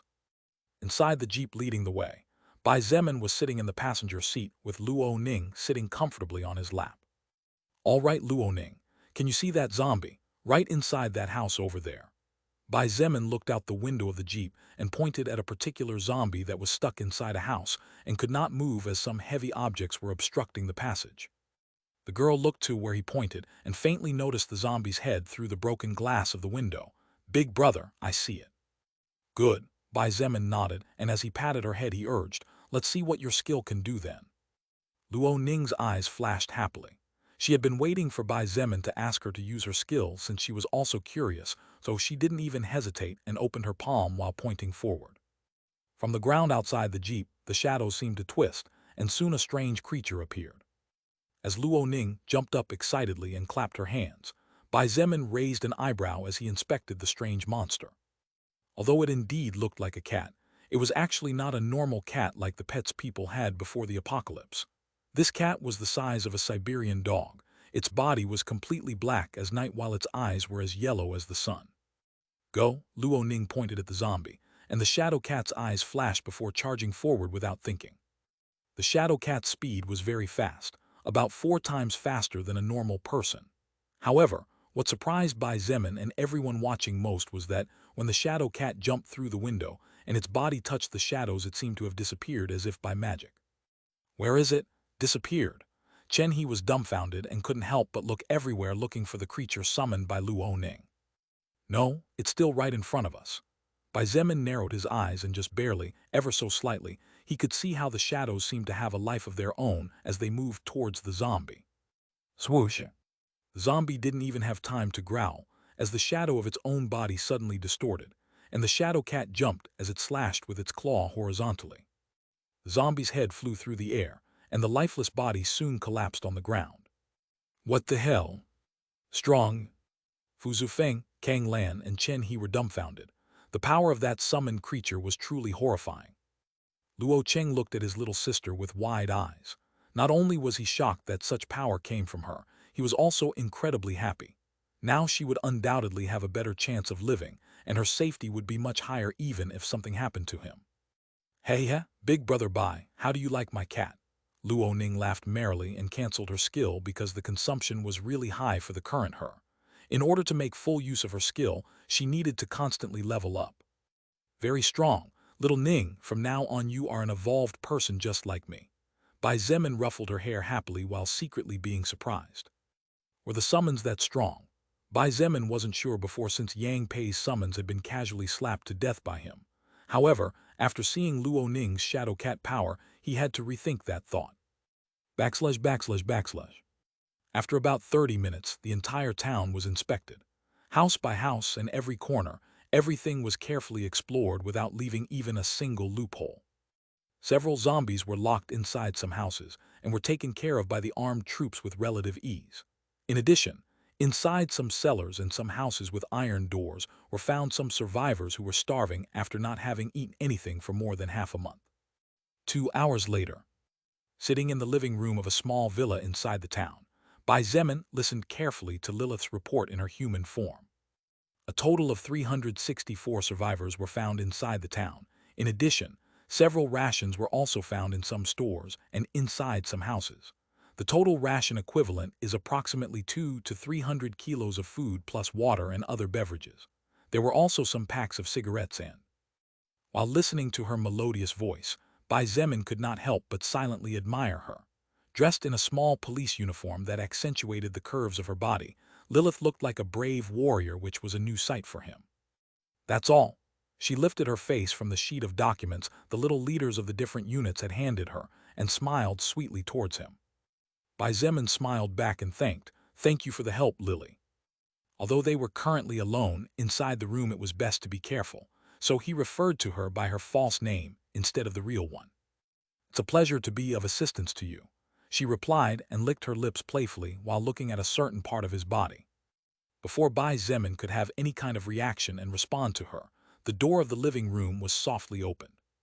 An armed man belonging to Bai Zemin's troops entered along with a rather emaciated woman, whose skin had begun to turn somewhat yellow due to the lack of light for so long, as well as illnesses from not being able to access clean water and the starvation she had experienced. "Leader Bai, Miss Lily," the militant bowed respectfully to both of them. Bai Zemin nodded and looked at the woman curiously. "What is going on?" "This woman secured with her life that she has important information that might interest you, leader," the militant responded in a serious voice before looking at the woman and urging, "This is our leader. You can tell him whatever you have to say." The woman hesitated. She looked at Bai Zemin for several seconds before asking somewhat fearfully, "Hello, Leader Bai. My name is Mu Yang Yang. May I ask, how is the world now? What's happening with the government and the army?" She, like the rest of the survivors found in the village, had been locked inside her house and had not dared to stick her head out of the window since the first sign of chaos when the message from the soul record flashed in her retina. All of Bai Zemin's troops were wearing police uniforms that had been acquired from the police station near the beginning village before. Therefore, Mu Yang Yang probably assumed that they were part of the government. Chapter 146, Goblin, New Age Monsters. Bai Zemin looked at the woman before him for a moment.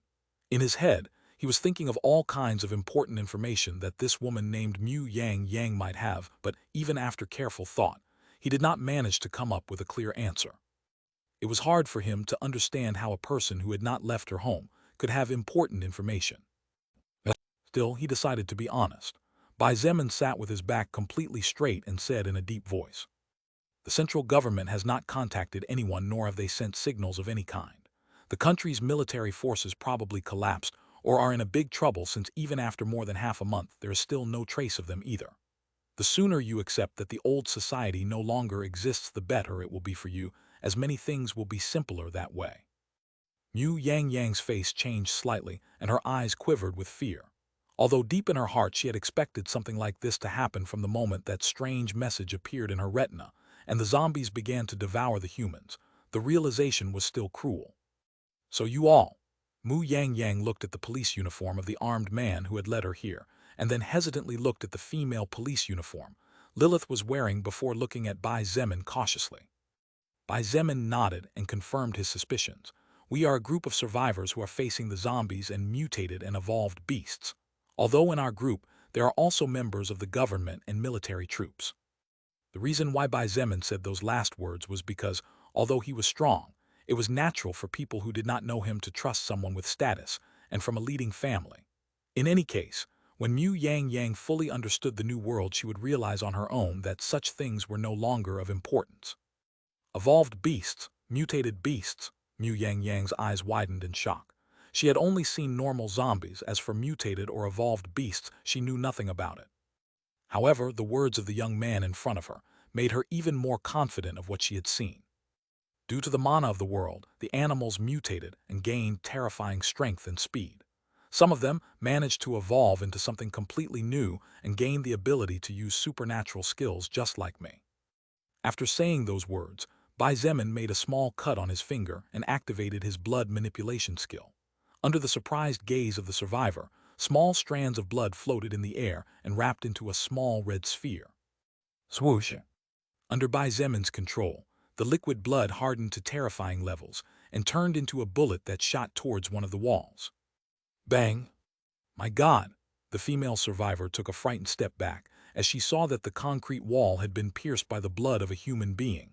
Such a thing was simply unheard of. Her look at Bai Zemin changed completely, and even the militant's eyes now had another small notch of respect in them. Only now he realized that earlier, Bai Zemin had not gone all out. Bai Zemin looked at the woman and said in a deep voice, "Mu Yang Yang, as you just saw, the world has changed. In our group we have strict rules as food, safest places, etc. are too valuable nowadays. Depending on how important that information you have is, I may let you enjoy the treatment of a noble citizen under my rule. Even a royalty is not impossible." Mu Yang Yang might not know what a royalty or a noble citizen was, but seeing the militant's envious eyes when the word royalty was named, she understood that it was definitely a good thing. In the end, she gritted her teeth and nodded. "Okay, I'll tell you." It turns out that when the apocalypse broke out, Mu Yang Yang had managed to survive because she had reacted at the first moment and sought refuge in her home. Because her house had a metal door and the windows had steel bars, the zombies had not been able to reach her. The problem was that after 3 days, Mu Yang Yang had exhausted all the rations she had in her house, so that's when the real hell began for her. The days of starvation were unbearable. Her stomach roared with hunger and ached as if thousands of needles were constantly pricking her. Mu Yang Yang rolled around on the ground for a total of 7 days straight without eating anything, and the hunger was driving her crazy. So, when the 10th day of the apocalypse came, under the effects of hunger, she decided to do what many other survivors had decided to do in desperate times: go out in search of food. For her, it no longer mattered if she ended up being eaten by the zombies. Hunger was simply driving her completely insane. However, just when Mu Yang Yang had consumed a great deal of energy as well as determination to stand up and walk towards the door, she heard something from outside that made her stop her movements completely. Mu Yang Yang trembled with fear, and had it not been for the militant beside him, he would have fallen to the ground. Bai Zemin told her to sit down, and only then she continued. That sound was very strange. It was like a human's laughter, but it was definitely not something a human being could make. Mu Yang Yang explained in terror. As a precaution, I decided to look outside through the small porthole in the door. That's when I saw that little green monster. Bai Zemin narrowed his eyes, and upon seeing the slight change in Lilith's expression, his face became serious. He looked at the militant and ordered him to retreat. Moreover, he also told him that if a word of this leaked out, his head would fly up in the air. After the gunman left in fright, Bai Zemin looked at the surviving woman who was trembling scared and urged in a deep voice, "Continue." That little green monster was ugly, just like the goblins that appear in fantasy stories. Mu Yang Yang exclaimed in a high-pitched voice. Its mouth was incredibly big, just like its nose, long and sharp teeth. Its size didn't even reach a meter in height, and its ears were long and pointed while its eyes were golden like gold. It was definitely a goblin like the one in fairy tales. That must be a New Age monster. Lilith's voice rang in his head, and Bai Zemin looked at her with questioning eyes. She explained, "Mana is an energy that no one has managed to fully comprehend. In the different worlds that the soul record visits, it is normal for some never-before-seen species to start appearing on Earth due to the influence of mana on the different species. Monsters that simply mutate or evolve are considered original monsters, in other words, those that already existed in this world before. As for the new species that are born under the influence of the soul record and mana, these are called New Age monsters. These monsters are far more dangerous than the original monsters in the initial and intermediate stages of each world." Chapter 147: Goblins Appear. Assault in the Middle of the Road. Bai Zemin's breathing stalled slightly as Lilith's words reached him, and for a moment it seemed as if his brain had stopped working. If due to mana and the soul record new life forms could form over time, didn't this mean that the more time passed, not only would zombies and animals mutate and evolve even more, but also other unknown creatures even more powerful would appear? So far, Bai Zemin had encountered mutated and evolved insects such as the great fast mantis and the first-order blazing beetle. He had also fought dogs, cats, snakes, tigers, and other mutated and evolved animals. However, for better or worse, these monsters were creatures that, while they had become infinitely more powerful than in the past, some of their weaknesses were still present. For example, during his battle to the death against the first-order blazing beetle, Bai Zemin knew that the beetles could not turn their bodies, and he took advantage of that weakness to kill it. But if other unknown beings appeared, this small advantage of knowledge about enemy biology would no longer be present in most cases. Bai Zemin took a deep breath and looked at Mu Yang Yang with sharp eyes. "Are you sure about what you just said?"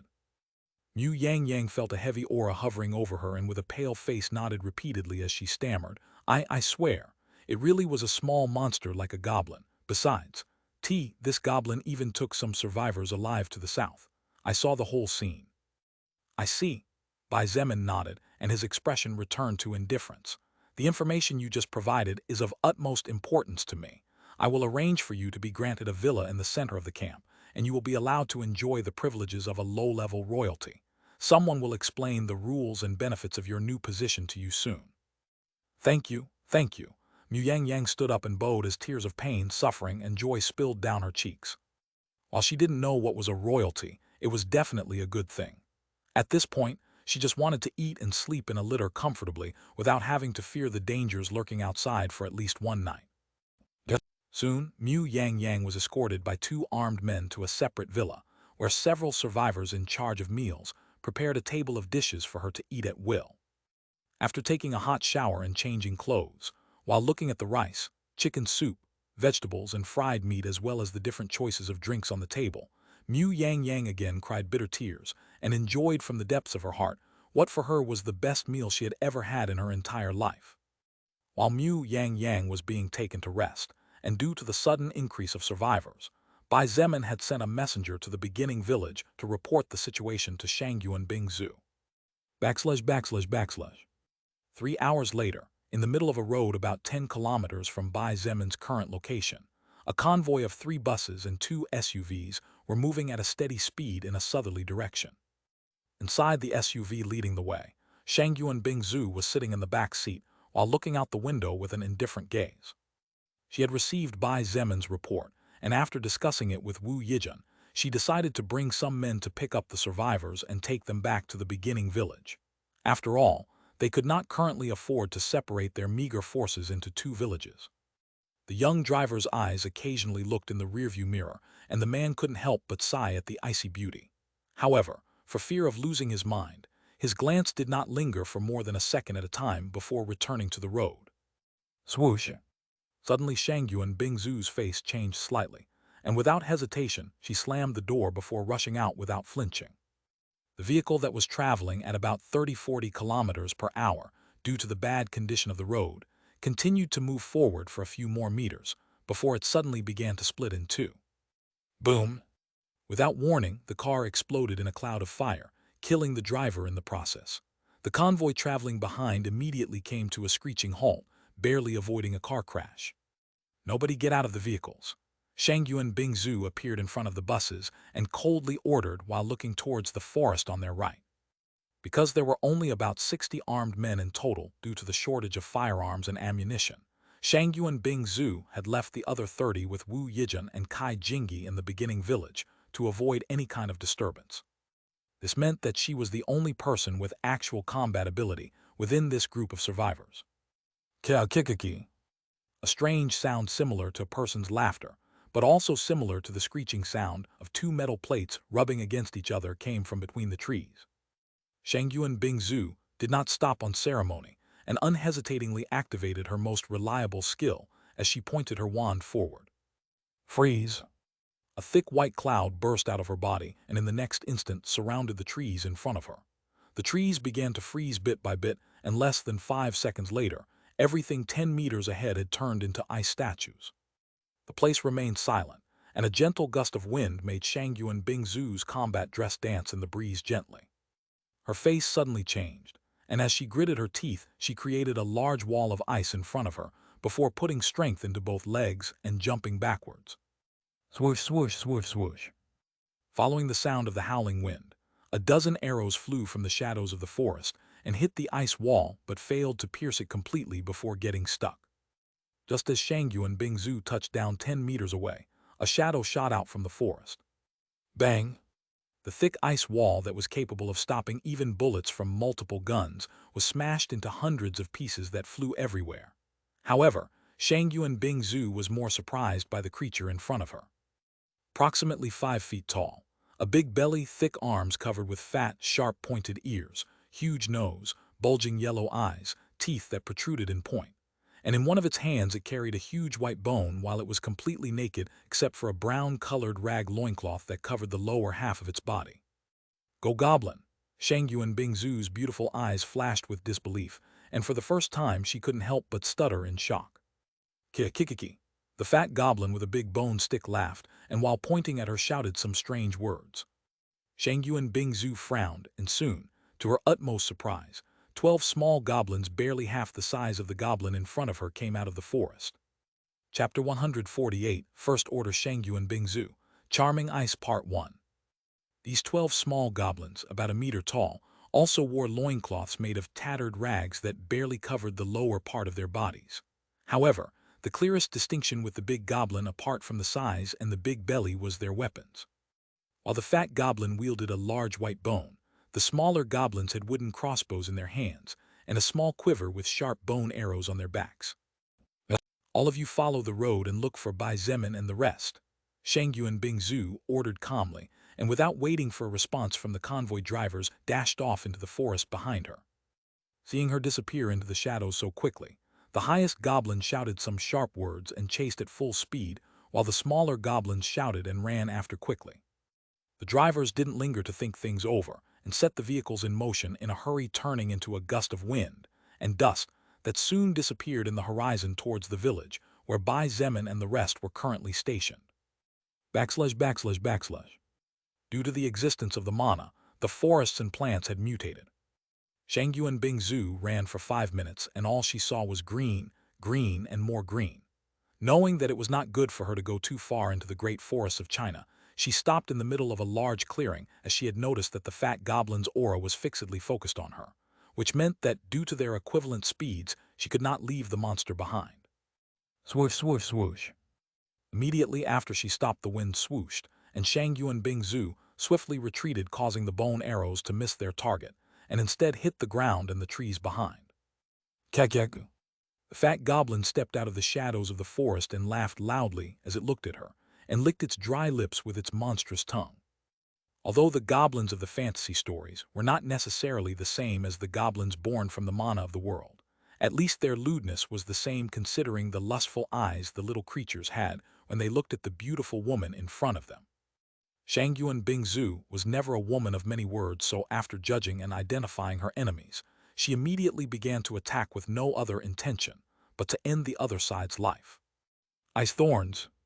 Under her command, the ground in front of the fat goblin suddenly froze, and several sharp-tipped thorns shot out without warning. The fat goblin snorted through its nose, and without any strange act struck forward with its bone stick, destroying the ice thorns with utter ease before charging forward while laughing wildly. Shangyu and Bingzu frowned slightly as the enemy's physical strength was really annoying. Her ice maker skill was great for attacks, defenses, and even traps, but it wasn't as destructive as fire-type skills or other attacking elements. The fat goblin swung its bone stick and hacked horizontally. Although the bone stick was not sharp, it was incredibly hard, so if this attack hit her she could definitely break a rib or two. Shangyu and Bingzu jumped high into the air, evading the attack, and waved her hand, creating several ice bullets before shooting them forward. The ice bullets hit the fat goblin's body, but all of them exploded on its tough skin and turned into water that ran down its body. The beast laughed out loud as if it was sneering. The 12 small goblins raised their crossbows while laughing like wild children and shot towards Shangyu and Bingzu, who had not yet touched solid ground. Being in midair, it was simply impossible to dodge. Therefore, Shangyu and Bingzu created a small ice platform under her feet and hurriedly used it to propel herself to the side, barely avoiding the bone arrows. Just before reaching the ground, she pointed with her wand and coldly said, "Ice arrow." Immediately over 20 ice arrows were crafted, and with a wave of her hands were launched forward at astonishing speeds. Being level 25, just one step away from evolving, Shangyuan Bingzu was way more powerful than the small goblins. The small beasts could not even react when the more than 20 arrows pierced them in the head, chest, heart, abdomen, and others parts of their bodies. You have acquired the soul power of Wild Goblin level 16. You have acquired the soul power of Wild Goblin level 13. 12 messages quickly flashed in her retina, and Shangyuan Bingzu finally realized that these creatures really were goblins, and not just identical in appearance. After all, the soul record possessed the power to read the very soul and source of every being in the universe. At the quick death of its comrades of the same race, the fat goblin laughed with its high-pitched voice, and as if it cared nothing about it charged forward again with the intention of injuring her severely. Right, from the beginning the goblins were aiming to injure and capture her, not kill her. As for the reason, she was clear about the purpose. Shangyuan Bingzu couldn't help but chuckle coldly, and her red lips curved into a strange smile. Ice vines. From the ground, dozens of frozen but incredibly flexible vines shot out towards the fat goblin, successfully stopping its charge. The beast growled as the fat on its body seemed to vibrate, causing the ice vines to crack rapidly. Shangyuan Bingzu expended 60% of her remaining mana and crafted a small, delicate ice sword. She rushed forward in a hurry knowing that her time was limited, as the vines definitely could not hold out for more than a second or two at most. Just before the vines exploded into thousands of tiny ice fragments, she managed to make a light slash at the fat goblin's body before being forced to retreat as the large bone stick hit the ground where she was previously standing, shaking the earth hard. Kekekekekekek. The fat goblin touched the wound on its chest from where some green blood was barely trickling out and burst out laughing. Shangyuan Bingzu noticed that the wound was too light and could not help but frown slightly. Although this ice sword had consumed practically all her mana, she could barely pierce through the skin of the enemy before her. Worst of all, to maintain the ice sword, she needed to constantly consume mana, so at most, she needed to finish the battle in 30 seconds before she was powerless. While Shangyuan Bingzu had great control over her own mana, it was impossible to completely master it in such a short time. Even she, just like Bai Zemin, could not help but overconsume when she found herself in too tough a fight because a small mistake in activating her skill could make a big difference in energy consumption. The fat goblin licked its bloody hand and charged forward again. Its eyes flashed with unbridled madness and burning lust. It was as if the beast knew no fear, or as if it could feel no pain from the wound in its chest.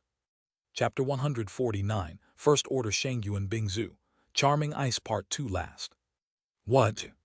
Inside the main villa of the village recently recaptured by Bai Zemin and his troops, he abruptly stood up, and his eyes flashed with a hint of surprise as he looked at the young man in front of him. Are you telling me that halfway there appeared a dozen of goblins? He asked as if to confirm that he hadn't misheard the previous report. Why yes, the young driver and the rest of the drivers in the caravan led by Shangyuan Bingzu nodded immediately. One of them exclaimed worried and frightened, "Leader Bai, one of those goblins was really big and looked powerful. Miss Shangyuan Bingzu told us to go ahead to report the situation to you, but she was left fighting alone against those strange creatures." Damn it! Bai Zemin couldn't help but curse and quickly disappeared from his position, charging towards the northern road. He hadn't expected the goblins to suddenly attack someone in his group, when he had only just learned that these creatures existed. //. In the same clearing within the forest, Shangyuan Bingzu was engaged in a fierce battle against the fat goblin. Each of them had their respective advantages and disadvantages, so from an outsider's point of view, it might appear that they were evenly matched. However, the reality was that Shangyuan Bingzu's situation was quite complex at the moment. Swoosh! She slashed with the ice sword in her hands, and a new wound appeared on the fat goblin's back that was now riddled with light cuts from which green blood was constantly spurting out. Kekekekek. The fat goblin laughed and swung its bone stick backward, causing the air around it to blast, unable to withstand the pressure. Shangyuan Bingzu's beautiful face was as cold as the personification of the ice itself. She muttered a few words, and a thick ice wall rose up between her and the fat goblin as she jumped backward in a hurry. Boom! When the white bone stick slammed into the ice wall, the force contained by the attack made by the fat goblin caused the mighty defensive wall to withstand no more than a second before breaking into thousands of tiny pieces of ice. Shangyuan Bingzu's silver hair danced disorderly with the shockwave resulting from the previous explosion. Her face was almost as white as a sheet, and her ample bosom rose and fell steadily as a small bead of sweat slid silently down her small nose. Shangyuan Bingzu's total mana was just over 220, but even though the battle against the fat goblin had barely extended for about 5 minutes since it erupted, her total mana had decayed to just over 70 total points.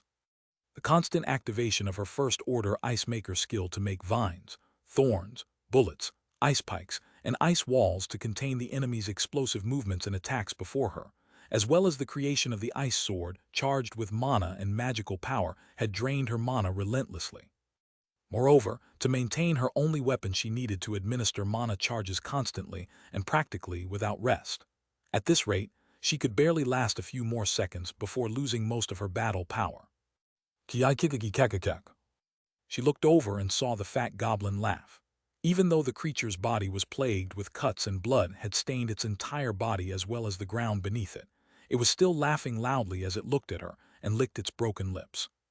She gritted her teeth and charged forward again, engaging in a dangerous hand-to-hand battle in which the slightest of mistakes could cost her dignity as a woman if not her life. Shangyuan Bingzu launched ice bullets, striking the fat goblin's body again and again. Although her attacks clearly had no effect, she continued to perform the same action relentlessly. The fat goblin had a mocking smile and charged like an unstoppable locomotive as it defied the ice bullets and swung its bone stick fiercely in all directions. Boom, boom, boom.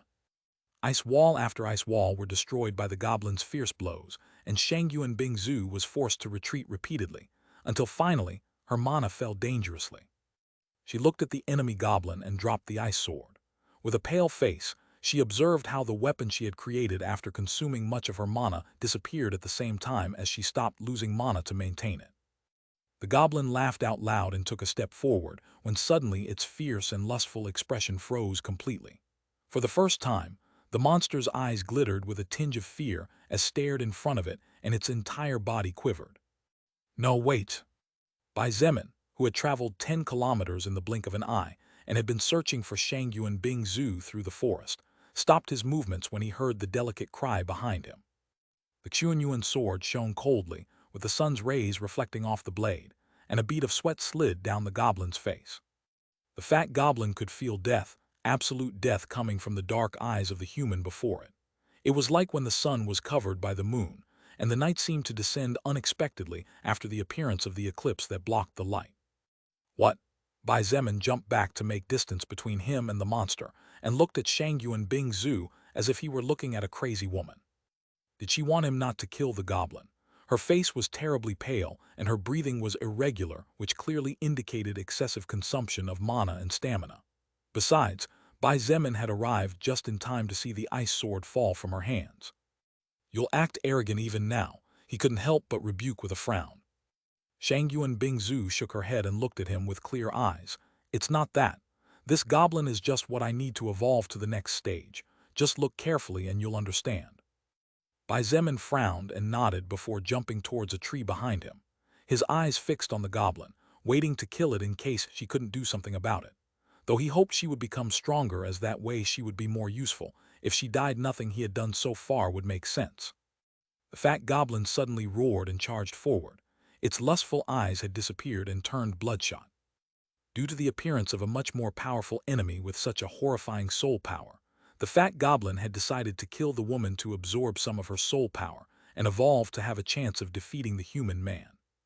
Shangyuan Bingzu smiled. Her smile, though exhausted, was bright and warm like the rays of the sun that illuminated the entire world. For a moment, Bai Zemin could not help but even compare her to Lilith's smiles. That's how beautiful her current smile was. She raised her flawless right hand and whispered, "Burn." The blazing ring on her index finger glowed, and a mighty burst of crimson flame shot out, enveloping the goblin completely. The creature roared in pain, and the skin on its body began to vibrate. Surprisingly, after a couple of seconds, the crimson flames burst outward and disappeared into midair. The beast had managed to shake them off with its strange skill. The goblin's body had some burns, but the most striking thing was the amount of hot steam coming out of its skin. This hot steam was burning the monster's body little by little, and its source was, surprisingly, all the water that had been left in its pores. Water that had formed from the ice bullets launched by Shangyuan Bingzu since the beginning of the battle. What happens when something cold collides with something extremely hot? Shangyuan Bingzu looked at Bai Zemin with her smile still imprinted on her exhausted face. Then, what happens when an extremely hot object comes into contact with something extremely cold? Bai Zemin's eyes flashed with realization, and he couldn't help but feel admiration towards the woman in front of him. Shangyuan Bingzu turned her eyes to the goblin in front of her, and said indifferently as she pointed her wand at it, "Freeze." Spending her remaining 30 mana points, a blast of freezing air struck the goblin's body and encased it in a statue of ice. However, the beast did not give up and fought. Its body vibrated strangely, and cracks began to spread through all the ice that was holding it back. A few seconds later, the ice broke completely, and the goblin roared once more before stepping forward. However, just as it had just lifted its foot to move forward, the beast's eyes widened. Crack, crack, crack. Tiny, minuscule cracks appeared on its right leg that, in a matter of milliseconds, spread throughout its entire body. Bai Zemin could clearly see how the goblin's entire body was riddled with cracks, as if it were a vase about to shatter into pieces. Indeed, the comparison was not too far from reality. Bang! At the same time as a big orb of soul power entered Shangyuan Bingzu's body, several messages flashed in her retina. However, there was one in particular that fascinated her. You have successfully evolved to First Order and obtained the unique class Charming Eyes. It was then that her smile widened even more, and as the sun's rays hovered over her, Bai Zemin couldn't help but think that perhaps angels really did look that beautiful. Chapter 150 Unique Class, Charming Eyes. You have acquired the soul power of First Order Heavy Hobgoblin level 47. Freeze unclassified enemies, 5,000/5,000. Kill unclassified enemies using the Ice Maker skill, 2,000/2,000. Kill First Order enemies, 2/2. Charm an enemy with your natural beauty, 1/1. You have successfully evolved to First Order and acquired the unique class Charming Ice. Your innate beauty is worth contemplating and appreciating, as pure and unblemished as a flawless ice fairy. All ice-type attacks inflict 20% more damage and increase the resistance of your ice creations by another 20%. Your charm increases. You have acquired Second Order Active Skill Level 1 Charming Eye. You have leveled up to level 32. You have gained 14 status points to distribute freely. All absorbed soul power has been calculated correctly.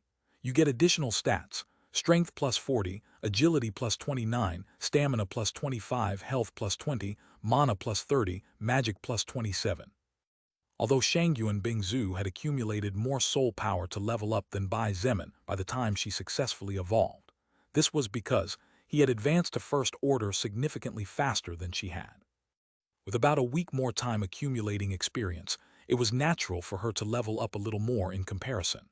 However, even then, the amount of additional stats she had accumulated were far less than Bai Zemin's at that time. This was because Shangyuan Bingzu had accumulated soul power from weaker existences, while Bai Zemin had fought and killed more than one First Order being before successfully evolving. After evolving to First Order, Shangyuan Bingzu felt as if a new world had opened up before her, and her soul was strengthened in such a way that, for a moment, she herself could not believe it. But the most important thing for the present her was that, after leveling up, her stamina regenerated to 100% immediately, and the mana gain due to the extra stats she had accumulated during the process of evolving to First Order had caused her completely pale face to gain some color again. Congratulations on evolving to First Order. A lazy voice brought her out of her inner fantasy world, and looking to the side she saw Bai Zemin waving his hand from a distance. Seeing as there are no more goblins around and since you're okay, I'll head back to the village. That Chen He guy is probably out of his mind since I assume he heard that you were attacked on the way. Leaving those words behind, Bai Zemin stomped his foot on the ground and disappeared from his position, leaving a gale behind him. Seeing this, Shangyuan Bingzu's glance became a bit complicated, and she couldn't help but sigh as she sat down next to a tree, as although her stamina had regenerated, mental fatigue was present. Even though I just received a huge power boost, even though I can feel my soul power becoming infinitely purer than before I evolved, I still can't even understand how strong you are. Shangyuan Bingzu muttered under her breath as she recalled that ghostly speed with which Bai Zemin disappeared, as well as the look of fear in the heavy hobgoblin's eyes. Shangyuan Bingzu was a competitive woman by nature, and even more so against the opposite sex, due to certain past events, as she wanted to prove herself that women could stand on their own and surpass men.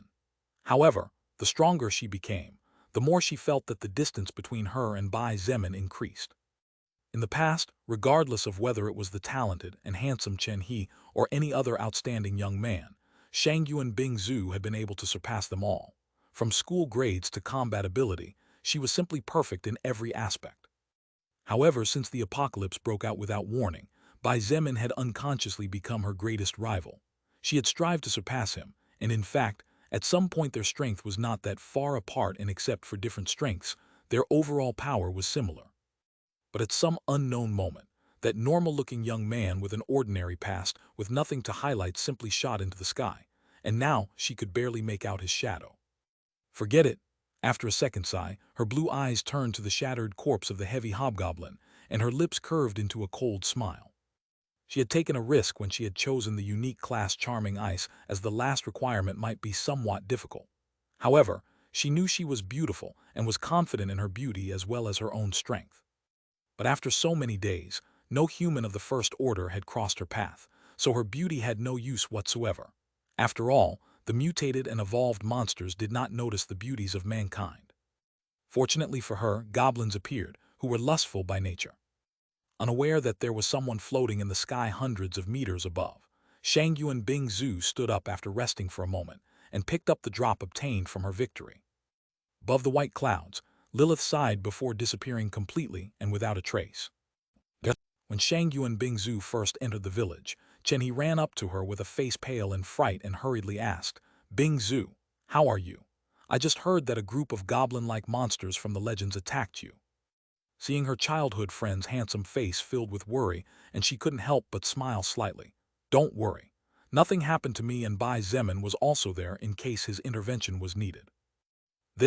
Chen He seemed to ignore much of her words and looked at her dumbfounded. After a few seconds he noted, "Bingzu, have you become more beautiful or something?" Although Shangyuan Bingzu was beautiful from before, when Chen He looked at her carefully now, he couldn't help but feel that she had suddenly become a little more beautiful than usual. This is because of... Shangyuan Bingzu gave him a brief summary of what had happened as he led her towards the main villa. On the way, the armed men guarding the important areas saluted respectfully, and the survivors who had been ordered not to leave their homes temporarily looked out the windows at the scene, wondering what would become of their lives now. "So, you've already evolved to First Order," Chen He was surprised. He was currently level 24, so he only now learned about evolutions and similar matters. Listening to Shangyuan Bingzu, everything felt strange to him. "That's right," she nodded, and a militant guarding the door to the hall inside the main villa quickly opened the closed door to allow them to pass through.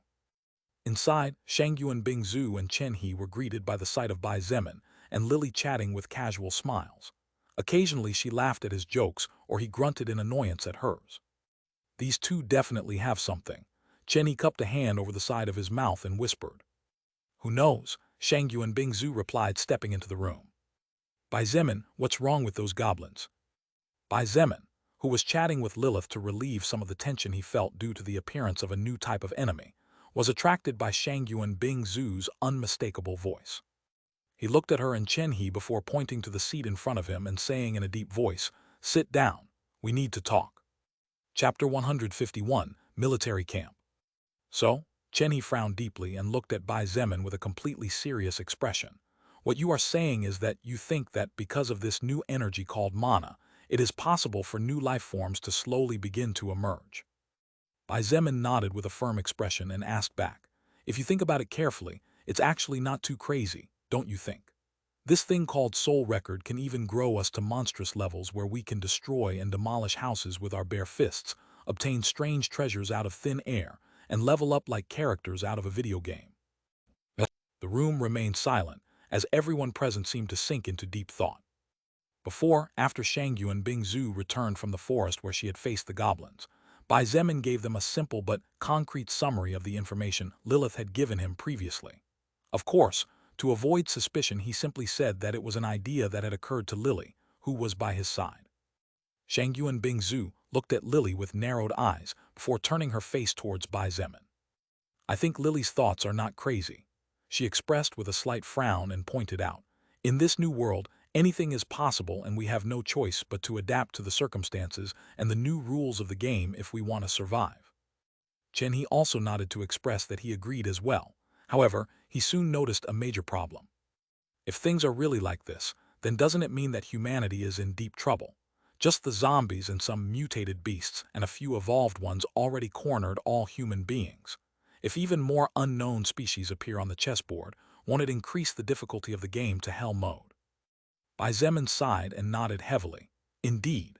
It could be said that the chess game became several levels more difficult now that the goblins appeared. Although we don't know if their numbers are too much, if they are like the goblins in the human stories, then we have to fear the reproductive ability of these little monsters. Shangyuan Bingzu brushed her hair and pointed out an irrefutable truth. Thinking too much about this matter will get us nowhere considering that we hardly know anything about it. I think what we have to do hasn't changed anyway, hasn't it? That's true. Chen He sighed and scratched his head a little tired with the whole sudden situation. Bai Zemin remained silent for a few minutes. The only sound inside the room was the breathing of the 4 people present. After about 5 minutes, under the watchful eyes of Shangyuan Bingzu and Chen He, Bai Zemin looked at Lilith and stood up. I have decided. His eyes flashed coldly and his determined voice gave the final verdict. We will continue charging in a southerly direction. We need to find the military camp as soon as possible. If only he could get the equipment from a military arsenal. Bai Zemin was confident that, at the very least, he wouldn't have to be hiding like a sewer rat for fear of zombies. After all, even for the current him, it was impossible to protect 1,500 survivors from the claws of zombies or any other enemy 100%. No matter how strong he was, Bai Zemin was still only a human being who had just begun to take his first steps on the path of evolution. He did not have the ability to shake the heavens and the earth, nor was he capable of annihilating armies with a wave of his hands. Until then, modern firearms were something he could rely on. First-order existences were still relatively scarce, while second-order ones were practically non-existent. Therefore, unless they were unlucky, their worst enemies were zombies and other types of unclassified monsters. Against these types of enemies, modern firearms capable of placating entire armies were the best counterattack and defense. Light machine guns, heavy machine guns, IFVs, battle tanks, machine gun-mounted vehicles, helicopters, fighter planes, and many other weapons capable of increasing the battle capability of the weak human race enormously against enemies that outnumbered them by a wide margin. Of course, there were also other factors such as having the ability to properly operate such weaponry. After all, the weapons were machines that needed to be operated by human beings, and depending on the use to which they were put, the result could be a completely different one than the one expected. However, it was better to have than not to have. Therefore, Bai Zemin, followed by Shangyuan Bingzu, Chen He, and Lilith in her human form, began to delegate simple and quick orders immediately without even pausing to rest for a moment. /////. On a road heading south, 2 modified jeeps were speeding along in the middle of the night. The surroundings were silent up to the point where the faint whistling of the wind whipping the branches of the dark, unnaturally sized trees at the edge of the road. No matter where one looked, all was pitch black, and the only source of light was the 4 headlights of the only 2 vehicles on the road. Inside one of the modified jeeps, the one leading the way at the front, Shangyuan Bingzu, Wu Yijun, and the driver rode in silence. Only when they came to an intersection would the vehicle stop, forcing the second to stop as well, and they would only resume driving when Wu Yijun pointed the way forward. After all, she was the only one with clear knowledge of the direction of the military camp. In the second modified jeep, Bai Zemin, Chen He, and the driver rode in silence just like the women in the first jeep. The only difference was that, unlike the jeep in which the women were traveling, the silence inside the jeep in which they were traveling was heavier, as none of the 3 said even a single word. Chen He was observing the surroundings with caution, as traveling at night was incredibly dangerous. The driver was too nervous because of the gloomy night and the frightening environment, as well as the respect he had for the 2 people beside him, that made it difficult for him to even breathe. Therefore, the man only drove following the lead of the main jeep. As for Bai Zemin, like Chen He He was scanning the surroundings with cold eyes. Besides, he was not a very talkative person to begin with, and was not particularly close to any person present, though he simply focused on the road while trying to imagine different scenarios. In these scenarios, different enemies and in different numbers appeared, while he projected different ways and efficient methods to obtain victory with the least possible losses in the least amount of time. That way, he could better respond to different unexpected problems that might arise out of nowhere. In total, they traveled for more than 8 hours without rest. It was 8 hours of tension and exhaustion, but after so much effort it was finally time to see the fruits. Chapter 152, Angel Appears. It's just inside this forest. Outside the jeeps, Wu Yijun pointed to the dirt road just off the main road before looking at Bai Zemin and the rest. Even though it's been several years since then, I can still clearly remember the place. It's definitely this way. Bai Zemin nodded silently and took a step forward as he carefully scanned his surroundings. The dirt road was not very wide, and probably only one vehicle could pass without allowing a second to pull alongside it. Adjacent to the dirt road, the grass had grown dangerously, knee-high, making it difficult for anyone entering there to move and see, while the trees stretched as far as the eye could not reach. The northern area of Beijing was known as a forested area, and the Yanqing district was especially for being an ecological area. It was the district with the most green areas in all of Beijing, as well as one of those with the least human population. As a result, it was natural for the government to hide military camps with weapons and logistics in such places where no human beings usually went. After all, no one in their right mind would venture into an unknown forest that was likely to be teeming with wild animals and creatures.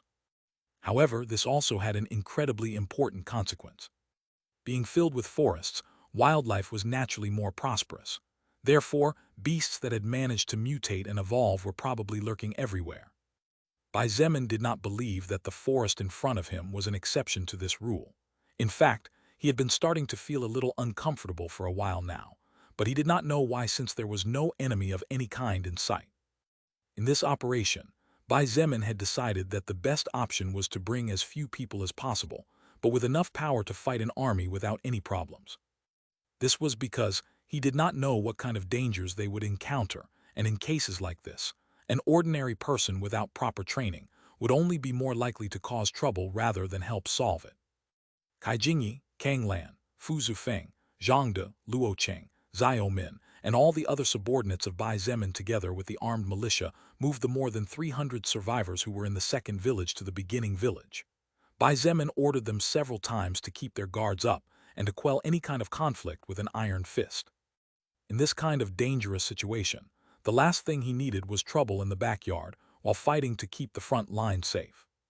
After more than 20 minutes of observing the surroundings carefully and thinking a bit about the current situation, Bai Zemin turned around to look behind him and noticed that everyone was a bit tired. After a full night without sleep, coupled with how troubled the previous day had been, it was natural for everyone to feel mentally overloaded.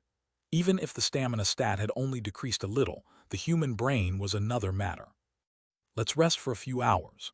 Bai Zemin glanced at his digital watch before looking at everyone again and announced, "It's currently a bit past 6 a.m. After we have some lunch at noon, we'll start exploring the area and head into the forest." Wu Yijun and Chen He looked at each other and sighed in relief. Under their eyes were small bags as evidence of tiredness. They were really trying hard not to collapse from sleep. Even Shangyuan Bingzu, who had recently evolved to First Order, couldn't help but nod as she gently rubbed her eyes somewhat sleepily. "You don't sleep?" Chen He asked as he saw that Bai Zemin did not move from his place. "Don't worry about me." Bai Zemin smiled slightly and shook his head. "Just go and rest, we'll have a lot of work to do soon." Chen He hesitated for a moment before turning and leaving. Shangyuan Bingzu and Wu Yijun looked at him as if they wanted to say something, but in the end neither of the two women said anything and left together to the jeep they had come in. They really needed to get some sleep. When they all returned to the vehicles to rest, Bai Zemin frowned, and a small glint of doubt flashed in his eyes as he looked up at the sky. "Lilith, where did you go?" he muttered to himself. The night before, Lilith had told him she would be gone for a few hours before disappearing. This was the first time she had left his side in 20 days, so Bai Zemin felt somewhat uncomfortable. Not hearing her voice or feeling her presence near him, for the first time in a long time, Bai Zemin could not help but feel a little lonely. Although Shangyuan Bingzu, Chen He, and Wu Yijin were there, and were people with whom he had spent a lot of time together, and had even fought shoulder to shoulder in many battles, his relationship with the three of them was completely different from the complicated but balanced relationship he had with Lilith. /////. In a place far away from planet Earth, a beautiful woman floated silently in the sky. Her inky black hair fell down her back like a waterfall, swaying in the dancing breeze that embraced her lovely and seductive body covered by a beautiful dark-colored dress. She had her eyes closed, and her breathing was so calm that she looked as if she was sleeping. Swoosh! Suddenly, the space several hundred meters away seemed to twist as a silhouette appeared. This silhouette turned out to be an extremely handsome man, even more handsome than Chen He. The aura that his body unconsciously exuded was incredibly frightening, which was proof that he was not someone normal. But the most striking thing was the two white wings behind his back that gently swayed and held him in the air. These wings also represented his faction, and the path he had decided to walk by evolving beyond all mortal limits. Indeed, this man was a higher existence. "Who are you?" the handsome man asked cautiously. "Who am I?" The woman's lovely voice sounded in a whisper. She giggled softly and slowly opened her eyes that had been closed until now. Her two ruby eyes glowed faintly, and her lips curved into a charming smile. "You are welcome to call me Lilith," she replied, and her ruby eyes glowed slightly again. At the sight of her smile, the handsome man with angel wings was spellbound for several seconds before he awoke from his reverie, seemingly oblivious to what had just happened. Lilith, the man frowned before shaking his head, never heard that name. Lilith didn't respond, and simply remained standing in the void. "Why would a demon like you be in a lower world?" The angel questioned, and his hands flashed until a large spear of light formed. "Are you planning something?" "Planning?" Lilith played with her hair and nodded as she whispered, "Actually, I'm planning something. You want to know what my plan is?" The angel frowned and couldn't help but feel a bad premonition. Chapter 153, Lilith's Power, Sealed World. When the angel belonging to the army of heaven heard completely what Lilith had planned, he didn't know how to react. His two wings flapped gently as his silver armor shimmered with the rays of light from the distant stars, and his blonde hair danced in sync with the breeze. "How about, don't you think it's incredible?" Lilith clapped her hands as if she were an excited little girl, and her eyes sparkled as if a million galaxies lived inside them. After a moment of silence, the male angel leaned his head back and began to burst out laughing. Ha ha ha ha! His laughter echoed everywhere, and anyone who heard it might come to think that Lilith had just told the best joke in history since the creation of the universe. Lilith simply curved her lips and waited patiently for the angel to stop his laughter. When he finally stopped, she asked in an innocent tone of voice, "But I'm curious, why were you roaming the earth? Is the army of heaven so free that they can casually send their angels to spy on lower worlds?" "We angels are not as free as you, filthy demons who oppose the grace of the Lord." The angel scoffed before swinging his spear of light and pointing it at Lilith. "I was just casually passing by as I seemed to sense a strange space rift, but I didn't expect to meet a lunatic woman like you." "Kaya tilde little pigeon, how do you suddenly get so aggressive?" Lilith exclaimed and took a step back as if she was scared while secretly letting out a sigh of relief. Previously, she had sensed this angel prowling the vicinity of Earth, so she immediately acted to intercept him. She feared that some faction of higher existences had noticed Bai Zemin and somehow sought to harm him. Fortunately, her concerns were not valid, or else everything would become much more complicated than it already was. "HMPH, enough of your nonsense, demon." The angel snorted and charged forward as he shouted in a straight voice filled with holiness. "Even though you are a lunatic, the mere fact that you are a demon and that you claimed that a little lower existence would one day take the supreme throne that belongs to the Lord is enough to claim your head." Lilith neither dodged nor moved from her position. Her ruby eyes glowed brightly, and she calmly said, "We'll see if I'm a lunatic or not, though I don't think you can live to see that day come tilde." WH. Only an inch away from piercing her heart, the angel's spear of light stopped abruptly. The eyes of the brave and holy warrior of one of the most important and powerful factions in the universe widened in shock as he stared into the red eyes of the woman in front of him. When he wanted to say something, his mouth abruptly closed with such loudness that his teeth almost broke in the process. "Do you really want to kill me?" Lilith whispered in a fearful voice as she trembled as if she was scared to death. Her ruby eyes glowed intensely, releasing her charm and activating one of her simplest but most terrifying skills.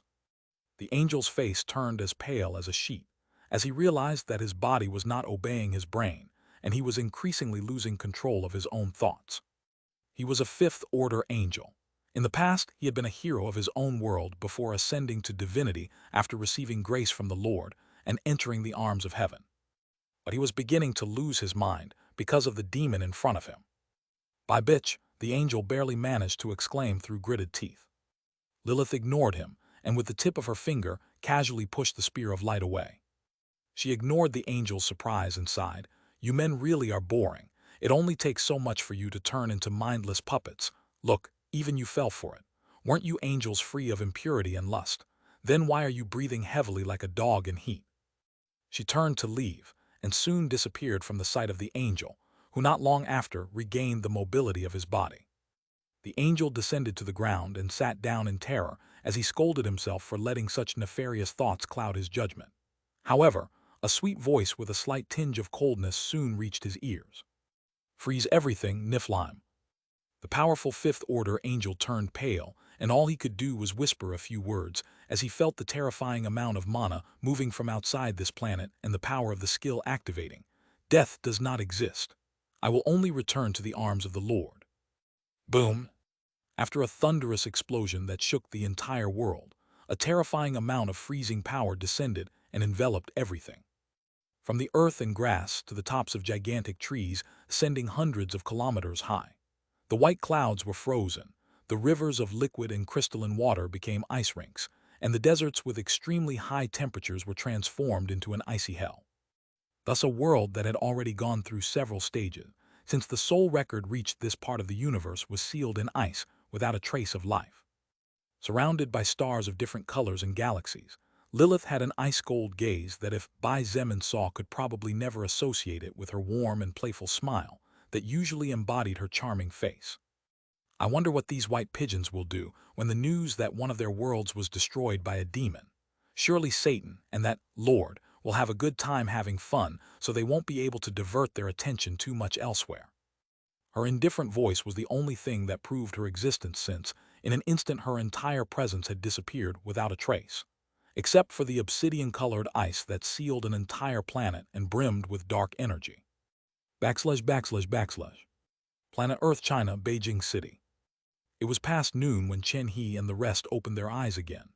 They all woke up at about the same time with slight differences, and after about 6 hours of sleep they felt refreshed. "You didn't sleep at all?"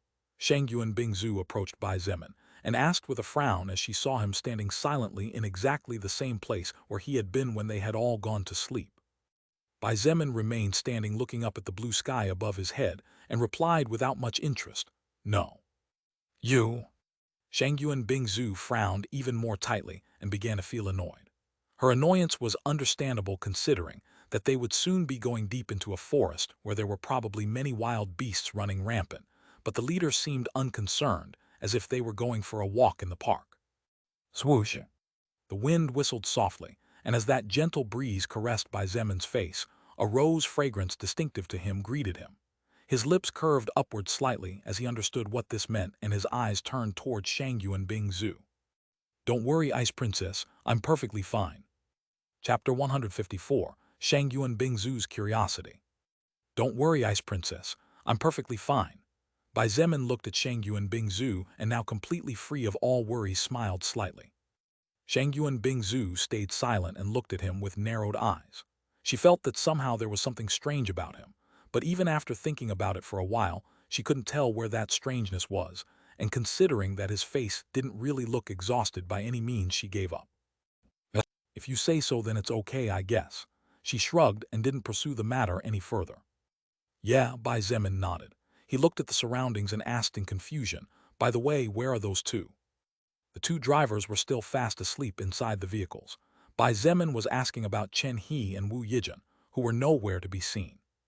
Shangyuan Bingzu pointed to the forest and calmly responded, "Chen He went to secure the surroundings. As for Yijun, she is preparing lunch right behind those trees over there." Bai Zemin followed her eyes and noticed that indeed a person moving among the thick foliage of the forest.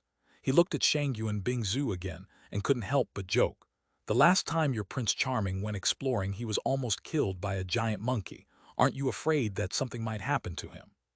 Shang Yuan Bingzu's calm face changed slightly and looked at him with a serious expression. Stop joking about such nonsense. Chen He and I are friends. I don't want his feelings to be hurt later because of your jokes. Bai Zemin was dumbfounded. He would hurt his feelings. Wasn't she the one who refused to make everything clear here? He shook his head and decided to stop commenting on it. The whole thing was none of his business anyway. Without another word, he walked past her and went to help Wu Yijin with the lunch things. Soon after Shang Yuan Bingzu joined in, and several minutes later he appeared saying that there was no problem at all. After a light and quick lunch, Bai Zemin ordered the drivers of the vehicles to wait here and not to move from the place to avoid attracting the attention of any enemies. Although the two jeeps had been hidden among the trees and grass in the forest after leaving the road, it was possible that some beasts might pick up the human scent if they wandered too far, leaving their scent everywhere, and track them down.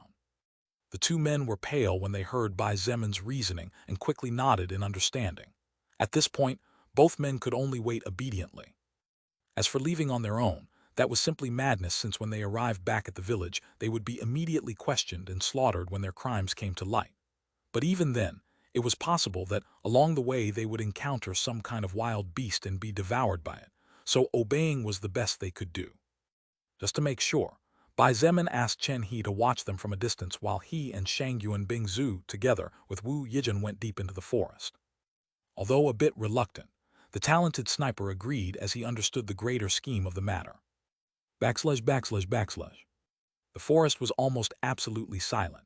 The only sound that could be heard was the occasional swaying of branches when the wind was strong enough to move them. Trees that were previously 5 to 10 meters tall at most now reached heights of up to 30 meters. Grass that previously could be cut with a finger now needed some force to pull it out of the ground. The effect that the awakening of mana had had on the world due to the influence of the soul record was truly immense. No matter where one looked, it was easy to distinguish the physical differences. Even the aura of calmness that surrounded the forest was now filled with murderous intent. To say that one could notice major differences within the forests was not an exaggeration by any means. Following the dirt road, Bai Zemin, Shang Yuan Bingzu, and Wu Yijin were advancing silently while observing the surroundings carefully. The air in this place is so wonderful, Wu Yijin exclaimed in a low voice to avoid attracting the attention of any kind of strange creature. Shang Yuan Bingzu nodded and took a deep breath, taking pleasure in how pure the oxygen was nourishing her veins and lungs. Apparently, mana nourishes and makes plants stronger compared to other creatures, Bai Zemin guessed as he looked carefully to his sides. While the soul record does something similar to injecting mana into our bodies when it first appears, just like with animals, plants seem to suck the mana, slowly assimilating it into their bodies. That's probably why they adapt better. Then, the zombie issue. Shang Yuan Bingzu noticed something on Bai Zemin's words, and her eyes widened slightly as she looked at him in shock. Wu Yijin seemed to notice and muttered, "Don't tell me." "That's right." Bai Zemin nodded and did not hide it. In his own way, he explained his thoughts in conjunction with the information given by Lilith. Probably the zombies are the result of those humans whose bodies failed to withstand the wave of mana that invaded their bodies due to the appearance of this thing called soul record. As you have seen, while it is true that most animals mutated, and even some insects did, not all of them went through that wild mutation process. After all, in the village, there are a few living pigs and sheep that grew in size and became stronger, but they are not wild and do not attack other animals or humans. As for plants, I haven't had the opportunity to encounter plant-like enemies, so I haven't been able to draw many conclusions about them. But my theory is that the whole issue with mana and the secret behind the evil mutations lies within the souls of every existence. Bai Zemin concluded his analysis slowly before falling silent once more. Wu Yijin looked at him with her big dark eyes wide open. Her little pink mouth had opened slightly, revealing glimpses of her pearly teeth. "You, how come I never heard of you before?" Shang Yuan Bingzu asked as she stared at his profile. "What do you mean?" Bai Zemin asked in a low voice while looking back at her with a slight frown. Wu Yijin stepped forward and interjected as she pointed out, "You are a very perceptive person. Your analyses are also genuinely amazing, which shows that you are someone very intelligent." Shang Yuan Bingzu nodded and said, perplexed, "With such cognitive intelligence, it is simply impossible to remain unknown for a long time. In the exams, you should definitely have stood out from the rest of the students and gained a place among the top positions for honor students. Then why have I never heard of your name even once before?" Hearing the words of the two women beside him, Bai Zemin could not help but smile bitterly in secret as he silently sneered. // A yen. For every 150 tickets, I will publish one extra chapter. The chapters will be released in the next week after the Reset 3. Chapter 155, Dangerous Forest. Never underestimate an enemy. Beijing University was one of the most prestigious institutions in the country, and even in the world before the apocalypse broke out and society collapsed. Therefore, it was natural to assume that most of the students who could access it were elites, people with high intelligence and analytical abilities. A high school student with average grades would never be able to pass the Beijing University admission exam considering the high standard of the school. Of course, there were always exceptions and there was nothing that money or power could not solve. But that aside, only the best in their towns, villages, cities, sub-districts and districts could actually pass the admission exam. Bai Zemin naturally was one of those people. However, things were a bit complicated. Since his family was relatively poor, and in order to allow his younger sister Mengqi to apply to a good university, he had to spend a lot of time working to pay for his own expenses. This resulted in Bai Zemin wasting a lot of time that he really should have invested to his studies, and therefore his grades were naturally nothing worth mentioning, and he was among what was average for such a great university. "Everyone has their own difficulties," Bai Zemin replied casually. He hadn't wanted to say that, unlike them and Chen he had to fend for himself. After all, Bai Zemin was not a man who liked to say words that might sound like pathetic excuses. His grades were average, and that was all. There was nothing incredible about having outstanding grades anyway. Look, wasn't the current situation proof enough of that? Both Shangyuan Bingzu and Wu Yijin looked at each other, and both women's eyes glittered curiously. Even without him saying anything, they were both smart enough to draw their own conclusions from what they knew of Bai Zemin so far. After Shangyuan Bingzu's question and Bai Zemin's disinterested response, the group of three fell silent as they slowly moved forward. They might all have different thoughts, but if there was one thing they had in common, it was that the guard of each of them was up. Even after walking for more than 20 minutes, there was still no sign of the military camp in sight. However, this was completely natural considering that it was simply impossible for the military and the government to set up a base with an armed arsenal just a couple of minutes away from the main road. Even then, Bai Zemin frowned sharply. "This too much, quiet," Wu Yijin whispered, feeling a little nervous. Shangyuan Bingzu nodded slightly with narrowed eyes. Except for the soft whistling of the wind and the movement of tree branches swaying gently or the occasional clash between green leaves, the entire forest was silent. There was not even the slightest sign of any kind of wild beast, which was extremely strange considering that they had already gone quite deep into the forest from a certain point of view. This calm caused Bai Zemin to feel a bad premonition, and the thought of retreating flashed in his mind for a moment before he immediately forcefully withdrew. Currently, his party was in dire need of firepower, not only because of the threat of the monsters but also because of Camp Baquin. Until now, Bai Zemin did not know whether they would be allies or enemies, and for that, it was best to prepare for any possible clash between the two sides. After walking for another 10 minutes, Bai Zemin's face suddenly changed, and his steps stopped abruptly, so the two women walking one step behind him also stopped immediately. "How strange," Bai Zemin frowned deeply and muttered to himself. "What thing is strange?" Wu Yijin whispered close to him. Bai Zemin ignored her and took a quick glance at his blood will skill. Blood will, 0%/50%. His passive blood will skill had not changed. But Bai Zemin could sense the presence of something lurking in the shadows. Maybe it was his passive skill danger sense. He didn't know exactly, but he decided to rely on that instinct. Suddenly Bai Zemin turned his head to the right, and just then there was a strange movement in the grass. Bai Zemin snorted and stretched his hand forward, just in time to catch something that had been thrown at him from a distance. A tongue. Wu Yijin took a step back as she saw the clearly inhuman long tongue struggling to escape. "Come here," Bai Zemin growled and pulled hard towards him. An object flew through the air in his direction. But the most surprising thing was that at first, this enemy was perfect green just like grass. However, it soon seemed to become transparent as it completely disappeared. "What?" Shangyuan Bingzu was even surprised by what had just happened. She really couldn't sense where the enemy was. However, Bai Zemin still felt the tongue caught with his hand, and could also feel how the enemy was still flying towards him after being forcefully pulled. With a strong punch forward, the enemy that had seemingly disappeared exploded into pieces of flesh and blood splattered all over the dirt road. You have obtained the soul power of elusive chameleon level 15. Blood will 1%/50%. Bai Zemin's eyes widened in shock, and he looked at the women beside him as he said, dumbfounded, that chameleon was actually only level 15, but it managed to make none of us feel it in any way. Shangyuan Bingzu and Wu Yijin's faces changed noticeably as Bai Zemin's words were too shocking to believe. If that monster was a level 15 creature, then it had the power to threaten Wu Yijin's life since she was currently level 21. Although the elusive chameleon's tongue would not be able to pierce through Bai Zemin's body due to his high physical stats, and his muscles compressed countless times, even Shangyuan Bingzu would not necessarily come out unscathed if she was hit by surprise in a dangerous spot. Let's proceed carefully and you two go behind me, Bai Zemin ordered in a deep voice, and the two women immediately nodded. Even the proud Shangyuan Bingzu said nothing about it and walked behind him looking at his back in silence. The forest was incredibly dangerous. They already knew this fact even before they went into it. However, the appearance of the elusive chameleon made them realize that the forests were a lot more dangerous than they had initially estimated. Even a weak enemy could become a deadly one, depending on the circumstances.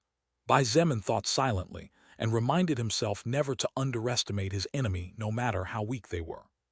Hadn't he defeated enemies more powerful than him by using different tactics, planning against them, and using their weaknesses to his advantage? Bai Zemin did not want to become complacent because of his current strength and die from neglect. He believed that it had been several days since an enemy capable of threatening his existence had shown itself, but only now did he realize that his life was in constant danger. In this world, such a thing as safety never existed. Chapter 156, Thousands of Enemies in Collapse. Clang! These damn creatures! Bai Zemin clicked his tongue loudly as he blocked the elusive chameleon's tongue with his Chunyuan sword. Die! Shangyuan Bingzu casually waved one of her hands, and an ice pike appeared in the air before piercing the monster's body 10 meters away in a flash. Behind Bai Zemin, Wu Yijin sighed in relief and looked at him gratefully. If it wasn't for his timely intervention, that attack might have cost her life. I'm sorry to have to bring you in. Bai Zemin looked back and sighed, but you are the only one who knows the exact location of the place, so we have no choice. Wu Yijin's eyes flashed softly as she heard his words. She smiled beautifully and shook her head gently. Don't worry. With you being here somehow I feel safe and I know nothing will happen to me. Besides, we need those firearms for everyone's sake, don't we? Bai Zemin smiled back and nodded slightly. That's right. Just stay in the back and don't go too far away. One of Shangyuan Bingzu's eyes twitched a couple of times as she looked at Wu Yijin. Inwardly she was muttering, well, I'm sorry for not making you feel safe.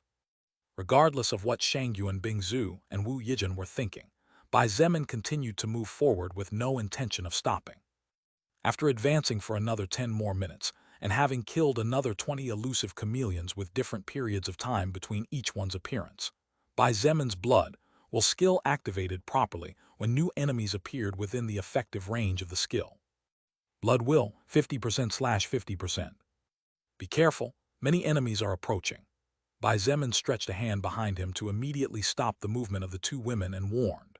For a moment it seemed to him that he had touched something extremely soft, but with blood will activating to its maximum level immediately, he didn't have time to overthink things too much. This was because not only did the enemies number several hundred or even thousands, but he still didn't know what kind of enemies they were. Wu Yijin and Shangyuan Bingzu looked at Bai Zemin's left hand, touching something it should not be touching, and both had different reactions. The first one blushed, and the second one's face remained indifferent, making it difficult to know what her thoughts were about what was happening. In addition, the current circumstances did not allow them to consider the situation too much either. Fuck its mother. Bai Zemin's face turned white as he saw countless spiders the size of a human face crawling through the grass, over tree trunks, over branches, among rocks. Huge black spiders moved their long legs rapidly, crawling towards the group of three. Their endless numbers of red eyes stared at them as if they were their prey, while some of them even had their mouths wide, open, revealing terrifyingly long fangs and sticky saliva. As spiders, Shang Yuan Bingzu paled and took a step back while she shook her head. A spider fiercely leaped forward from the grass with the intention of biting Bai Zemin. However, he responded by swinging his sword diagonally and slicing the spider's body in two. You have obtained the soul power of Wolf Spider level 8. At least they are low level, and except for their numbers, they don't look too dangerous like the elusive chameleon. Bai Zemin sighed secretly. Seeing the red and green blood splattering everywhere as the two spider halves landed just inches away from her feet, Shang Yuan Bingzu's face paled even more, and her eyes rolled before she fainted with a thud as she fell onto the dirt ground. Bingzu. After cutting off a dozen spiders in rapid succession, Bai Zemin heard Wu Yijin's frightened cry and quickly turned his face with a serious expression. Seeing Shang Yuan Bingzu collapsed on the ground, his expression turned ugly. What happened? He asked, astonished, as he crushed another wolf spider with a kick. Wu Yijin waved both hands, and the grass on both sides of the dirt road seemed to come to life. After lighting up with a strong fluorescent flash, the previously harmless weed suddenly began to detach from the ground, and the nearby wolf spiders were pierced in various parts of their bodies. She has arachnophobia. In the past, during a camp in elementary school, a tarantula walked on her face while she was asleep, and when she opened her eyes she saw the spider staring at her, so she developed terror toward spiders. She can't tolerate them. Wu Yijin replied through gritted teeth, her pretty baby face quickly turning pale due to the consumption of mana. Her first order plan empowerment skill turned Wu Yijin into a terrifying existence inside a forest like this. Her skill was powerful, but to empower and control plants, size was an important factor, as the bigger the size the higher the mana consumption. Controlling small green weeds was simple, but she was not like Shang Yuan Bingzu, who seemed to be especially talented at controlling the mana within her body, nor was she like Bai Zemin, who was able to learn extremely fast to this new energy. Therefore, her limited mana in comparison to both of them was rapidly running out. What arachnophobia? When Bai Zemin heard about Shang Yuan Bingzu's arachnophobia, he felt like cursing, but in the end did not say anything. After all, it was natural for everyone to have their own weaknesses. It was just that he never expected that the cold and indifferent ice goddess Shang Yuan Bingzu would actually fear spiders so much that she fainted. 10 spiders were only 2 meters in front of Bai Zemin and Wu Yijin when they swooped toward them, both with the intention of devouring them as more wolf spiders relentlessly arrived. Swoosh, swoosh, swoosh, swoosh. Bai Zemin slashed ferociously at lightning speed, and the 10 horrifying-looking spiders were dismembered into countless pieces. However, he could not even breathe a sigh of relief when another 20 wolf spiders took the place of the previous 10.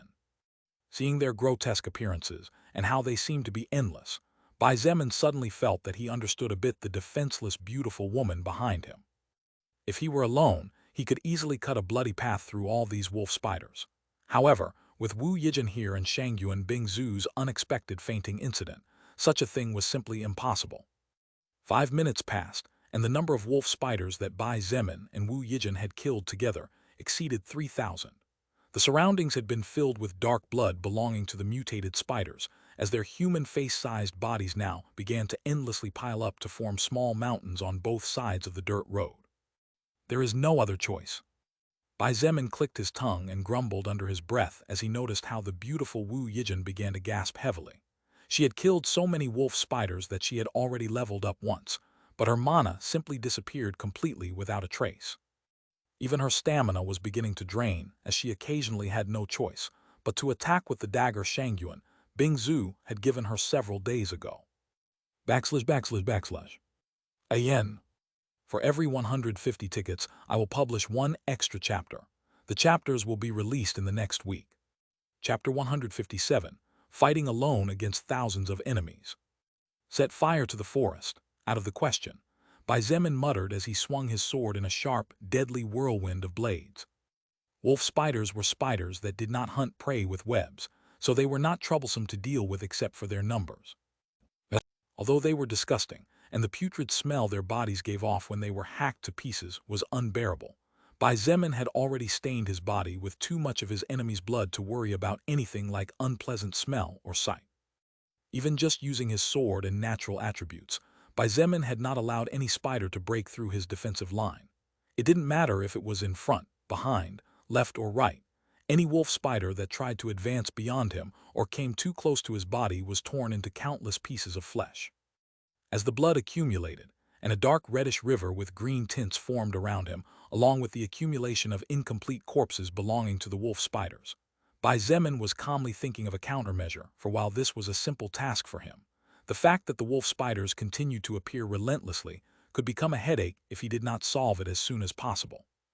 Looking behind him, Bai Zemin saw Shangyu and Bing Zhu being hugged and pulled away from the blood-stained ground by an exhausted and panting Wu Yijun. "Hey Wu Yijun, are you okay?" Bai Zemin asked. His voice did not contain the slightest bit of concern for the apparently fatal situation they were in. "I'm so sorry, Bai Zemin." Wu Yijun gasped for air as she tried to stay as close to him as possible to avoid being reached by the mutated spiders. Due to the sweat accumulated after fighting for 20 minutes without rest and activating her plant empowerment skill constantly consuming her mana, the female police uniform Wu Yijun wore had clung to her seductive body in a particularly tempting manner, while some strands of her silky black hair attached to her face and the edge of her lips. Bai Zemin could not help but steal several glances at her secretly, as even he was forced to admit that this woman was especially tempting due to her baby face and demonic body. "Don't worry about it and rest for now," he half-heartedly replied as he swung his Chunyuan sword at speeds hard to notice with the naked eye. The number of wolf spiders that had fallen at his hands now amounted to over 5,000. Among them, some were lower level than others, while a few even rose to level 10. The reason why he did not want to set the forest on fire was that the flames of the blazing ring were considerably strong flames, and Bai Zemin did not know if the crimson fire would spread throughout the forest. If this happened then, the entire military camp and the weapons inside would be covered by a sea of flames. What he wanted were the weapons intact, not a pile of unused liquid metal.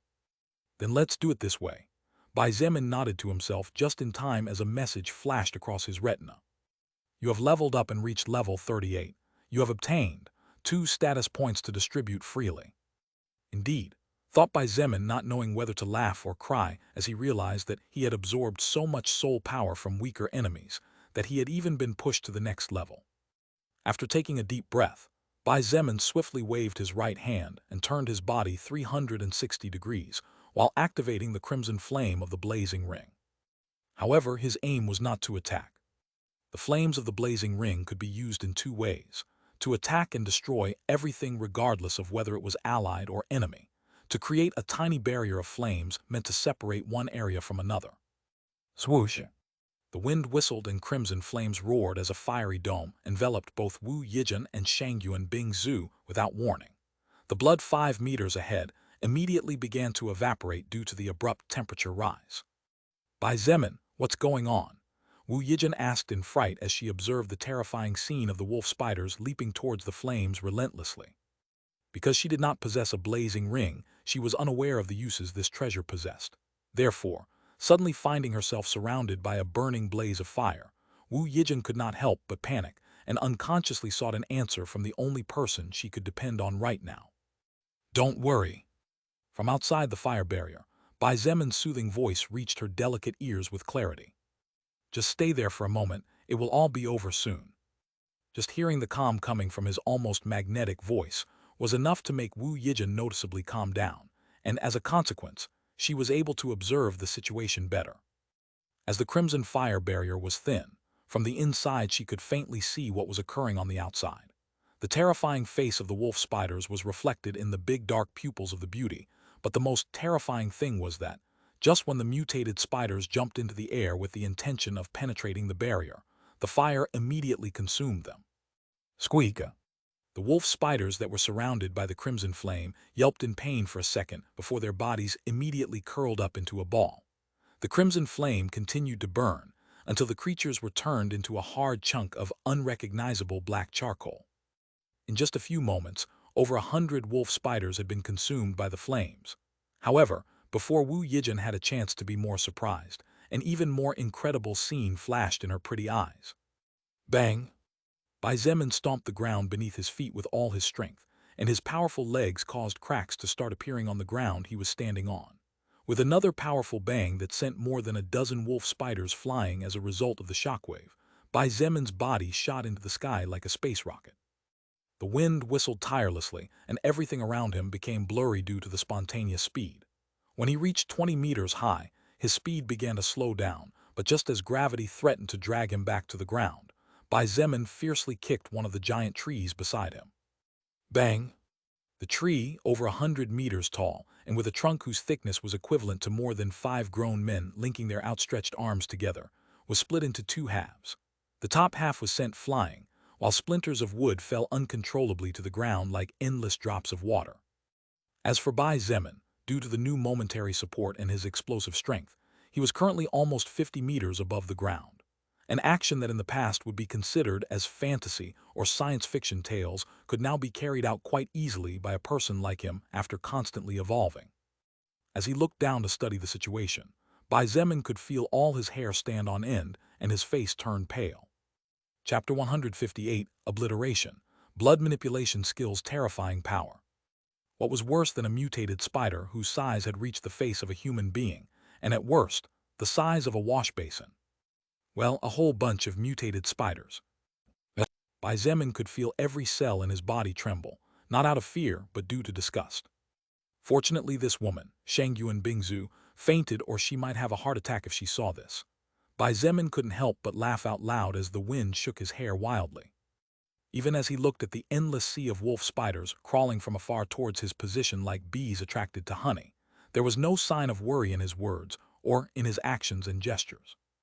This was also natural, considering that if he wanted to, he could easily wipe out all of these spiders if given enough time.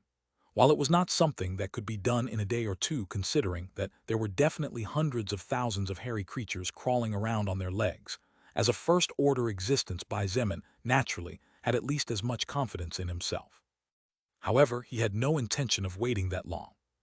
He could also retreat, but then that would mean surrendering to the military camp, which was unacceptable. Instead, he decided to make a bloody mess.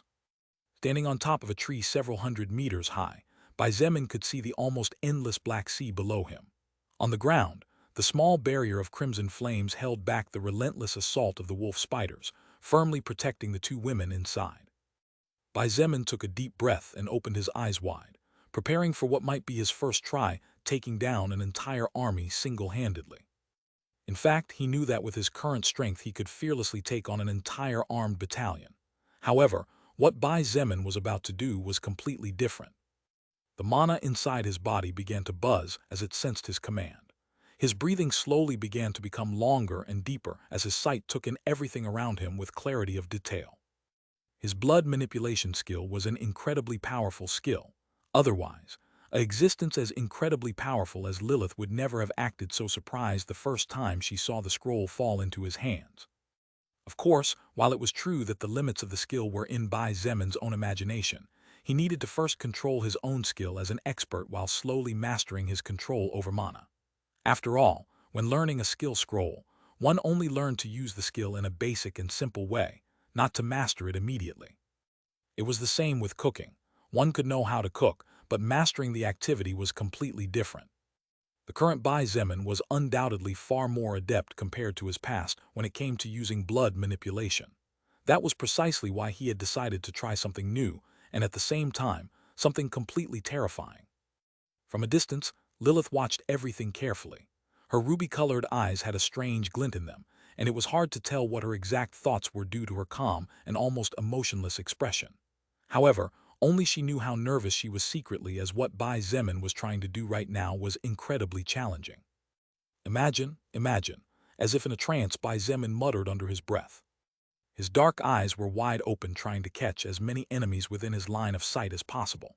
The wind whistling in his ears, the situation of the 2 women below, even his own safety was 100% ignored as all his effort was focused purely and solely on his blood manipulation skill and the mana within his body. While it was true that it was impossible to do any action with his blood manipulation skill, nor could he give it all sorts of forms as he really wanted since it was still a first-order skill, Bai Zemin believed that he could do what he was about to test. Of course, the reason why he dared to try such a crazy thing as what he was about to perform was only partly due to the fact that his enemies were infinitely weaker than him. If they were enemies of level 20 or above, Bai Zemin would not waste his time with something that would definitely get him nowhere. Suddenly his eyes flashed, and it was just at that moment of inspiration and momentary confidence that he activated his blood manipulation skill. Bang! His thought process seemed to stall completely, and without understanding what was happening, his mind went blank. He lost control over himself as his eyes rolled back in the back of his head, and his eyelids closed while he began to fall unconscious towards the ground, powerless. The burden of such a crazy action is still too high even for you after all, Lilith whispered to herself, and just as Bai Zemin was about to slam into the ground, she caught him to greatly reduce the impact before immediately releasing him again. Bang! His body hit the ground noisily, and a dense cloud of dust rose up with him as its center. With him losing consciousness, the barrier of flames coming from his treasure that protected the two beautiful women inside it gradually dimmed, until a few seconds later it disappeared completely. Through the barrier, Wu Yijin had barely made out Bai Zemin's body falling from the sky before she felt a loud bang a few meters away. When the barrier disappeared, she immediately held onto Shangyuan Bingzu and wanted to run to help him as soon as possible and try to stop the mutated spiders from hurting him, as although her mana was practically completely exhausted, she had no choice but to do so. However, just as she stepped out of the flame barrier with Shangyuan Bingzu still unconscious behind her back, the words that were about to leave her lips got stuck in her throat. What?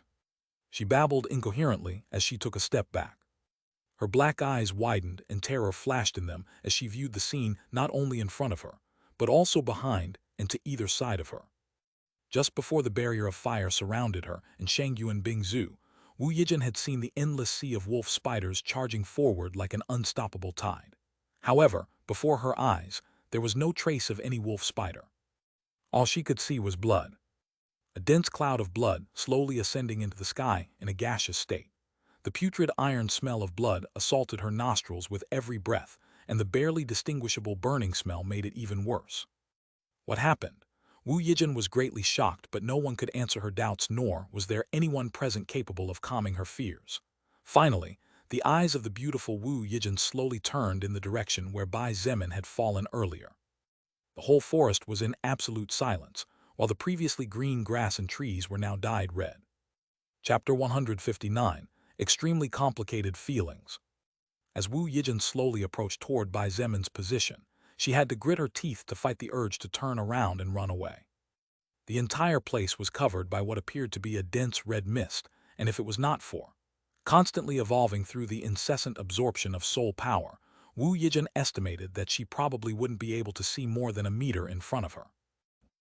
Her beautiful face and clothes now had small red moles on them. They were obviously tiny drops of blood that, after coming in contact with her body, immediately returned to a liquid state. Even the unconscious Shangyuan Bingzu was no different, as her silver hair had some red strands mixed in with each other. Arriving next to Bai Zemin's unmoving body, the first thing Wu Yijin did was to gently lower Shangyuan Bingzu's body and lay it down next to his so that she could check his current state. That's good, she sighed in relief as she felt that he was still breathing. Although his face was pale as a sheet with no trace of healthy red on it, although his heart seemed to be fluttering like a wild horse, and although his breathing was labored, as long as he was fine, then everything was acceptable. Wu Yijin was not a doctor, nor did she know much about human anatomy. After all, in contrast to Bai Zemin, she was studying international relations, a career that could help her a lot in the future when she would have to take an important position in the Chinese government.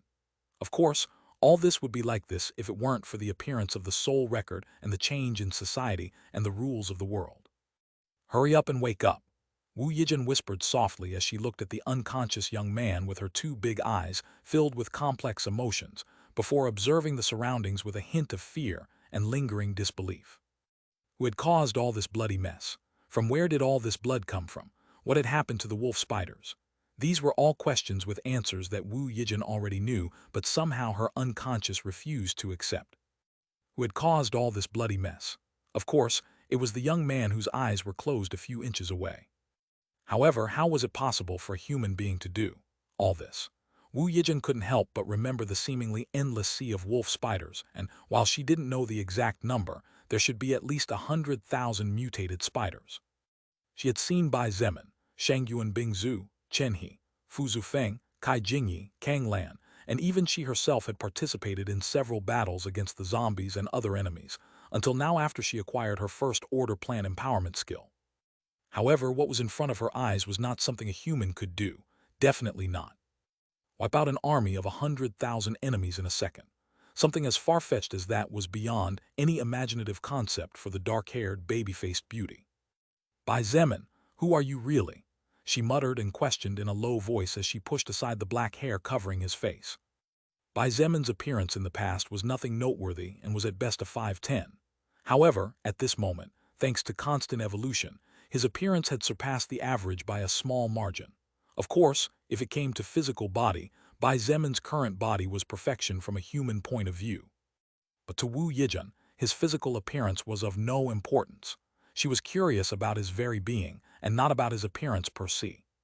Excellent intelligence, incredible analytical ability, amazing adaptability, overflowing talent, and enough power to completely obliterate an army of enemies. His attitude was usually cold, but he was not especially cruel and was even open enough to joke occasionally. The more she looked at him, the more she felt that the young man who had his eyes closed as if he were sleeping was unusually attractive at the same time as her heart was fluttering. A bitter smile appeared on Wu Yijin's face as she realized that she and he had probably crossed paths many times in the past at the university. However, she did not even know that a person named Bai Zemin existed in the world. In fact, she probably had not even given him a glance. Wu Yijin believed that at some point she would become engaged to a handsome and talented young man. So how could she be interested in a young man who was average in every sense of the word like Bai Zemin? But now it was he who didn't even give her an extra glance, nor did he seem particularly warm or interested in getting close to her. In fact, when he said he had a complicated relationship with a woman, Wu Yijin knew she was jealous. Unfortunately, the once average young man who was unworthy of a glance from her now didn't even consider her worthy of a second glance. Whoever didn't want it when they could and had the chance won't be able to do it or have it when they want it, since the chance won't be there. Wu Yijin murmured a phrase that her grandfather liked very much inside. He. A small groan beside her pulled her out of the strange knot of emotion she felt, and she quickly turned around to see Shangyu and Bing Zhu slowly opening her eyes and struggling to sit up. Bing Zhu, Wu Yijin exclaimed, bursting with joy. Her face lit up and she quickly moved forward while supporting her to sit up gently as she said, "How are you feeling? Are you in pain? Do you feel uncomfortable anywhere?" Shangyu and Bing Zhu gently shook her head, and even without being aware of the situation due to the previous shock asked with a pale face, "The spiders?" Wu Yijin blinked a couple of times before pointing at the surroundings with an extremely complex expression. "Look, they were all slaughtered." "Slaughtered?" Shangyu and Bing Zhu repeated in relief. However, when her vision finally cleared and she saw the terrifying scene around her, her face froze and her thought process seemed to completely stagnate. Wu Yijin continued, "Bai Zemin. I don't know how he did it. It was only a few seconds after he surrounded you and me with a fire barrier to protect us from the spiders. But when the fire barrier disappeared, the spiders were gone and the forest had become this bloody hell you see." Shangyu and Bing Zhu did not respond and turned her face slightly to look at the pale face of an unconscious Bai Zemin. Her blue eyes glittered unnaturally, and she was silent for almost a full minute before finally closing her eyes, sighing heavily as she plopped down on the ground. Her silver hair lay in disarray on the crimson grass, as her beautiful eyes gazed absent-mindedly up at the sky that seemed to have been dyed blood red. Her red lips moved softly, and she murmured words that only she could hear, so they would remain a mystery for a good while longer. Chapter 160 worried Shangyu and Bing Zhu, unexpected fortune. Feeling a great pain that seemed to come from deep inside him, Bai Zemin slowly and gently opened his eyes, while making an inevitable grimace due to the pain that was barely tolerable even for him who had already received serious injuries once. "You have received the soul power of Wolf Spider level 8. You have received the soul power of Wolf Spider level 7. You have received the soul power of Wolf Spider level 10. Countless messages flashed in his retina in a matter of seconds, and for a moment Bai Zemin was astonished and did not know how to react. In fact, he could barely remember what had happened before he fainted. However, the number of messages and their contents soon refreshed his memory, recalling the events in their entirety. "You have leveled up to level 39. You have gained 2 status points to distribute freely." Did I level up again? Bai Zemin blinked in confusion.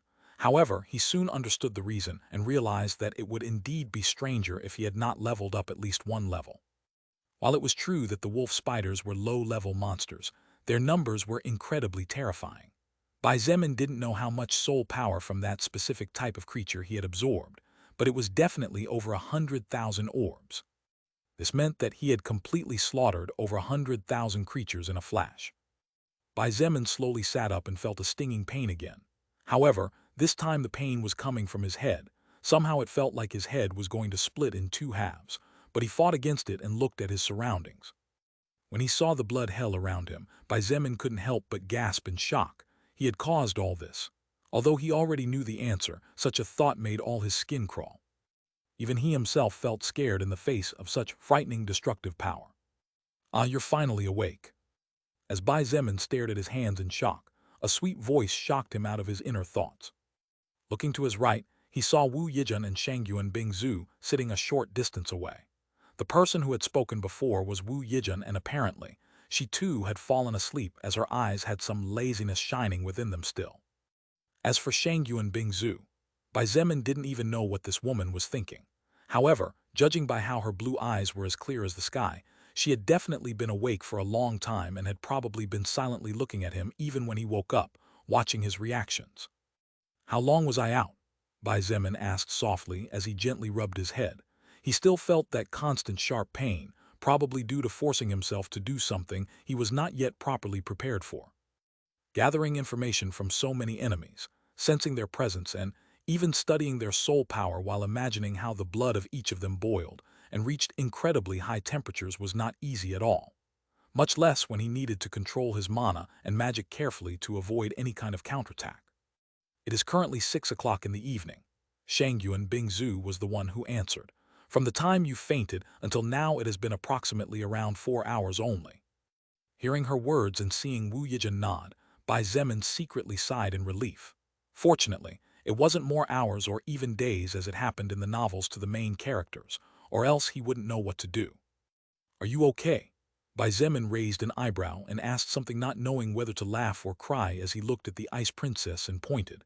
"I'm talking about the spider matter."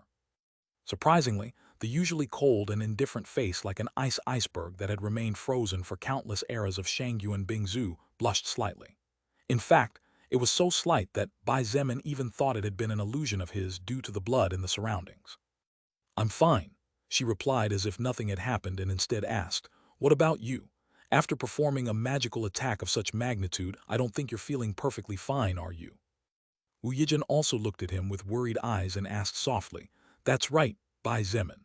Just before, when I saw you fall from the sky and hit the ground so hard I thought you had died." Bai Zemin looked at both of them and shook his head lightly before replying in a low voice, "I'm fine. Just this severe headache is becoming somewhat unbearable." "Should we go back to rest?" Shangyuan Bingzhu furrowed her eyebrows slightly and proposed. "I don't think it's worth continuing if you're not feeling well." "I agree."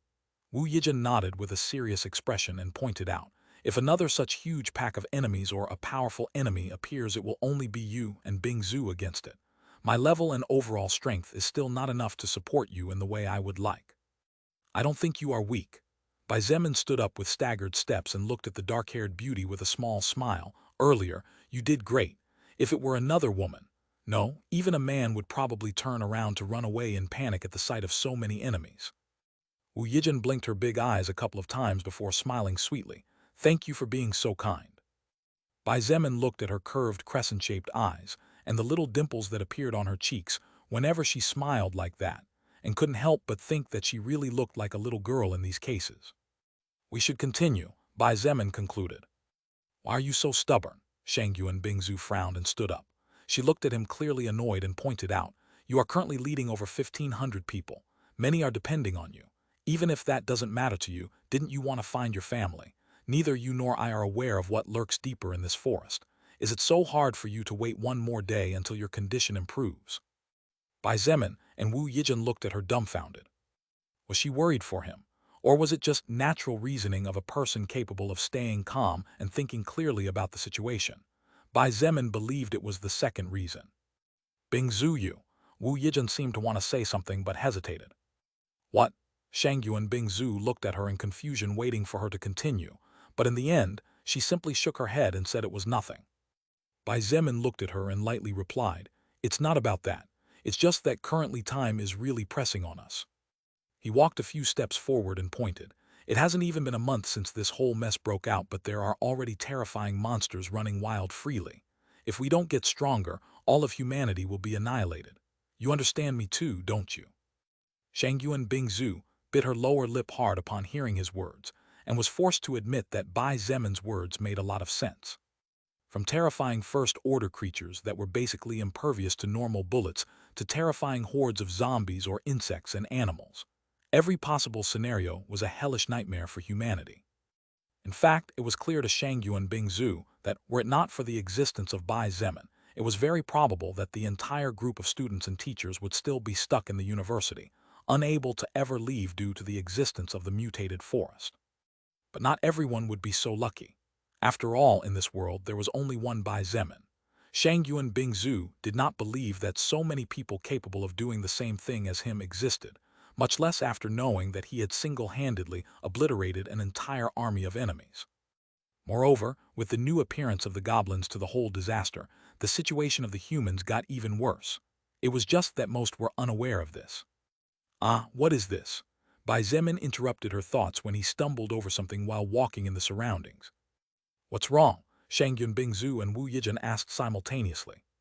Bai Zemin did not respond immediately, and instead bent down to pick up the small object he had inadvertently kicked. "This is..." Bai Zemin's eyes widened at the sight of the object in his hands, and he couldn't help but gasp as a crazy thought flashed in his mind. Shangyuan Bingzu and Wu Yijun looked at each other and walked toward him. When they reached his side, they looked curiously at the object in his hand and both looked surprised. The object was small, barely the size of a human fingernail. It was covered with imperfections and looked incomplete or chipped in several places, so it was difficult to classify it according to its shape. However, its light blue color was incredibly beautiful, and when the sun's rays that managed to break through the leaves of the tall trees illuminated it, it shone beautifully. Of course, the object was a soul stone. If this soul stone came from the wolf spiders, Bai Zemin muttered to himself and stood up in shock. His eyes lit up intensely, and his heart jumped wildly as he realized that he might have perhaps obtained unexpected fortune. Chapter 161, Second Stage of Evolution. Bai Zemin, together with Shangyuan Bingzu and Wu Yijun, quickly set to work, without straying too far from each other, because while it was true that all the wolf spiders had been slaughtered, they did not know at what point more enemies might appear, so they began a search through the thick foliage now tinged with red that covered the forest like a carpet. "Here is a soul stone. Here's one too." Not even 10 seconds had passed when the two women called out from a distance. Bai Zemin bent down just in time and picked up another soul stone before placing it in his palm and looking at both stones. His eyes flashed, and just as he was about to ask a question under his breath, Lilith's beautiful and unmistakable voice sounded in his ears. "As I told you before, all monsters have chances to generate a soul stone. Even the weakest and lowest level monsters are no exception to this rule. In fact, even zombies will start generating mana stones with relative regularity when their levels reach 10 or so." Bai Zemin nodded to himself and she continued, "You should hurry up and get that obsolete weaponry built by you humans. That way you can bring people to search for and gather as many soul stones as possible." "Is something wrong?" Bai Zemin whispered in a voice that only he could hear. "Not much," Lilith replied calmly. "As you may have noticed, mankind's firearms don't affect the First Order too much, so you'd better start manufacturing weapons from the material of the evolved monsters." Bai Zemin frowned tightly, and after a quick thought realized that indeed, Lilith's words were true. Fortunately, he had already made preparations, and currently, the survivors were working on dismantling the bodies of the mutated and evolved animals. "I will get to work on that as soon as possible." Bai Zemin secretly made a mental note. "Besides," Lilith interjected again, "you don't need to worry too much about the matter of the new age monsters. While it's true that strange creatures will gradually appear, they won't be able to reproduce with each other until this world enters the second stage of evolution." "What? Second stage of evolution?" Bai Zemin's eyes widened, and he could barely contain his voice low to avoid being overheard and potentially being considered a lunatic. Lilith's voice was not heard again for a few seconds until he finally heard it again. The mana of the world was sleeping for countless years, probably even from the first moment this planet was born. Now it's like a newborn that learned to crawl thanks to the soul record. But it still needs to learn to walk, then to run, and so on and so forth. In short, the sooner you form your own power and faction, the better it will be for you and your future. Bai Zemin took a deep breath and nodded without saying a word back to her. After all, second stage of evolution or 10th stage of evolution, such things were not something for him to worry about currently. His main focus had not changed, and what he needed to do had not changed either. He just needed to become stronger, just as he had been doing since the first day the soul record arrived on Earth and awakened the sleeping mana. The sound of footsteps behind him made him turn around slowly, only to see Shangyu and Bing Zhu walking in his direction with Wu Yijin beside her.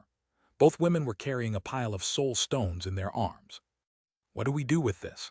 Shangyu and Bing Zhu looked at him before looking at the soul stones she was holding with a puzzled expression. She had already checked it out for herself in the past, and indeed, soul stones can empower magic spells depending on the type of stone. As long as the soul stone was not focused on a particular element, it could be used as an energy catalyst and increase the magical damage inflicted on the enemy to a great extent. Of course, this also depended a lot on whether the soul stone was a normal or first order and so on. Furthermore, if she used a normal first order soul stone to cast an ice spell and used an ice-type first order soul stone, it was natural to assume that the effect would be a lot more efficient. It was precisely due to all this that Shangyu and Bing Zhu knew that soul stones were an incredibly valuable treasure at the moment. Therefore, she was worried about what to do with such a treasure. After thinking for a moment, Bai Zemin decided, let's just leave them here temporarily. After securing the military armament, we can bring a large number of survivors to gather and move them. Wu Yijin nodded and remarked, I agree with you. Otherwise it will take us years to find all the soul stones among all this thick grass. Shangyu and Bing Zhu hesitated for a moment before gently laying the soul stones on the ground again. However, she took several for herself and kept them in a small leather bag she wore tied around her waist. Wu Yijin did the same, and Bai Zemin also kept some. Just as he finished storing several soul stones, he remembered something important and told the girls to wait a moment while he slipped through his records. Evolution requirements. Bronze skin, first order passive skill, level 4, level 5. Stamina stats over 300 points without external support. Complete. Soul Stone 99. You wish to evolve the bronze skin skill to the next level. Bai Zemin looked at the two women beside him before finally deciding to evolve the skill. In any case, the fact that skills could evolve wasn't a secret. It was just that probably no one had done it yet. 9 unclassified soul stones came out of his bag and floated in the air before they began to glow under the astonished eyes of Shangyu and Bing Zhu and Wu Yijin. When the evolution process finished, Bai Zemin looked at the new skill and noticed that now, instead of plus 140 stamina points, bronze skin level 5 gave him a total of plus 160 stamina points permanently. A solid 20-point improvement, which was equivalent to 10 levels in stat points.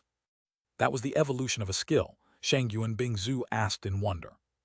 Right, Bai Zemin casually responded, with no intention of hiding anything, before returning to surprise the women beside him with another evolution. Evolution requirements. Health boost, unclassified passive skill, level 5. Health stat over 150 points without external support. Complete. Soul Stone 1515. First Order Soul Stone 11. You wish to evolve the health boost skill to First Order. With a single thought, soul stones of different grades flew out of his bag and began to rotate, forming a strange diamond that abruptly entered his body. The rune representing the health boost skill flashed brightly, and his entire soul seemed to become purer as his body felt a lot lighter than before. Just the evolution of a skill made Bai Zemin feel as if a great weight had been lifted off his shoulders. That's how incredible the soul record was. Superhuman Health, First Order Passive Skill, Level 1. Increases the effects of healing skills on you by 20%, plus 120 health points permanently. Chapter 162, 5 Kilometers of Annihilation. Bai Zemin confirmed the evolution requirements of the new superhuman health skill, but seeing that he needed first-order soul stones, in addition to unclassified soul stones, he decided to stop temporarily. Although he still had approximately 7 first-order soul stones left, Bai Zemin knew that such soul stones were currently precious. Unless the first-order creatures suddenly became normal like the other monsters, or their numbers increased exponentially, he was not willing to spend all his soul stones. After all, he still needed equipment for himself, for his subordinates, even to evolve other skills.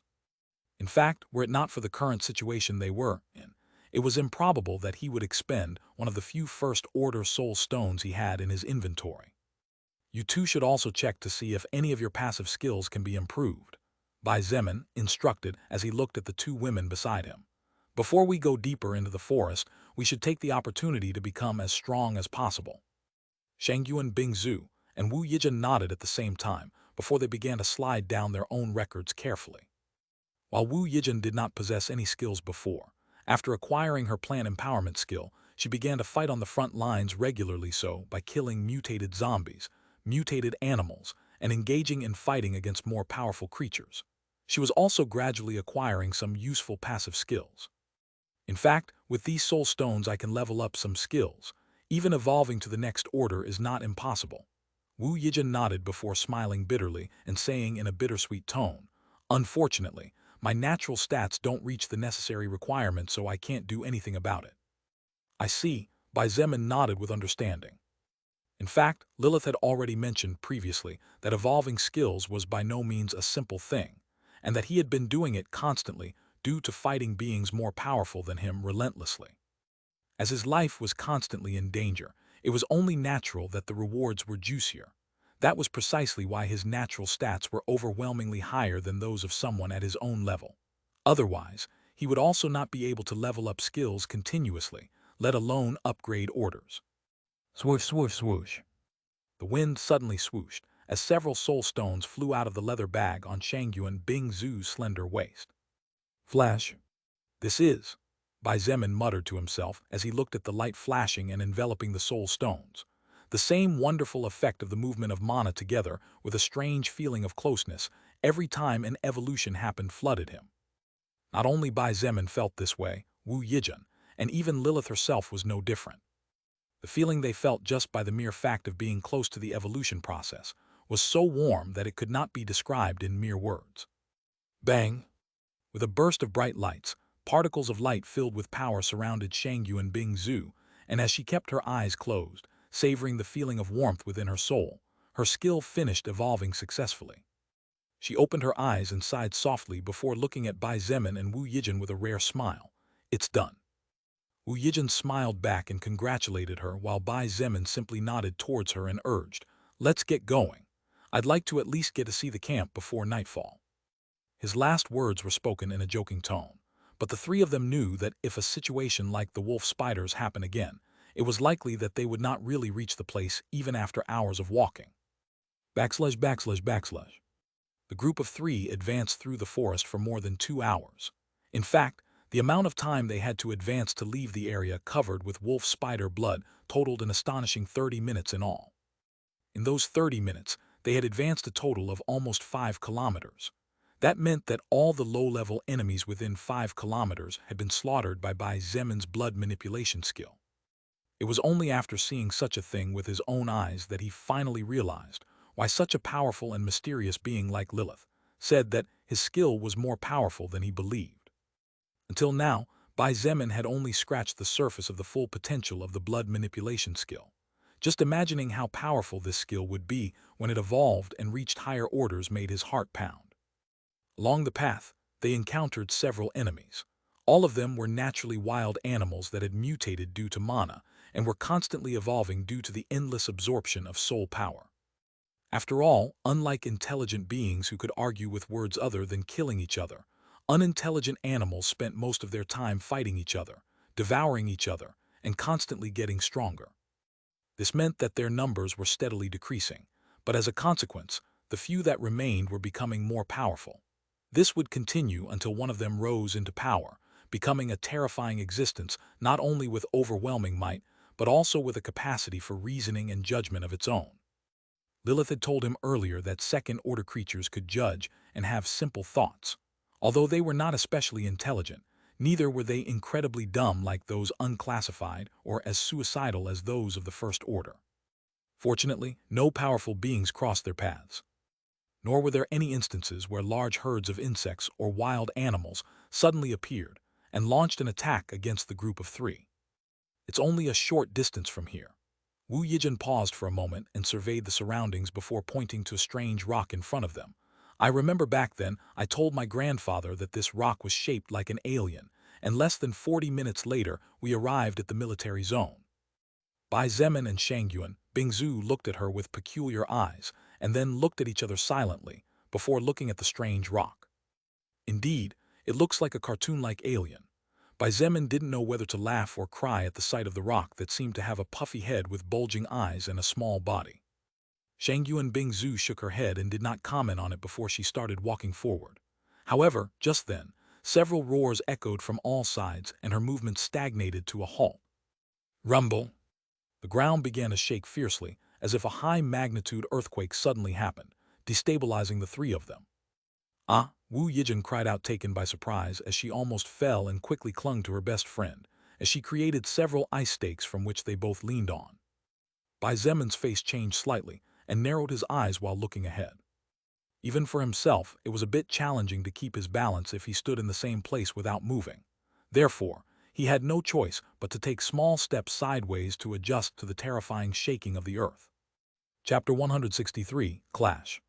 Just as they had reached what appeared to be the deep parts of the forest, an earthquake seemed to strike the earth. So much for coincidence. Bai Zemin secretly sneered and prepared to fight. In fact, it wasn't just him who thought that way. After losing her balance at first after being taken by surprise, Shangyuan Bingzu immediately recovered, and just like Bai Zemin, did she began to move with short steps and delicate jumps on the ground she was standing on. Although it was relatively more difficult for her, Wu Yijin also managed to find her balance shortly after her childhood best friend. Blood will, 21% 50%. Here they come, there are so many of them, Bai Zemin announced gravely as his second-order passive skill came into play. Shangyuan Bingzu nodded, and her eyes flashed with chilling coldness as she looked forward and stood in front of Wu Yijin to protect her in case of need. Bang bang bang bang. Not only did the ground rumble, but the surrounding giant trees were also knocked down. Some of them were even directly sent flying through the air before falling with a thunderous bang several hundred meters away. My danger sense skill didn't activate until now, so there shouldn't be a second-order existence. Bai Zemin thought silently as he drew his trusty sword from the scabbard strapped to his waist. Only a few seconds later, the enemies appeared inside of the group of three. Just as Bai Zemin had said, there were many of them. There were mutated white wolves, wolves with blue fur, mutated dogs, mutated cats. There were even meter-high ants. However, the most striking were 10 frontal charging enemies, 2 of them in particular.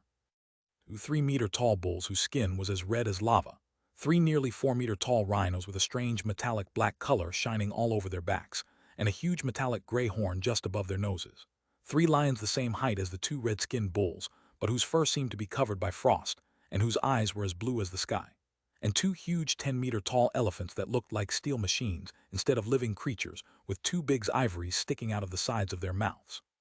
Seeing the lineup of first-order creatures, Bai Zemin secretly clicked his tongue. It was relatively easy for him to defeat them. The problem was that, except for the apparently weak fur of the 3 ice lions, the other 7 monsters seemed to be focused on strength and defense. This meant that it would be incredibly difficult for him to finish them off with a single blow. After all, the edge of his Chunyuan sword was not enough to cut through the defense of monsters clearly infinitely close to level 50. Furthermore, aside from the 10 first-order giants, there were also approximately 200 other enemies that were not weak by any means, and if they joined forces, they would be a force to be considered. I'll take care of the 200 small ones. Shangyuan Bingzu stood beside him and declared, although it is not something I like to admit, you are actually stronger. You can fight against the 10 leaders. If you finish your work first, then you help me. If I finish my work first, then I help you. How about it? Bai Zemin looked at her for a second, and it was only then that he remembered that he was not alone. That fighting alongside him was another being who could not be ignored, let alone underestimated. Someone whose talent for controlling mana was even superior to his own. I'll fight too. Wu Yijin stepped forward with determination. Although I may not be of much help, I think I'll be able to kill 2 or 3 of them. Although Wu Yijin's level was only 23 and was still even far from the first order, Her skill plan empowerment could boost her power to new heights within a forest filled with greenery like this. Therefore, even fighting against several level 24 or 25 mutated beasts without evolving would not be an impossible feat for her. Bai Zemin sheathed his sword again and nodded with a smile. Then I'll go help you quickly. Shangyuan Bingzu secretly rolled her eyes upon hearing his brazen confidence, but had no words to refute. Instead, her eyes glittered with competitiveness, and she charged forward without waiting. I spear. Her cold voice echoed in the surroundings, and with a wave of her delicate hand, 10 ice spears appeared in the air before shooting out towards 10 different enemies. Without even having crossed the first true stage of evolution, 4 mutated wolves, 3 mutated dogs, and 3 mutated cats whose specialization was agility, did not even have time to react when their heads were pierced and frozen in a cube of ice that soon spread all over their bodies. You have obtained the soul power of Dark Wolf level 23, agility plus 4. You have obtained the soul power of Speed Cat level 24, agility plus 3. You have obtained the soul power of Sabertooth Dog level 25. Shangyuan Bingzu's eyes flashed brightly as 10 messages crossed her retina in the blink of an eye. Her red lips curved into a charming smile that, unfortunately, only the beasts in front of her could appreciate. This was the first time she had fought since her evolution to First Order, and seeing that she only needed to consume half the mana she would need in the past to defeat enemies above level 20, she couldn't help but get excited. Furthermore, they were all slaughtered with a simple wave of her hands, something that even for her was hard in the past as her level had been stuck at 25 with no possibility of advancing beyond that. Wu Yijin did not stand idly around either. She opened the leather sack around her waist and took out several dozen small seeds before pointing in front of her with one hand. Catch them. At her command, the vines among the thick fodder seemed to come to life, as they crawled along the ground like snakes before coiling around the bodies of 3 mutated beasts. The creatures that exceeded level 20 roared furiously and fought with all their might, causing the Wu Yijin empowered vines, holding them back to start showing signs of breaking into pieces. Just then, the more than 40 small seeds glowed with a strong fluorescent green radiance, and under Wu Yijin's command shot out of her hand at speeds impossible for a normal living being to glimpse. Some of the empowered seeds struck the legs, back, ears, and other body parts of the mutated beasts. Blood began to spurt out seemingly uncontrollably as the creatures writhed in pain and fury. However, the monster's struggle only lasted a second, as in the next instant several more seeds streaked across the sky and pierced their heads. Although they were small, the empowered seeds were really hard and powerful, so the heads of the 3 mutated monsters were filled with holes, and their lifeless bodies fell to the ground with a thud. Bai Zemin surveyed the situation unfolding at lightning speed and thought that the 2 women would probably be fine alone. Besides, with Shangyuan Bingzu present, Wu Yijin's safety was practically assured, so he could focus on the 10 leaders of the pack of mutant beasts. The muscles in his legs tensed to the maximum as he leaned slightly down and forward. His blood began to bubble with the excitement of battle, probably an effect of his Blood Berserker unique class. Bang! With a bang that shook the earth several meters around him, and with fine cracks that stretched for nearly 10 meters in length, Bai Zemin seemed to disappear from his position. The next instant, he appeared right in front of one of the 2 robotic-looking elephants. Bai Zemin extended both arms forward, and his 2 hands clutched tightly onto the creature's 2 ivories. Boom! At the same time that the bodies of both flattened the ground, creating a large hole of several meters in diameter with them as the center. The resulting clash between the robotic-looking elephant's charge and Bai Zemin's own charge caused a thunderous blast. The shockwave destroyed the trees 200 meters around, and many mutated beasts whose constitution was weaker exploded into pieces of bloody flesh. Chapter 164, Blood Berserker's Power. Boom! The gazes of Bai Zemin and the giant robotic-looking elephant met at the same instant. Their bodies clashed. The futuristic-looking elephant stomped the ground heavily, intending to send the little ant in front of it to fly, but to its utter surprise, its strength was not enough to shake its enemy. So far, the 2 elephants whose body was covered with a strange metallic armor had always been able to send their enemies flying. Their terrifying charges represented total destruction, and anything that got in their paths was immediately overwhelmed. Both creatures were 2 little overlords in this entire forest, and even among the First Order beasts they were respected by the rest. However, one of those terrifying monsters had been stopped in its tracks without being able to advance another step. The giant elephant opened its mouth, filled with the blood of some other creature it had probably recently eaten, and roared. "Roar all you want," Bai Zemin sneered as his hair shook at his enemy's roar. Without warning, he too gave his own war roar and took a step forward, as all his muscles swelled to the maximum extent possible. The giant elephant's eyes widened in shock as he was forced to take a minuscule step backward. One of its hind legs recoiled so slightly that it was almost imperceptible, but it was something that happened. Bai Zemin smiled and took another step forward, forcing the giant beast back another short step and crushing a few unclassified mutant beasts charging from the back of the herd. The second armored elephant roared angrily as it saw one of its fellow armored elephants being forced back and changed its charging course. With a second thunderous roar that sent shockwaves capable of crushing the eardrums of a normal person, the creature lowered its head and pointed its two ivories to the front as it looked at Bai Zemin with bloodshot eyes. At the same time, the four house-sized first-order lions slowed their steps, raising a cloud of dust in the process, and charged towards Bai Zemin at the speed of a whirlwind while freezing the ground with every step they took.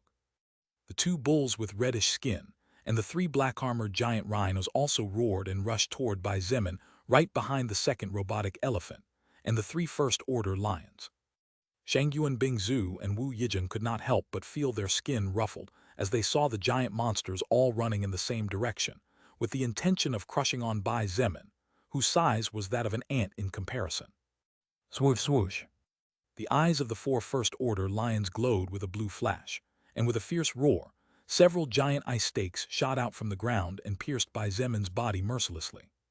Just as he was about to be wounded, the broken bronze bell flew out of his pocket and floated above his head, releasing a yellow-colored barrier. Bang, bang, bang, bang, bang. The sharp ice stakes over a meter thick hit. The barrier and slowly cracks began to spread across the protective layer that threatened to collapse under the pressure soon. Bai Zemin half-closed his eyes and held his position without moving as the barrier protected him from the ranged attacks of the first-order lions for a mere 5 seconds, before the barrier finally broke into pieces, and the broken bronze bell flew back into his pocket without power. Just then the second robotic elephant headed forward, and Bai Zemin laughed. He stopped pressing the robotic elephant he was holding tightly with both hands and activated his unstoppable front charge skill. Swoosh! His body seemed to turn into a shadow that slid across the ground and passed underneath the body of the robotic elephant that was being restrained. In just 0.01 seconds, Bai Zemin had appeared 10 meters behind it. Boom! Roar! Just then, just a split second later, there was a huge boom behind Bai Zemin and a terrifying roar that was filled with pain. It turned out that the second robotic elephant charging forward actually failed to stop its charge, as it clearly did not expect its target to disappear without a trace in such a short time. So its two brilliant ivories pierced through the apparently impenetrable armor of the first robotic elephant that Bai Zemin was contending with. But this was not all. When the first robotic elephant was deeply wounded in the abdomen by its companion of the same species, it was forced to walk to the left, and as a consequence, one of the black-armored rhinos hit it hard and sent it flying more than 20 meters forward. As for Bai Zemin, he had appeared right in front of one of the four first-order lions. The beast's blue eyes looked astonished at the sudden appearance of a shadow that grew bigger and bigger in its pupils, and just as it was about to open its mouth to bite, the enemy attack reached it. Grit your teeth well, Jungle King. Bai Zemin laughed out loud and pulled the Chunyuan sword out of its sheath as his whole body whirled like a spinning top before slashing with all his might diagonally. Boom! When the metal blade of the Chunyuan sword impacted onto the first-order lion's head, a deep bloody wound appeared. However, not even a flicker of time later, the entire head of the beast broke into thousands of pieces. The red blood and flesh of the evolved beast tainted the entire battlefield, and the now headless 3-meter body was sent flying straight backward, smashing into several trees in the process and destroying everything in its path. You have received the soul power of First Order Frost Control Lion Level 44. You have obtained plus 10 strength, plus 8 agility, plus 4 stamina, plus 4 health, plus 4 mana. If it were in normal times, Bai Zemin would definitely not be able to take out the life of the Frost Control Lion with a single attack and in such a simple manner. However, with the increased power that blood will currently granted him, as well as the 20% increased attack power from using a sword that his Blood Berserker class passively conferred upon him, the situation was different. The current him had almost 40% extra attack power. Roar! The 10 First Order beasts raged and roared in unison as they looked at him with bloodshot eyes. Bai Zemin looked at them back, and a torturous smile appeared on his lips as he stretched his hand forward and pointed at the injured elephant that was looking at him as if it wanted to devour him with its eyes. Too bad the beast had no such ability. Die, Bai Zemin declared and directly spent 100 mana points. The blood flowing from the body of the wounded robotic elephant moved in order at his command, and as if countless small threads began to cut into the flesh of the beast that soon began to run uncontrollably in tearing pain.